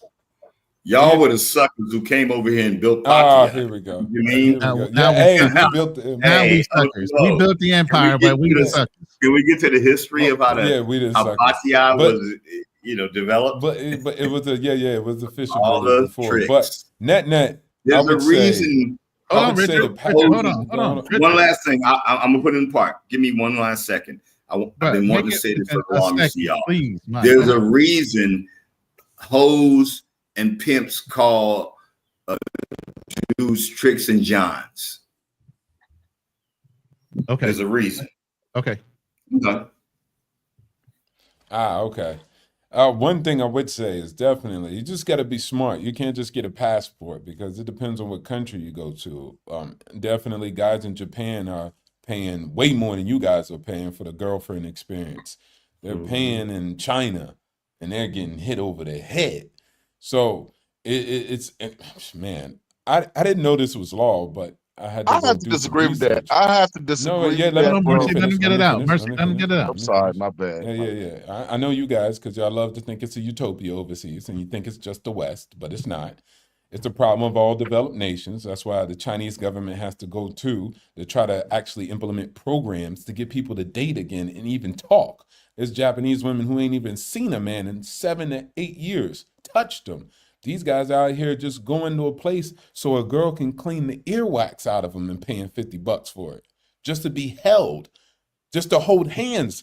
Dudes are paying $100 to hold hands. That's it. No smashing, none of that. Bro, I was in Japan when I was young and they had a buy me, drink me bar. You didn't get to do nothing with the shorties. All you got to do was sit there and buy them drinks. That's it. Dudes was out there giving them houses, giving them cars. It was bad. So what I'm saying is, y'all think it's a West thing. It's just a developed nation thing. And when women have more options, they're going to seek more options, and they're going to reduce the amount that they have to rely on that in order to generate revenue. And they'll leverage it also to generate revenue in different ways. Like out here in Thailand, it's the same thing. Y'all might live your expat life, but clock in with some local ties and hear what they say about the market. They get hit over the head too. Girls are like, I want an iPhone. They're getting hit. There's apps just like that, but it's worse than OnlyFans. They don't even show nothing. Girls just doing makeup, getting paid by Thai guys by the hour just to do makeup while they're eating a cup of noodles. So guys can just see a good looking girl. I don't have the app no more. I used to have it. I'm serious, man. The girls just be like, hello, the little Asian thing they do, and guys just be paying them. They be like, and they eat noodles, and guys just, I know rich Thai girls who use it. They're like, yeah, I get on the app, I do my makeup, and these guys pay me $1,000 USD a month. Crazy. Yeah. Starvation is real international. Like, it's real out here. But of course, if you go overseas, then there's some pros. I'm not saying there's no pros, but I'm just saying it's not only the West. Clock in with the local men. That's why you be seeing some of the guys do be from Japan. Like, yeah, I follow Myron Gaines. Like, bro, what? You're all the way in Japan? Yes, bro, because he's starving too, and he's hurting just like anybody else. So you could just look at the statistics of nations and see that that's true. The governments don't know what to do because they can't get people to be together anymore. I mean, so you said dudes are paying $1,000 for a female to take a picture? Yeah, so look it up, man. Yeah, it's worse. Y'all guys are like asking for more. Mercy Jones, the one woman who made what $45 million on OnlyFans is a virgin. Yes. So y'all 45 million, and she's a virgin. So you trogs ain't the problem. Man, I get it. I mean, I get it, bro. I mean, I get what you said. That's just not my experience, bro. I mean, yeah. I mean, what is that thing? We just hold on, Richard. So here's the thing. It still only goes back to this. The women only make money. The women only make money off of the men. They're not generating anything. They're not making anything. So if it comes to a man that says, you know what, I'm not paying for this no more, the women would go in poverty because they're not creating nothing. They're not giving back. They're not doing anything. So no matter how you look at it, those women are still dependent on men. That's not the way that life works. Women are dependent on men. Men are providers. And that's the way it works forevermore. Tell me, but you just said we ain't work shit. Yeah. Women depend on men. Men are providers. And but if you ain't say that to Angie, why'd you never say that to Angie, man? He won't say shit in there. Like I said, he's castrated in that room. But she said the patriarchy. Why'd you say that to her? All right. So what part of that did you not understand? What did I say that is contrary to what I said in that room? Because she said that women don't need men. You know, back in the 80s, I used to say to women who said that. Oh, here we go. And up until today, a woman who says she doesn't need a man has lost her nature. You didn't say that to Angie, and she says that all the time. Didn't occur to me then. I'm saying it here. Lack of nuts and a nut sack to go with it. No, your whole time talking about this. Patriarchy is bad. The patriarchy is set up so women can fail. About the idea of nuts because he's like 10 years younger than me. Hey, son, your nuts are not all. Don't try to son me. You could never be my daddy. Hey, I know. I would be the worst dad. Listen, my brother, stop talking about nuts. Real talk. You know, when you're married, your wife had your nuts. I think you were married 2 or 3 times. Never. Yeah. Never. That's why I'm divorced twice, because if she had my nuts, I would still be in that slave ass mentality. Hell fucking no. Nuts. And no woman ever held my nuts. Believe that. Believe that. Damn. She can hold them. She can't have them. Please don't admit that on the air. She can hold never them. had your nuts held. Not in that way. Bro. When you're married, but what I'm trying to find is me and Fearless did a show on Korean women, and actually it started going back here when women were shaving their heads, but it started over in Korea. I forgot the name of the situation that's going on. B4, thank you. We did a whole show on B4, and that started over in Asia, in Korea, but it went over to China and some other places as well. Women are demanding a fucking shit ton in Southeast Asia. Dudes be like, Does yeah, it's the anybody West. I'd remember be the like, movie bro, Chirac? the girls in the. I'd be like, yo, dudes be like, the girls in the West. I'd be like, bro, dudes, the There's girls some in the girls over East, there too. they understand net worth. Like you got to have a house free and clear. Like shorties in America just be like 6 figures. They don't understand finance. They got no financial literacy. Over there, those girls, bro, if you have you ever seen when you get married in China, there's an itemized list. For her to get out the car, you pay money. For her to change her name, you pay money. For her to do this, you pay money. It's bad. Like a girl wouldn't even talk to you unless you got a house, 2 cars, all clear for it, one in the countryside. Like they have this extensive list, but they be busted, disgusted with no education. So, but that's just the supply and demand, one child policy, society pushing people to get married so much. You can't even register a baby if you're, what is it called? If you have a baby out of wedlock, the state won't acknowledge it. You have to get married. So when people say, oh, they married over there, it's because if they don't get married, they can't register their kid for school. Like, so it's not so much people are getting together because they're in love. Shorty's got to get together with a guy in order so they can register their baby to even be able to have an education. And so you're thinking like, man, the West is this and that. And it's like, bro, them guys are hurting over there. They're fighting each other in order to try to pay for a woman bills like that. It's hard. It's not easy. Those girls are leveraging internet just like anybody else. And they're out here selling the poom poom, but they ain't even selling that. They just selling their looks and their attention. It's bad. O2O, can you speak about the daily life in Jamti and Pattaya, Thailand, let's just say, as a whole, the women that you've encountered in this country, in the kingdom? Can you speak to that a bit? Well, I experience all different levels of women, not just also in JomTM, in all different classes. So I think look, guys get with a woman and they still pay, but they agree with the rate. You get what I'm saying? So they're okay taking care of a little bit of family here, long as it's reasonable. Full stop. Yeah, and that's their life. If that's the perfect situation and the people are nice to them that they link up with, right? They're not out here disrespecting them. So that's good for them. And so that's why I say, guys, you just have to temper your measurement, because once you get it, it will be a little bit price tag, but it's different from, they want half of your assets. But also, if you talk to Thai men, they deal with issues too on their front. Like girls are taking them to town for their money and trying to clock time and attention. I talk to women often and they tell me, yeah, we raking these clowns. Like shorties in college tell me this. They're like, yeah, man, I get an iPhone at minimum to deal with me. Like it's over here too.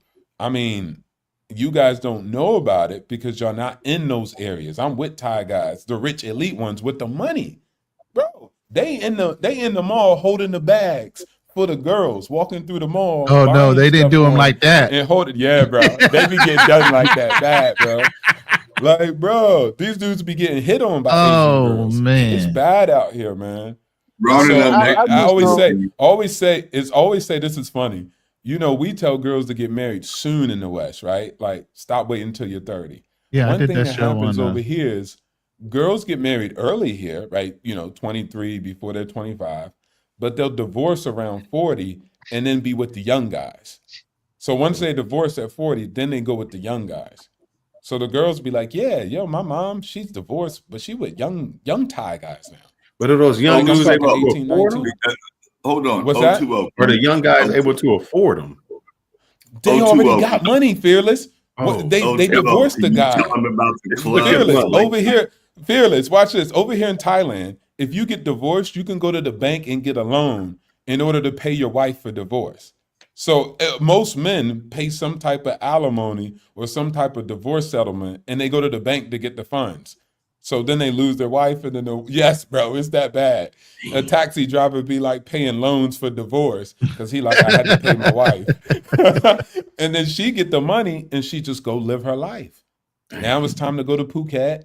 Now it's time to take the pictures at the latest restaurant and get with the young guys and get young Thai guys. So Richard, when did men become the problem? You keep saying that women didn't change. It seems that no matter what, it's the men that didn't change. So I don't understand your theory. O2O reporting boots on the ground from Thailand. Can you tell them about the clubs that they have in Thailand that the Thai women go to pay your money to the Thai guys? Yeah, that's what they do. Yep. Right. So if the guy's a trucker and he don't live here, them girls take the money, or just regular Thai guys. They take that money and they go to their little go-go bars with Thai guys that look the way they want them to look. And then they go and have fun and drink. So they got their buy me, drink me bars too, that women go to exclusively. Yeah, that's where Richard was saying he had to meet a client earlier. So I want to get back to Fearless. I wouldn't be surprised. I want to get back to the question that Fearless posed. I posed, that's a theory that I present to the Black man community. We screwed up. Not my generation, but let's just take it from, let's say, Jay-Z or NWA or Snoop Dogg.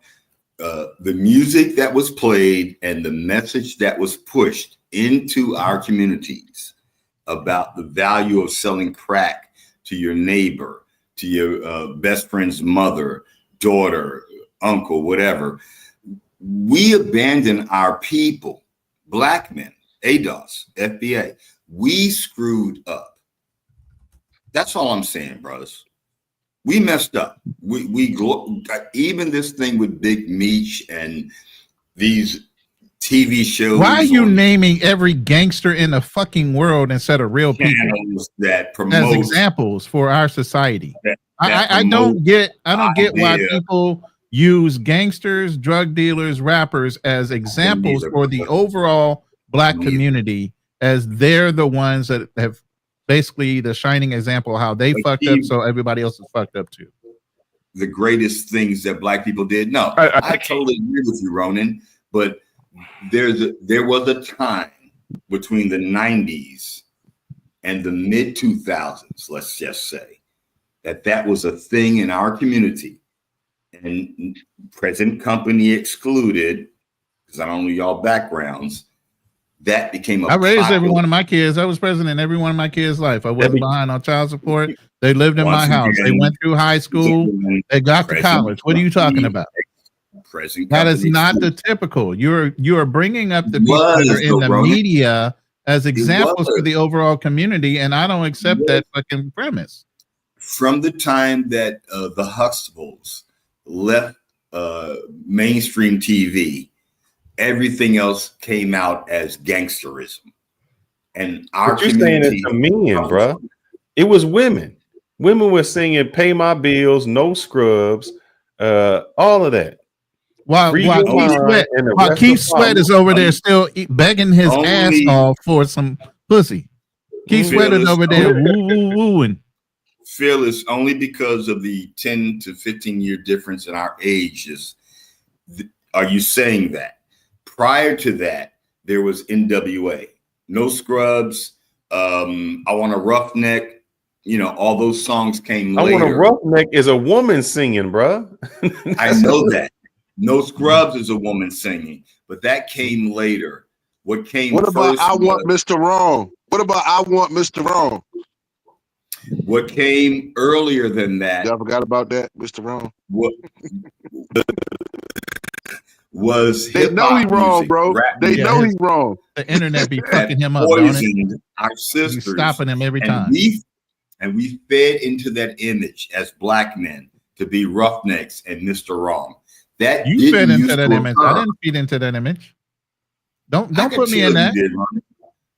I know you flipped some birds before. No, brother. No. I'm only kidding. My point is this. Black men abandon Black women. That's why I understand Angie, E.T., and Jack. Don't you even understand that most Black men preferred Black women as a preferable first choice for their marriages? Most Black men that are married today are married to Black women. Where the fuck are you getting these statistics from? You don't even most Black women, and most Black women, bro. Most Black women down was Latino. The oddity is Black men marrying outside the race. Most Black men marry within the race. So Wherever you getting these statistics, they're fucking off. It And might real be from talk, that male feminist room that you From the hanging out shade in. room. He got it from the shade room. and real talk, I'm not even lying to you, brothers. If black women were really honest, they would tell you the truth. They really want a white man, and I'm not Of even lying course. to you about that, bro. That's I'm not not even true. lying to you. If they Where ever is were that? honest with you, bro, if they ever was truly honest, they would say, only reason why they want us, the white men be turning them down, bro. That's the only reason. That's not true. Well, hold on. I don't believe that. The, Hold on, let You're me not the their white first man, choice. the white go man get with a tattoo and a do rag, that type of one. Yeah. No, They I'm just really like saying, that one. we Because a not their normal first white choice, dude, bro. yeah, a normal white dude is not going for a black girl. Malibu's most wanted. Is that what you're saying? But no, O2O? yeah, Malibu's most wanted. Nah, they all want Chad, bro. Real talk. Adam 22. But the whole thing is, Chad doesn't want them. Of course, that's what I'm talking about. So you can But I want don't. what you want, and that's the whole thing with our black women. They're so delusional in their thought process of what their desires are, and that's why they're trapped. And Well, that's why I you gotta And we have moved on. Ronan. And I that's why you're I going gotta to the Philippines. No, I've dated Darnell, women here. What are you talking about? Darnell, can you ask Ronan why is he going to the Philippines for the next 2 years? Because I want to Well, travel. and Why that's did a you go good to home port. Thailand for a year? You know, what's the Yeah, difference? why are you over where you at? And you've never even been in the military. What made you pick Thailand? My question first, please. I think I answered that already. I said he already had his kids. He got grandkids. He already Yeah, been I in the want to travel. military. Look, what the fuck do you think Ronin Traveler means? I Who are need you, to his travel. attorney? Come on, Listen, Phyllis. I need to You're- travel. I you've was been- traveling a couple years ago. You know, I have a torn MCL still to this date, 2 years later. My What's fucking an knees MCL? are fucked up. I've been holed up here for 2 years trying to get my knee operated on, and finally I just threw my hands up and said, fuck it. I just took 2 steroid shots and said, fuck it. I'm gonna go overseas and get my knees fixed properly. Because the VA won't do it. Because he was They wanted supposed to leave a replace my long knee. time ago. And he I was told me already he had on a good cruise thing. ships. I had already done cruises and everything else. What the fuck? I've been Did you held up vote here. for I've been Trump? wanting to travel. What? Did you vote for Trump? No, I didn't vote for anybody because I knew I was leaving. I voted for Trump. You know why? Because every initial that those the I ain't problem here, I ain't here. was, and I wish I could have told them this. If women were so strong, there's more women in the United States than men. So why didn't the women vote in Kamala Harris? They could have. Thank you. Another reason why is because the women and the We men had a show on voted- that too. Yep, they voted for masculinity. What happened was those white women got tired of every DEI, LGBTQ, and all of that, where their sons could no longer be men, and those white women. There was a poll that there was a commercial that a man took his daughter to the poll and said, "I'm voting for her," and the other commercial with Trump then said, "No, they vote for he, she, them, they," and that's not what they wanted.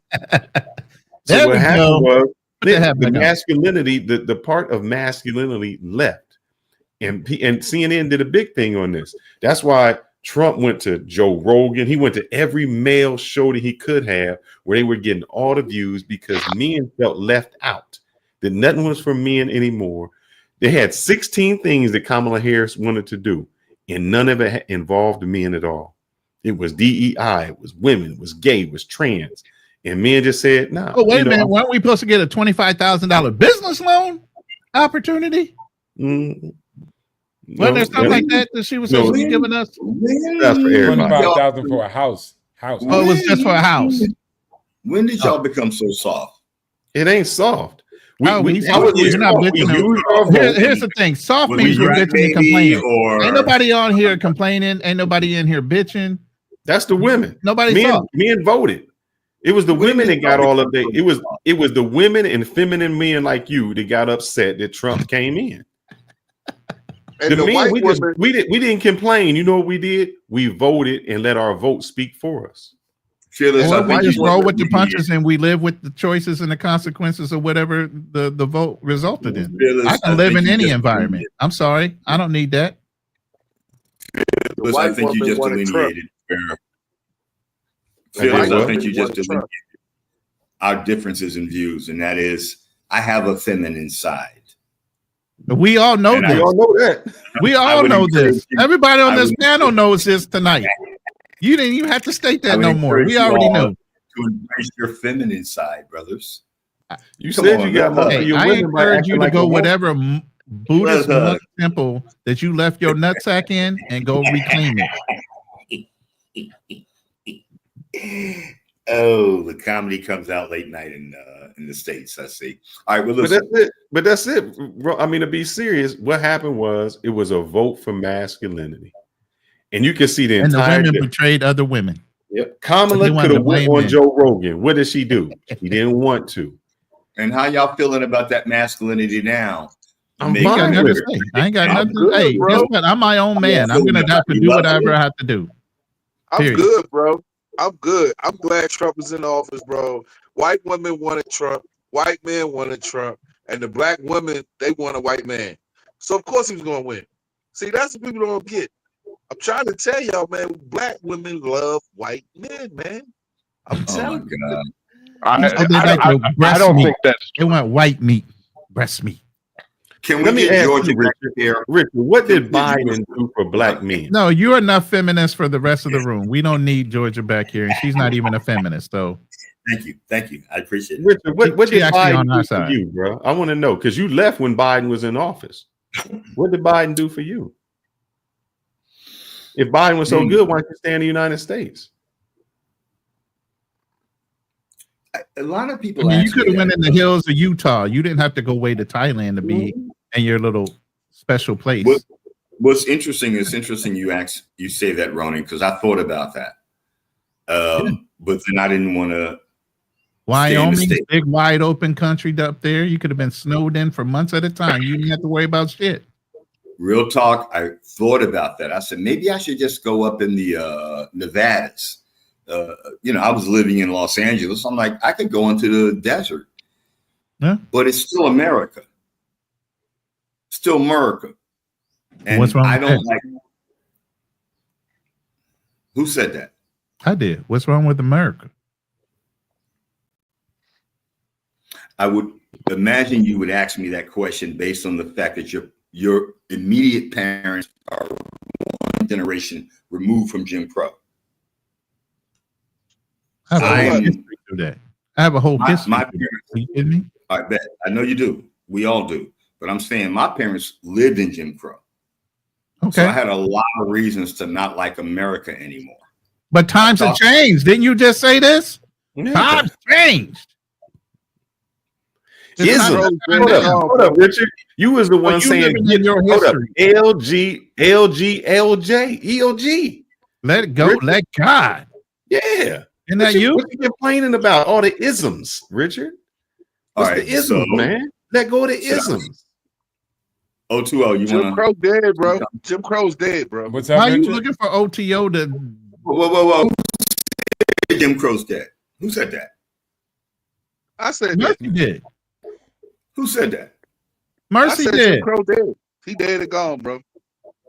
Yeah, let go, let God. What's wrong with you? Why are you reliving in your past? Why are you living in your past? WWJD. PTSD. I let go and let God. 020. I was going to defer to you, but I'll just say this real quick. The let go and let God of my life was letting go of America and let God guide me to where I should be.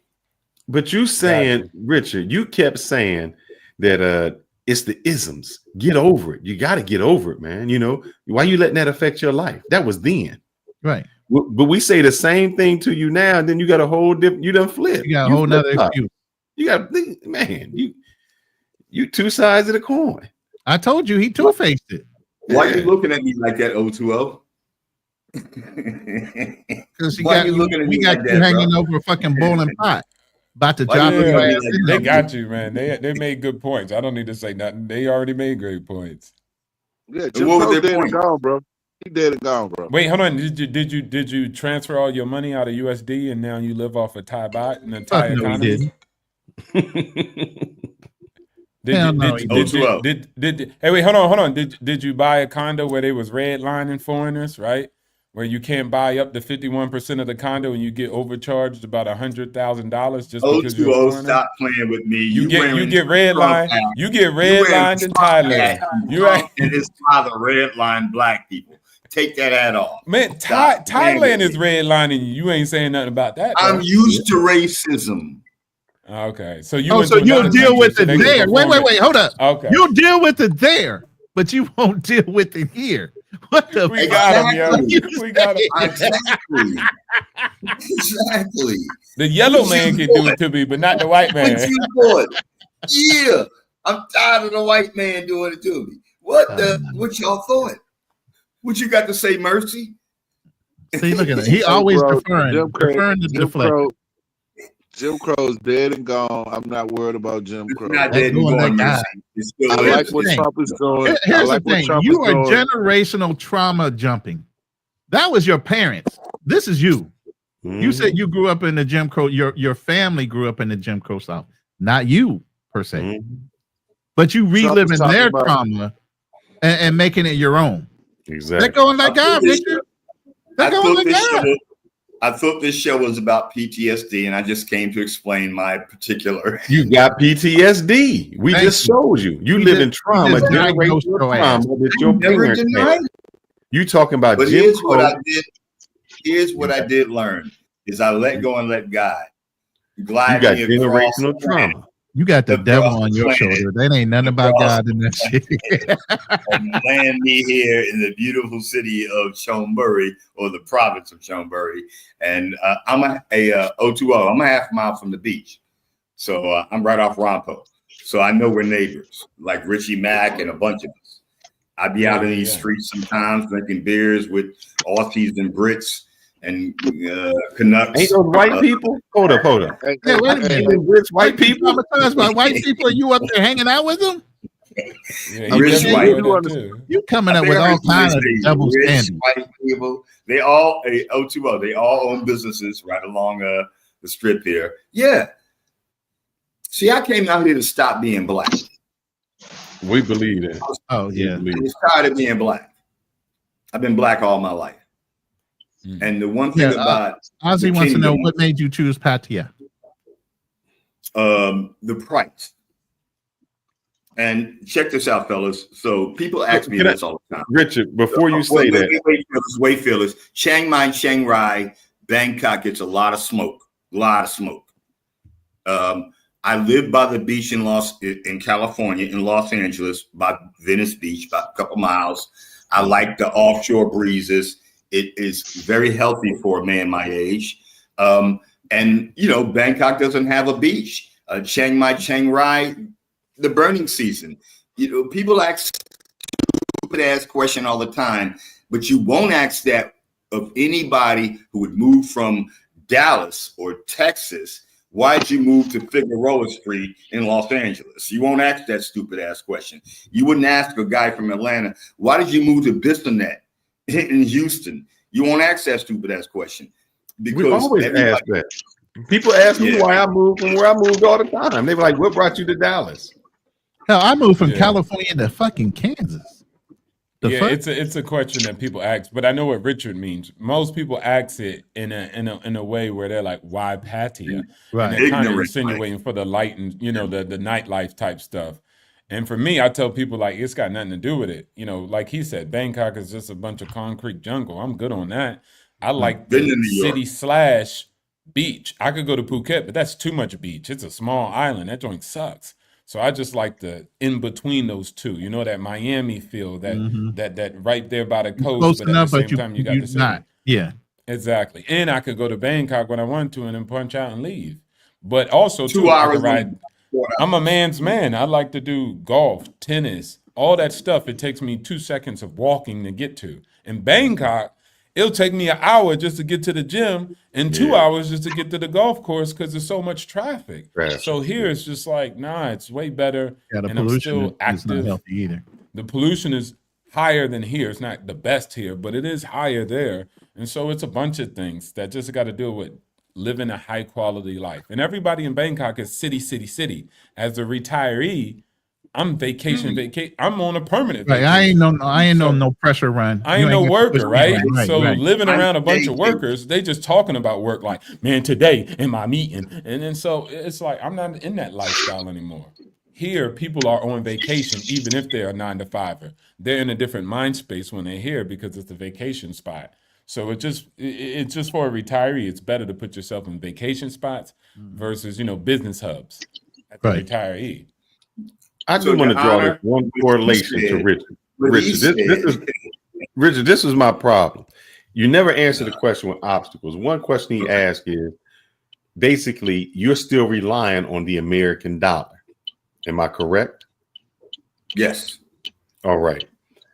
When you listened to Angie yesterday talk about how good Norway was, the reason Norway can be so good is because America is so strong. They can rely on everything that we give them. That's why they can have that. And that's what, when she says capitalism is good, not good, and Norway is great, and they can have this, that's because we innovate everything for them. They're not innovating. If America shut down, Norway would not be anything what Norway is. So that's what I can't understand when y'all never give them that pushback, man. You let them say all this crazy stuff without seeing the flip side of it. And when I tried to ask, when she's like, oh, in Norway, they pay them enough money where they can sit around and just think and invent stuff. And I said, what have they invented?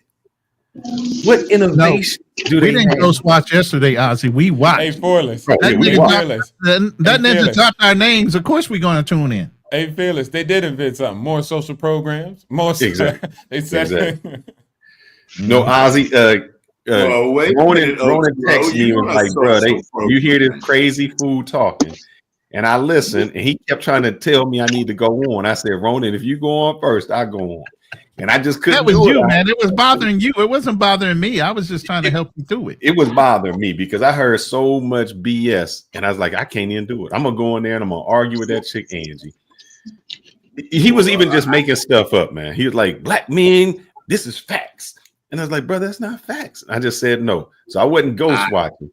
I think Ronan was trying to make me lose some money because he said if I go onto the show that I got to pay him. So I think he was just trying to get paid for his Philippines trip. Yeah, he brought our names up. Yeah, he absolutely does. We live rent free in his brain all the time. Talking about me or Chris? Chris, of course. I think he always refers things back to Fearless and Ronan. Fearless and Ronan. Fearless and Ronan. You guys should bury the hatchet. For what? For what? In the name of Black Power. Listen, bro. Fuck all that. O2O, help me out here, counselor. Listen, we have invited him on our panel. We've invited him on our panel several times. He has open door policy. He's come up on our panel before. But your little scatterbrained chicks come in the room and he acts like a little wounded dog like you with no nuts. And a chick actually walked in the room one day when he was on our panel and said, you shouldn't be in here, Chris. You should go back in the other place. And Chris is like, you know what? You're right. I need to leave. See, Chris likes to live in an echo chamber. He doesn't give any pushback to anything anybody says. And if you do, how dare you? Mm-hmm. And y'all be damn near kicking me out when I give y'all pushback. But we ain't kicked you out. But what we're asking you is, if you come in our room and challenge us as men, you should be challenging that room when they're fucking up too. Who are you to say that to me? I mean, you can kick me out your room all you want, but who? I mean, is that what you want? Is that what you want? No, I don't want to get kicked out. I'm a host of a show that's running a show, and if you want equal treatment, then you need to be treating people equally. If you stand on something, listen. If you say you stand on something as a man, let's get real. If you say you stand on something as a man in this room, and we catch you in another room not standing on your business, when you say you call things out the way you're supposed to call things out, then I'm going to call you out when you're in this room again. And that's exactly what we did today. We pulled you up on the panel to call you out on some of the things we saw. You hold us accountable in this room all the time. You want to throw grenades, you want to throw flashbangs, you want to do all this shit in here. But when you in that room, you're a bitch. And you got your nutsack fucking somewhere else, but it ain't on your body when you're in that goddamn room. Now let's be real. You don't hold them accountable for shit. And you ain't scared to getting kicked out of this room. Why are you scared to get kicked out of that room? So open your fucking mouth and speak up for what you say you stand for. And Richard, don't think you're the only person, brother, because we called out Uncle Rico, Uncle Salty, Uncle, what is it? Uncle Salty. We called him out. Old crusty Salty Rico came in here. Oh, we had a great conversation. I don't think he was welcome back over there after he came in here, but I mean, he's coming here. We've had very good conversations. You come in here, we have very great conversations. It's the one-sided room we can't go into. They can come in here anytime they want, but they won't. Does this issue that you guys are bringing to me have more to do with y'all interacting? No, my interaction? No, we're calling the pot called kettle black. You come in here, that room and you come in here and hold us accountable. Iron sharpens iron. We don't mind it, but when you go in that room and you don't hold nobody accountable, I can't hold you seriously in this room as being the man you claim to be here. When you go in that room and it looks like you've been castrated. If I have not been crystal here, men suck. Y'all suck. I've been a sucker. So then you're a male feminist. I've done dirt. So you're a male feminist like Chris. Admit to it. Say I'm a male feminist and I'll leave you alone. I'm a male feminist. Oh, Jesus Christ. Mercy, you got something to say? 020. That was Darnell chuckling. Hey, Darnell, what? I'm a male feminist. It got me way more pussy than being. And the fact that you believe because you're a non-masculine as male feminist that you get more pussy that way than actually being a real man is ridiculous to me. I said to you earlier, my brother, Al-Rahman, most beneficent, and Al-Rahim, most merciful, which to me means the yin and the yang of the human spirit. My masculinity does not define my identity spiritually. Physically, sure. Plus, I got hands. What crap are you trying to sell right now? Some snake oil. You want it? Snake oil. What the fuck was that shit? $5.99 online. No, listen, I'm saying to you, bro, we both have that in us.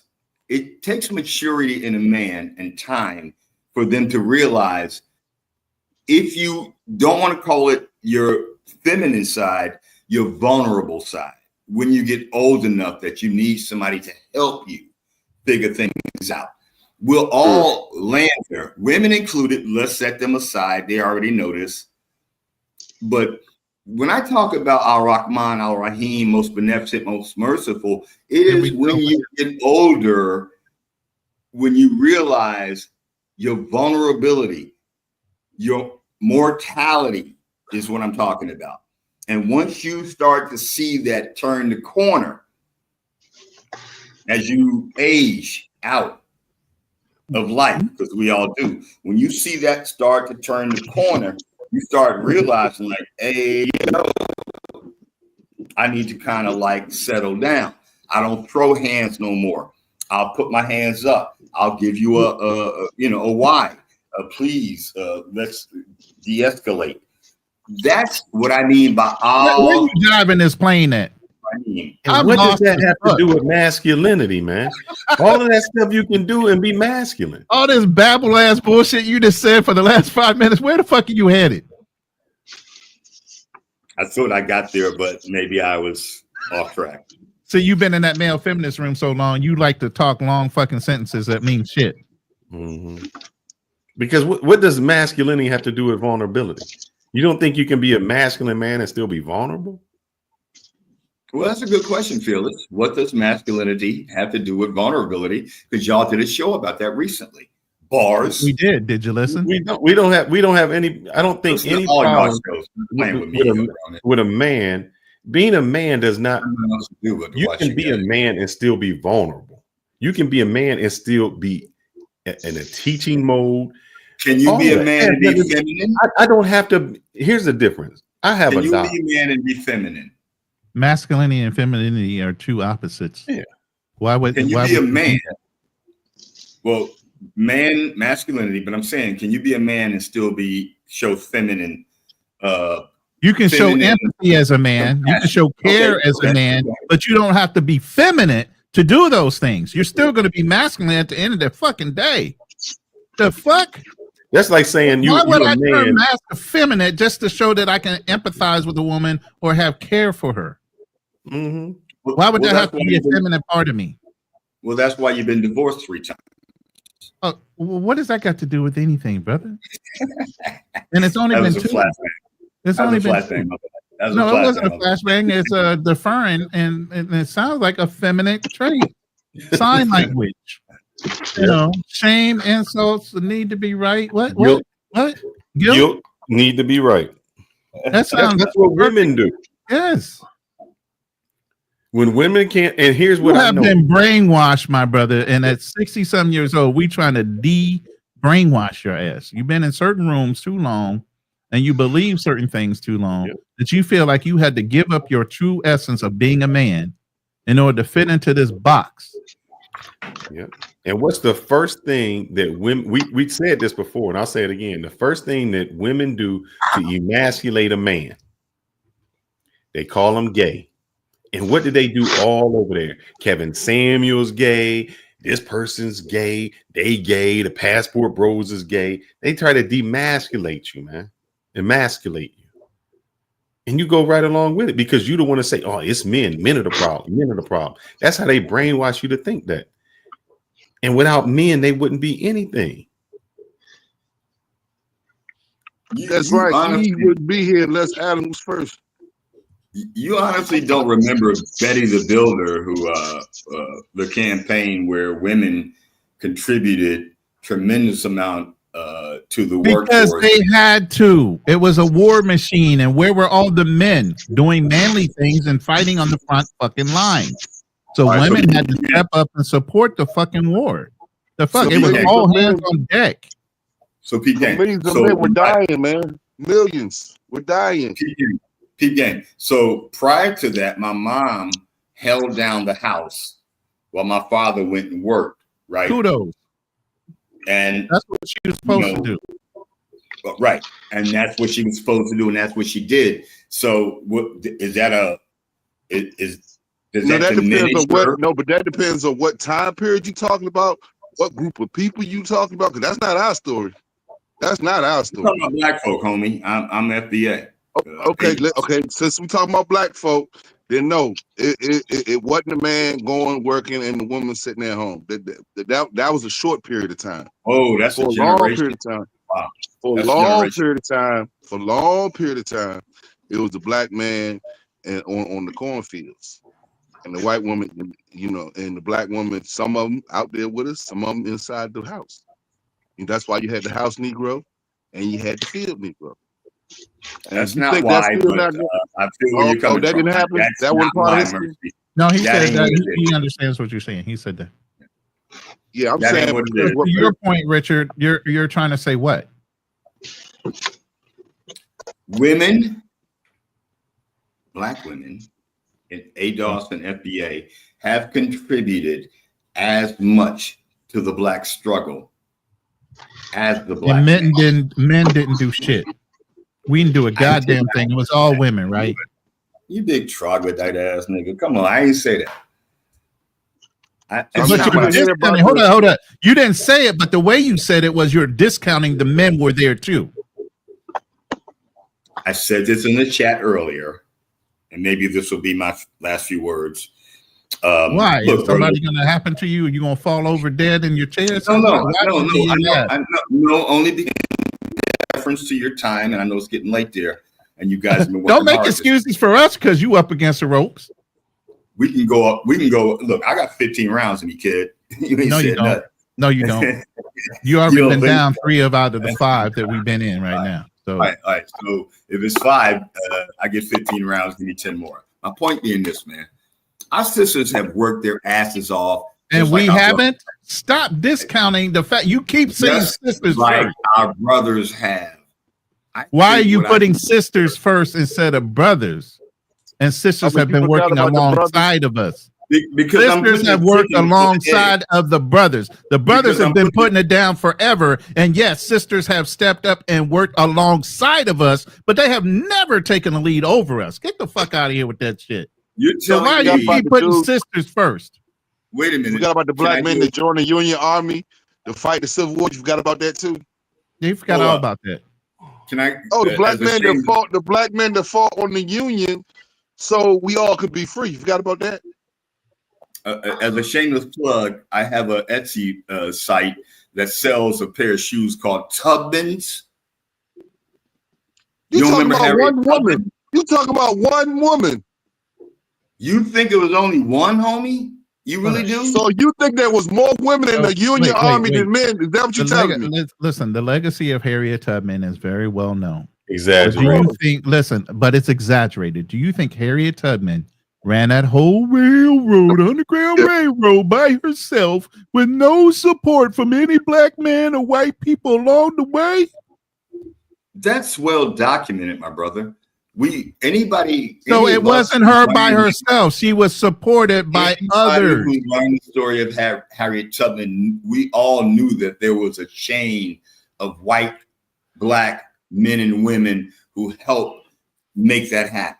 Brother, it's just like you trying to say Rosa Parks started to sit on the bus when it was every man behind it. And that was a planned situation in itself. Exactly. But what's wrong with that? And what's wrong with using Rosa? What's What wrong I'm with saying that? is, what you saying is like she was this pioneer. Y'all be What it was tripping on was the we put masculinity. her up front Y'all to do be it. acting real feminine, like women owe y'all something for being the providers that you were born and birthed to be. Y'all be acting like because you pay some bills or went and served in the military and did this, that, the other, that women owe something. No, Brother, they no. don't. It's Listen, women they that don't say owe us we owe nothing. them something. All we're saying is, if you want us to be provider protectors, and you maintain what you were when we were doing that for you. Mm-hmm. That's all we're maintaining. And it's We're not guys saying that anything don't less. say We're not that. saying anything Who more. was on her knuckles? Guys don't say that, Richard. It's the women that say, I need a Birkin bag to go out. I need a Save a hoe a 5-star bunch of restaurant. times because I am Captain Save a Hoe. I've done that because I'm a provider. I've been wanting to say this to you guys for the longest time. I'm glad you provided me this overtime. And that's why the internet is blurring out everything you said.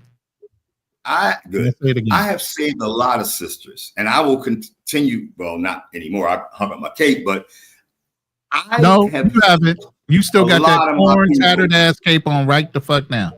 Not now. Not in Thailand. They don't need me over here. These women are No, but very you're still on the internet trying to save hoes long distance. Mm-hmm. I would do that if I saw the bat signal go up. But my point being, that's what we do, brothers.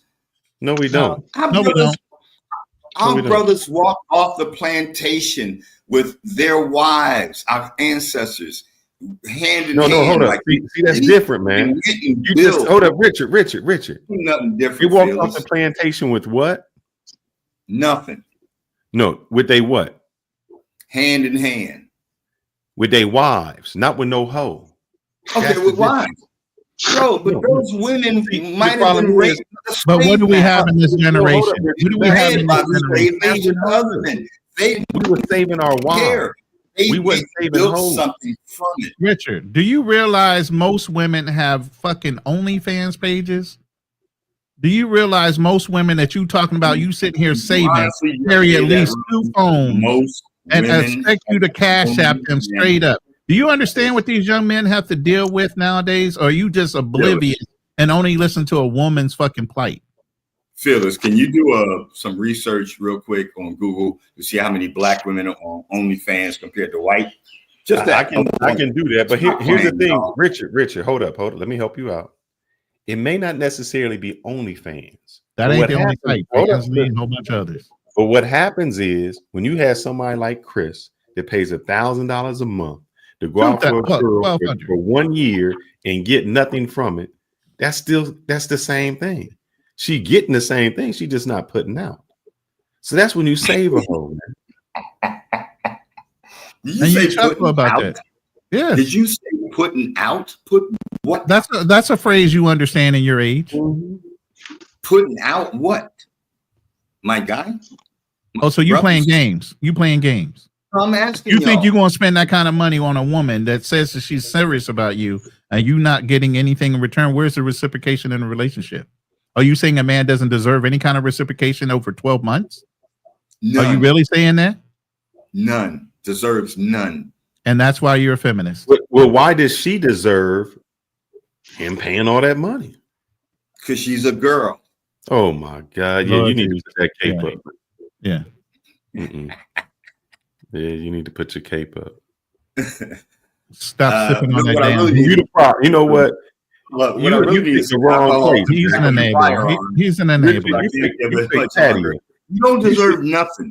You're You should have went providing. over to China where you gotta pay the girl to hold her hand. You don't and all deserve of that. nothing. You're men. You provide. You're bigger, stronger, Listen, smarter, as you claim. First You of don't all, deserve listen. shit. Just I don't shut mind up and providing. I don't mind protecting, but I damn well tell you I'm not a fucking slave. And if you say women say that they don't want to be slaves, they don't want to be submissive because it sounds like we're putting them in slavery. Guess what? As a man, I don't want to be enslaved either. You're So yeah, I'll convoluting maintain my provider protector status, but I ain't enslaved to it.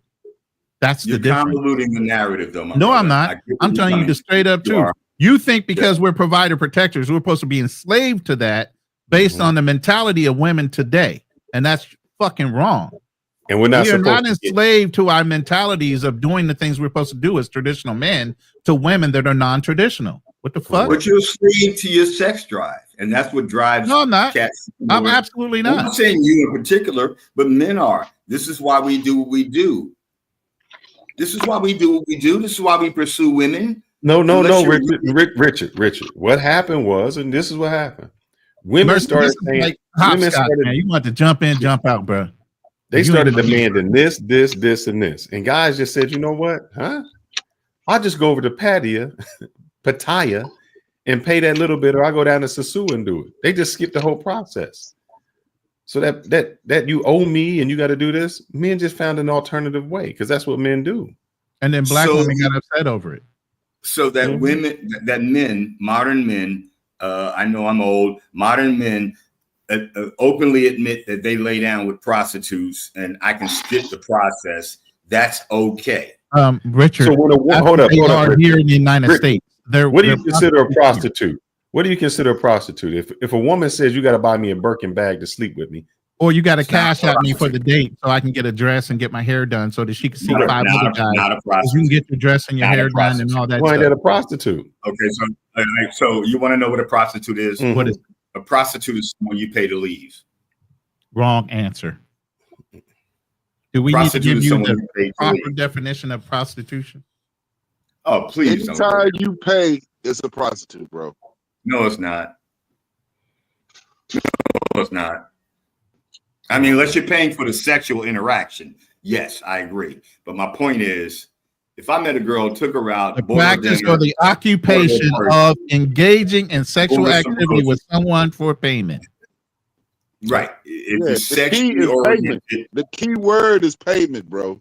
If you making a payment, it's prostitution. okay.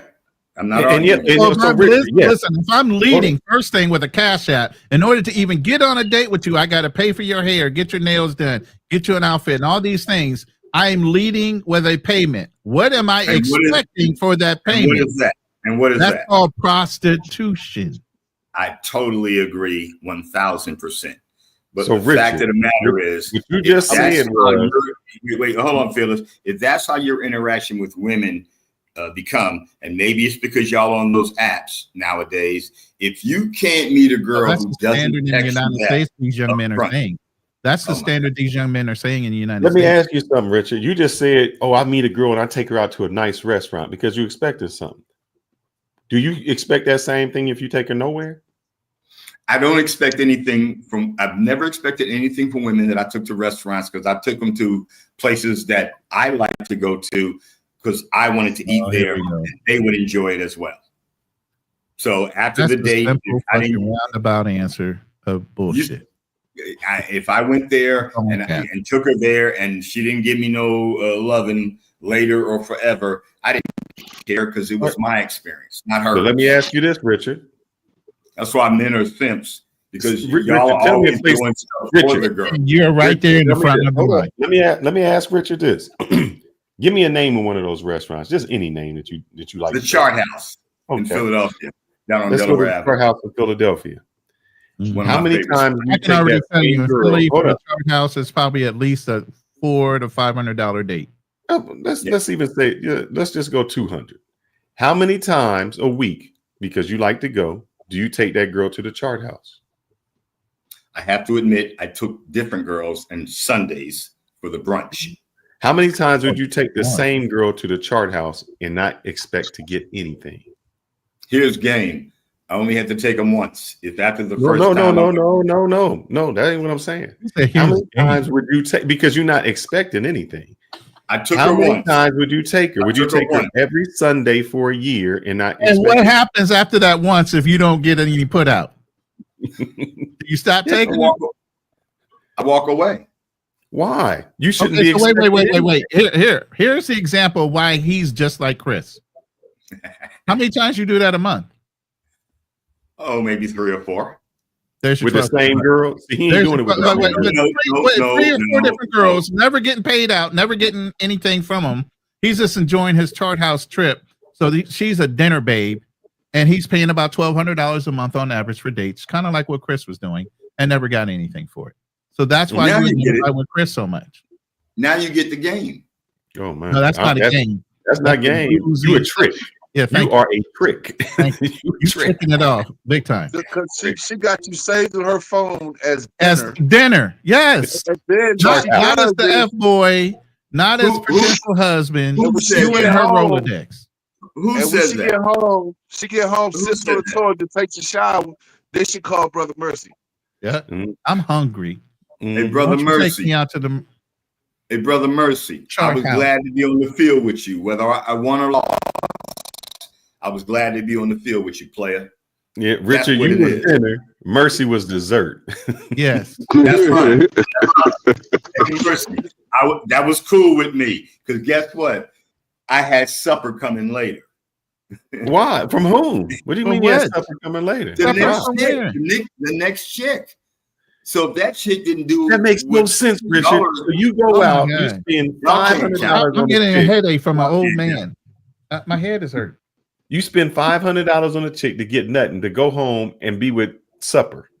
What the fuck is that, man? Supper is the next. Did you have to pay for supper? Wait. Was supper included as some inclusion of the Chart House meal, or is that something in addition to that you have to also pay for? Wait. Everything you would say right now is not game. So don't say peak game not one more time, because you ain't giving nobody no game in this room at this point in this time. Defender get kicked out. She called it Chad a Pookie when she got home, bro. I'm saying that right now. That's fine. Because guess what? I know he did. Supper for me was a chick that I took to the Chart House a month before. And I was still talking to her on the phone. So I'd already made the impression. And so by the time I said, hey, what you doing at 9:00 on a Saturday night? Oh my God, is that you, Richard? Yeah, I'm coming to pick you up. Richard, what you're saying is you had to pay to play. Facts.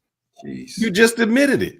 You took her to the Chart House to impress her to have sex with her later on. You paid to play. She's a prostitute. No, you paid to get played with. No, you paid to get played with. Yeah. Pretty much. It was exactly right. You paid to get played with. That was cool with me. Then why? Hold up. If you did, then why you shame other dude who paid to play? try to help no man. Don't help any men. Just don't. Because you killing them. Why are you shaming other guys who pay to play? They just get theirs more immediate. You had to wait a month to get yours. You playing the long game to pay to play. You putting down a down payment. Exactly. And collecting later. Funny you said that, Ronan. That's exactly how I looked at it. And so you shaming guys who get theirs immediate results. Check this out. I used to put the nookie on layaway. Oh man, that's the worst. That is nothing to be fucking proud about. What the hell? That's no game. It's not on there. That is not peak game. That is not game. Because like the Super Bowl like on Mercy Thursday. was saying, No game. there was some Pookie or somebody in the neighborhood that was tagging the fuck out that chick. You only got her once. And check this out. I'm When gonna she tell you came what it's back like. to me, I'm gonna tell you what it's like, bro. It's like a new car on a car lot, right? You go on a new car, right? And then you like, nah, I don't want to buy it. I'm good. There's 10 other dudes coming on there test driving that car. hey, Mercy, let me explain something to I you. like that Ted. analogy, Mercy. That was Let me good. explain something to you, bro. I rode cars off the lot brand new with less than 50 miles on the. Then why can't you get a chick like that? I have done that. No, you you like them high mile chicks. You like the high mileage ones. I don't like virgins. Them high mileage. There's somebody just definitely dogged like out. They rented it for a weekend Hold up, and dogged it wait out. a minute. Have you ever broken in a virgin? TMI, I'm going to take the fifth on that. That's a no. Fifth? That's a no. Fifth? Have That's you? no. Are you willing to admit it? Several. Absolutely. Absolutely. And you know what? Back when you was 14, 50 No. years. Listen. Doesn't matter the age, but do you know the end result? She fucks and Virgins don't sucks you suck. exactly the way you want her to. Virgins don't suck.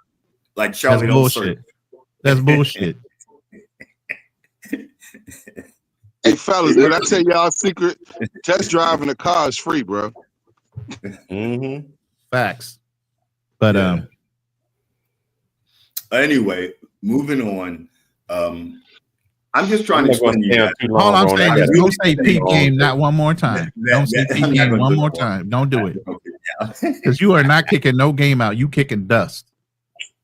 Anyway, no more flashbangs, no more firecrackers even. Check it out, man. Black men in the black community have screwed up the dating game. And that's why the black women are responding to black men the way that they are. Here's something I said a long time ago on somebody else's little channel. Queens follow kings. And if you're not a king, First of all, you you ain't no king. Stop saying that shit. Every black woman and every black man is not a king and a queen. But I am. I'm a king. King of the simps. Oh man. I'll take that. Hey, Darnell, I'll take that. I was waiting for you to throw the punchline. Thank you. I'll take that. I'll take that. I'll take King of Sims. But I'm still king. And I might get something y'all can't get because I'm King of Sims. You are not getting anything right now, sitting up in your little humble abode in Thailand right now. My abode is not. I just go diligent and say, hey man, I'm just looking around right now, and I just want to do a couple test drives, before I make my purchase. Right. Mercy, you keep seeing that, you keep kicking that game because all you buy is cars and hoes. You ain't really never owned a car apparently, because you keep talking about buying cars, and women aren't cars, homie, or cows or milk. Y'all need to stop making that comparison. I think that's what here comes that feminism. There's that feminism coming out on women, and this is why y'all think the way you guys think as troglodytes, like women are objects. That's why Women they're are chart house dinners on Sunday. That's what women are. Chart house dinner on Sunday. I can't take it. I gotta get the Carfax. But what's your Carfax look like, big homie? What's your Carfax look like? You wouldn't want her pulling your Carfax, I guarantee you. I would. Now, if I'm the provider, why would I need a Carfax, bro? If I'm the provider, see, y'all get stuff mixed up. Bro. Wait, all the time. If you're Y'all the get stuff provider, mixed up you all don't the need to time. provide a Carfax to the woman who's about to get involved with you and have your babies and clean your crib. Oh, You're trust saying me, she I don't need to want check no your- woman. I don't want no hookup from you, bro. Trust me, I don't want no hookup. I don't want no woman thinking. especially when he naming lady boys as first option. Oh, I know, right? I know, right? Hey, fellas, a little Thailand language. They're called katoys over here, just so you know. Katoys. I mean, I don't see nothing wrong going to a new car dealership and just saying, I'm just looking around, man. Women aren't cars, Mercy. Women are not automobiles. You don't drive them. Oh, you don't? You love them. Around. What you do with them? Okay. All right. I'm just asking, what do you do with them if you don't drive them? What you calling it? I feel like Georgia right now. Ronan, I read the report on how to become a wise car buyer. One of the rules says you must test drive a vehicle before purchase. Absolutely. It's a requirement actually by law in a lot of states. You can't buy a car without test driving it first. So can I share something with you guys? I used to sell car buys away. I used to sell about car buying. And yeah, if go ahead and inform me. Ronan used to sell cars. Yep. There are lots of people King of the who buy cars sight unseen, untest driven, particularly when you get to the upper tiers of car buying. Like you think that Jay Leno, with his hundreds of cars in that garage, he test drove every one of them. No, y'all speaking from some broke ninja shit. But here's the thing, Richard. Wait. Y'all speaking on from some broke ninja-ish when y'all talking about another insult. Why you got all these feminine traits coming out you, man? You just oozing them. Because I'm feeling feminine today. I feel That's pretty. what you feel every day. Man. And some days I feel more manly, some days I feel kind of pretty. But y'all got a problem with it? You want to come check me? You want to come test the rocket launcher? But let me say something to you, Richard. The cars that are not test drive and are by name only are the virgins. Those are the expensive ones. Those are the ones that the guys will take care of. The one that are the rental cars that anybody can drive, nobody pays top dollar for that. But see, the problem is that these Honda Accords with 300,000 miles on it, they trying to get it like it's new when it's not new. They trying to sell like they're a Lamborghini when they not. That's the problem. Are you saying to me that a woman is not worth more than a Lamborghini?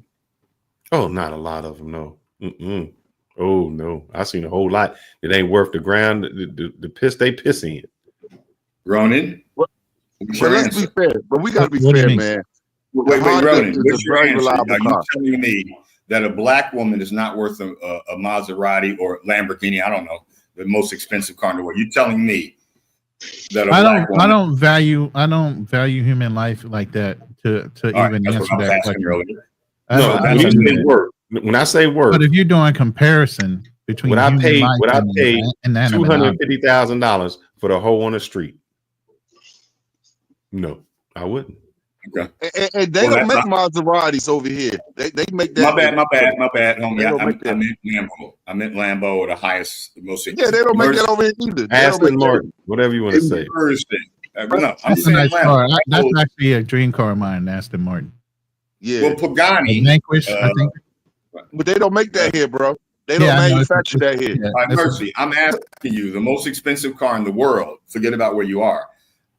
Are you telling me like the most expensive car in the world? They don't manufacture that vehicle. Here's what I'm trying to tell you. You got to go overseas to get those cars. He ain't catching it, Mercy. No, he ain't American made. These are foreign cars. I get it. That's kind of slick. Okay. He ain't catching it. Yeah. That's kind of slick. He got some pimp in him. So let me ask you, Richard, did every girl you meet, you took to the chart house? They were that's your standard MO, the chart house? No. The Four Seasons on God damn. So have you heard of a coffee shop? You know, a Philly's pub, a city of restaurants. a nice little diner. You were in Philly too. There's some good diners. Absolutely. I forget the name of the diner down Snyder Avenue. Yes. One on Garden. I had several. What are you doing? Why are you taking them to all these upper echelon restaurants for a first date? You can't do a coffee date. You can't do a coffee date, bro. Listen, because I wanted to go to them. Okay, I'm just saying. So go by yourself. God damn. What the hell? Are you serious, Ronan? Why not? Yeah, what's wrong? You never had a meal by yourself? The movie. It's the same movie and the same food that you're gonna get.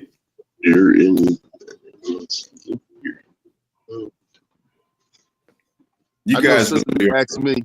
They be asking, "Do you want a black woman?" I said, "I just prefer foreign cars. You know, I just like foreign cars."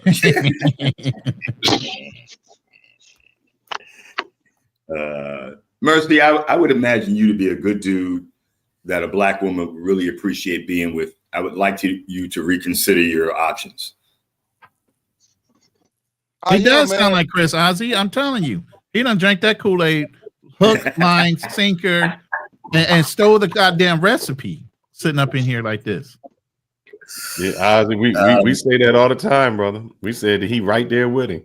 They need to have co-counsel. They need to both be sitting on the panel at the same time. I think the best thing for y'all to do is just give up women, hang up your cape, and date each other. Yeah.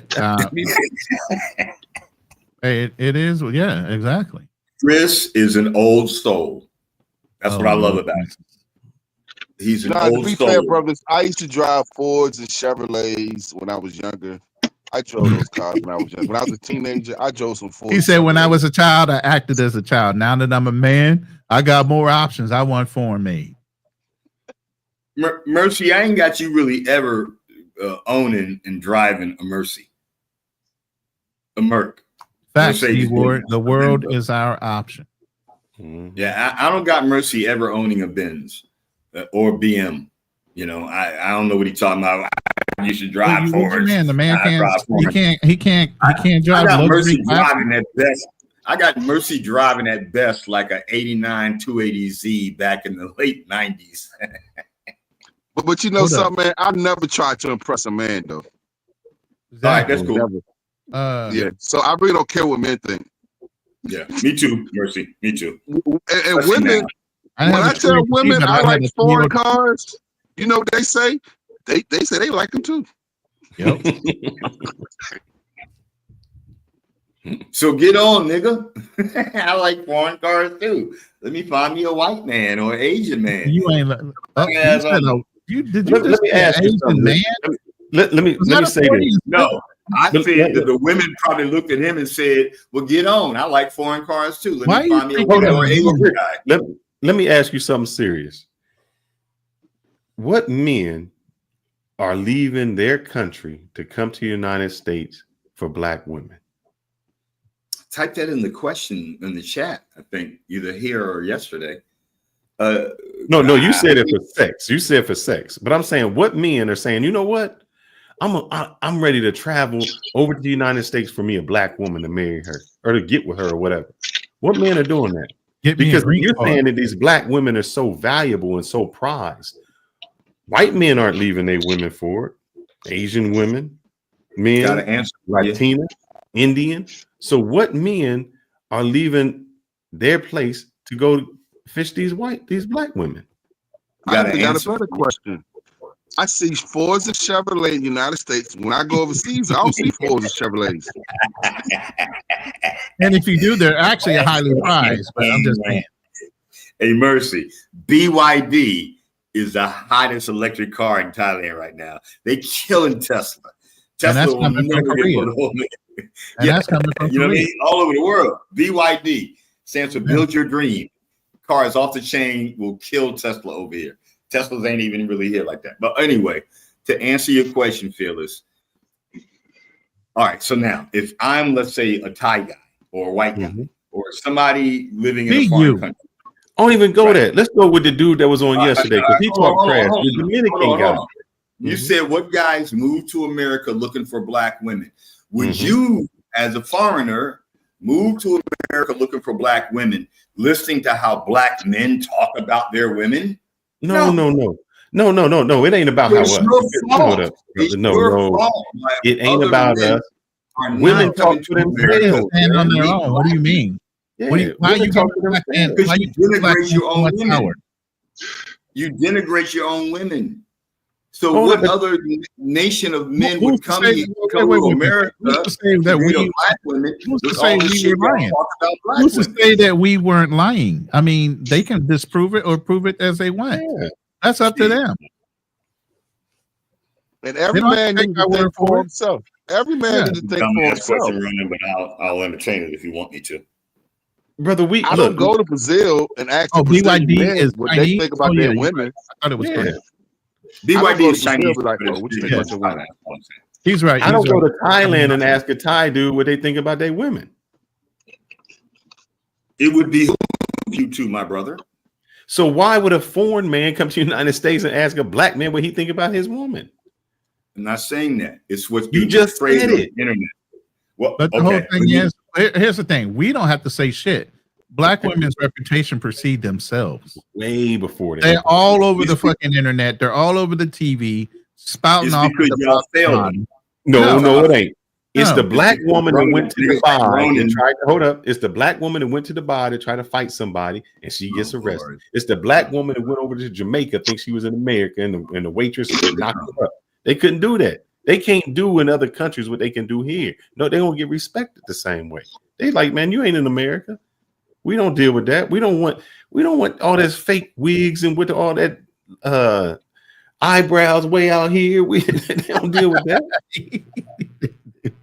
What guided those women? What guided our sisters down that path? Why do you think? Not no men, because desire to be a white lady so they can get that white man that Mercy kept on saying that they. No black man ever said he wanted that. But white women don't look like that. We all see here go the difference. Here go the difference, Richard. And I wanted to go into the show to ask the guy that was from DR when he was talking about that. I wanted to ask him, would you date a black woman? Because the difference is a man from DR, he said he's from the patriarchy. He's used to a subservient woman. And those men in those countries that date women who are more submissive and more feminine do not come to America to get a black woman. That is going backwards for them. They don't do that. So no man is trying to chase a masculine woman. And when they do, she's footing the bill. Trust me. Yep. Black women are only masculine because of black men's abandonment. Don't fucking keep regurgitating that bullshit in this room. Women pick and choose when they want to be masculine, when they can black women. That's bullshit. If you're gonna be feminine, you can do way more being in your feminine nature than being fucking masculine. Don't say that shit, because white women don't have to change their fucking spots to get shit done. Mm-hmm. Exactly. Asian women don't have to change their fucking spots to get shit done. Why all of a sudden is it just black women that have to change their spots in order to get shit done? Can I share something with you about Thai women? Go ahead. When they meet you at first, they're very feminine. But the Thai women that I see with Farang, whatever how you pronounce it. Farang. Thank you. The Thai women that I see with Farang, white and black, once they get past that initial honeymoon phase, I'm not talking about even marriage, they get loud, they get pushy, they get edgy. They get real bitchy, in other words. I see this all the time. As I do you know the Filipinos actually have a word for their fucking attitude? It's called tampo. They have a whole fucking word for it. Tampon, you said? You said tampon? Tampo. Tampo means they're throwing a hissy fit and they give you the silent treatment for at least a couple hours, could last a couple days. They have a whole fucking word for it. Just like Latin women have their own fucking little attitudes, and they still expect their men to have a machismo type personality and attitude. You still need to be a masculine man. It don't matter whether she has a little attitude. You fucking drop the D on her ass. Calm a little ass down. And most employees have a 90-day probation period. Hey, Mercy, let me tell you something, man. When it came to the ladies, I used to run a temp agency, and I always had a team on deck with some temps on the side. Everybody working for their position on the team. I get you, and there ain't no pimp talk. That's just some, me being a man. But I really think that men arrogate to themselves more power than they have when it comes to a woman. Because when you got that ooh face laying between her legs, that's when she knows she got you. No, and when you hear her go, ooh, you got her ass too. That's when it becomes mellow. Ain't understanding mellow? There's nothing wrong with that. But I ain't got you having done that at least for 20 years. I set records with chicks. I don't got feelings. Believe me. I ask them, what's your record? What is your record? How many times have you come into session? Because it's getting broke. You know, Darnell ain't getting no loving. Neither am I. Darnell, no disrespect. Yeah, they put Darnell right in. Mercy Justice, we know you paying for it, so it's all good. Ouch. Darnell, it's okay, bro. There's nothing wrong with celibacy, bro. There's nothing wrong with celibacy, bro. Hey, it gives me more time to look at stock charts. So you feel me? Nothing wrong with celibacy, bro. I'm telling you, man. Solitude, you know. Hey, Richard, well, I tell you what, brother. Stay tuned for the next week because I already made a video on solitude. That's what it's called. So it's and actually stay tuned for tomorrow because it's brothers versus the ninjas. Well, I was gonna bring my napalm to that party. Yeah, I got you on that one. Let me see. What is it called? My napalm to that party. I'm trying to be nice today because we had the nice lady up here. But and I appreciate you, brothers. You mean Georgia? Thank you. Just trying to be respectful. Appreciate you, brothers, for taking it this deep tonight, too, man. And Mercy, Justice, and Darnell, man. I always love seeing y'all up there, man. But so just look out. I'm already letting you know because it's called the 10 Hidden Perks of Solitude. Perk number 1, no drama, no stress. Number 2, you can finally hear yourself think. I won't let you hear the next 8. You got to tune in, brother. Bro, I check stuff out all the time. If you check your likes, you'll see me in there. Yes, sir. Yes, sir. Well, I appreciate that, man. We're going to hold you to the fire, but I got to get some sleep, man, because my little baby wake up and she like to lay on me, and that's the problem. Oh, I didn't do the thumbnail? Fuck. I gotta get that shit done in the morning. Yeah, I thought you was gonna get that done. I thought I did that. I got all proud of my fucking AI movie and shit that I fucking forgot. Yeah. Man, I knew this basketball player named Vanderpool. He was really good, man. They always used to put him on 10-day contracts, bro. 10 days. I'm like, dang, yo. 10-day contract? He gotta perform. Mercy, I'm starting to think you a pimp. But I'll be in the I'll be back with you brothers tomorrow, man. I always appreciate y'all letting me come up. You know, I always throw these little fire bombs to kind of stir up the conversation. And you might see us next time on your best friend's show. I just don't. It's so difficult to go riled up. Y'all need to come together like butt cheeks. For what? Oh, that's man. Why are you talking about cheeks? Hey, bro, you got to cut that out, bro. Yeah. That's the Eddie Griffin joke from the Dave Chappelle show. We got to throw a flag on that one, bro. That's an Eddie Griffin joke. Come together like butt cheeks when I leave. Well, tune in tomorrow, guys. We got, what is it? Ninjas versus. Yeah. What is it? What's the title? Hold on. Let me look it up. I don't want to say it wrong now. I thought I had to. I was trying to. Oh, it's our late night Lions Den. So we start at 9 Central, 10 Eastern. Oh, okay. And it's supposed to be like the black men versus ninjas, basically. Yeah. And is it what we're saying is it will be. We're saying it's a big difference between how black men act and how ninjas act. So when Richard says there's no good black man. The title is Blacks versus Ninjas. Damn, He said the breaking down of the social impact. That's the title. It's one and the same in the process of evolution of the black man. No, there's two different types of fucking travelers. There's black folks, and then there's the ninjas. There's ninja the black man. Ninja is another word for saying that. We already know what that is, Fearless. That's the obvious. I don't know, brother. You lived in LA. You don't really may not know that. From Superman to Man. Look that book up, Fearless. And you got lady boys as first option choices for brothers. I don't know. Fearless, look that book up from what part Superman of LA did you live in, by the way? LA, Inglewood, Hollywood. Oh yeah. From the valley to the jungle. Yeah, I've been all over the place. Mm-hmm.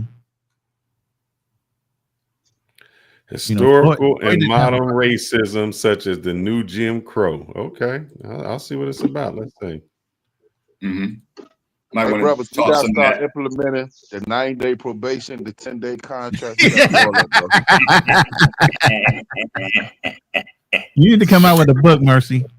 Hey, Mercy, can I offer you an opportunity to be your offshore bank account here in Thailand? And perhaps we can expand your business to the land of smiles for the 10-day contract.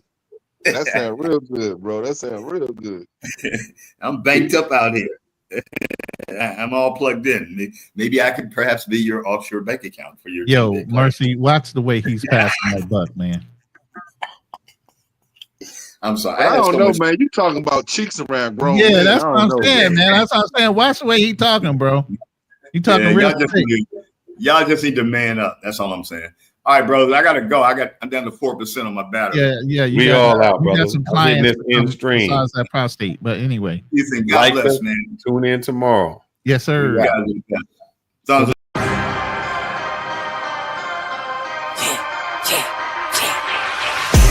I know I've been quiet for a minute, I've been grinding, still in it, I've been counting these digits, excuse me. I know I've been quiet for a minute, but I'm back on my business. If you see me, don't trip, just excuse me. Wrong if I do, wrong if I don't.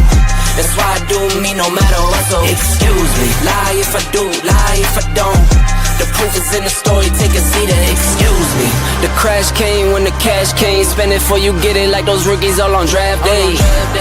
For the love like it's match game. Hit the ground running, really do it for my last name. They act different when the facts change. I'm not with the tip for tag games. In my own league, I don't chase game. In my own league, I don't hang with lanes. I know I've been quiet for a minute, I've been grinding, still in it, I've been counting these digits, excuse me. I know I've been quiet for a minute, but I'm back on my business. If you see me, don't trip, just excuse me. Wrong if I do, wrong if I don't. That's why I do me no matter what, so excuse me. Lie if I do, lie if I don't. The proof is in the story, take a seat and excuse me. Now how could that be? Talking about who can be talking about me? Feeling like Stretch where I got all this reach. Feeling too blessed when I step on these beats.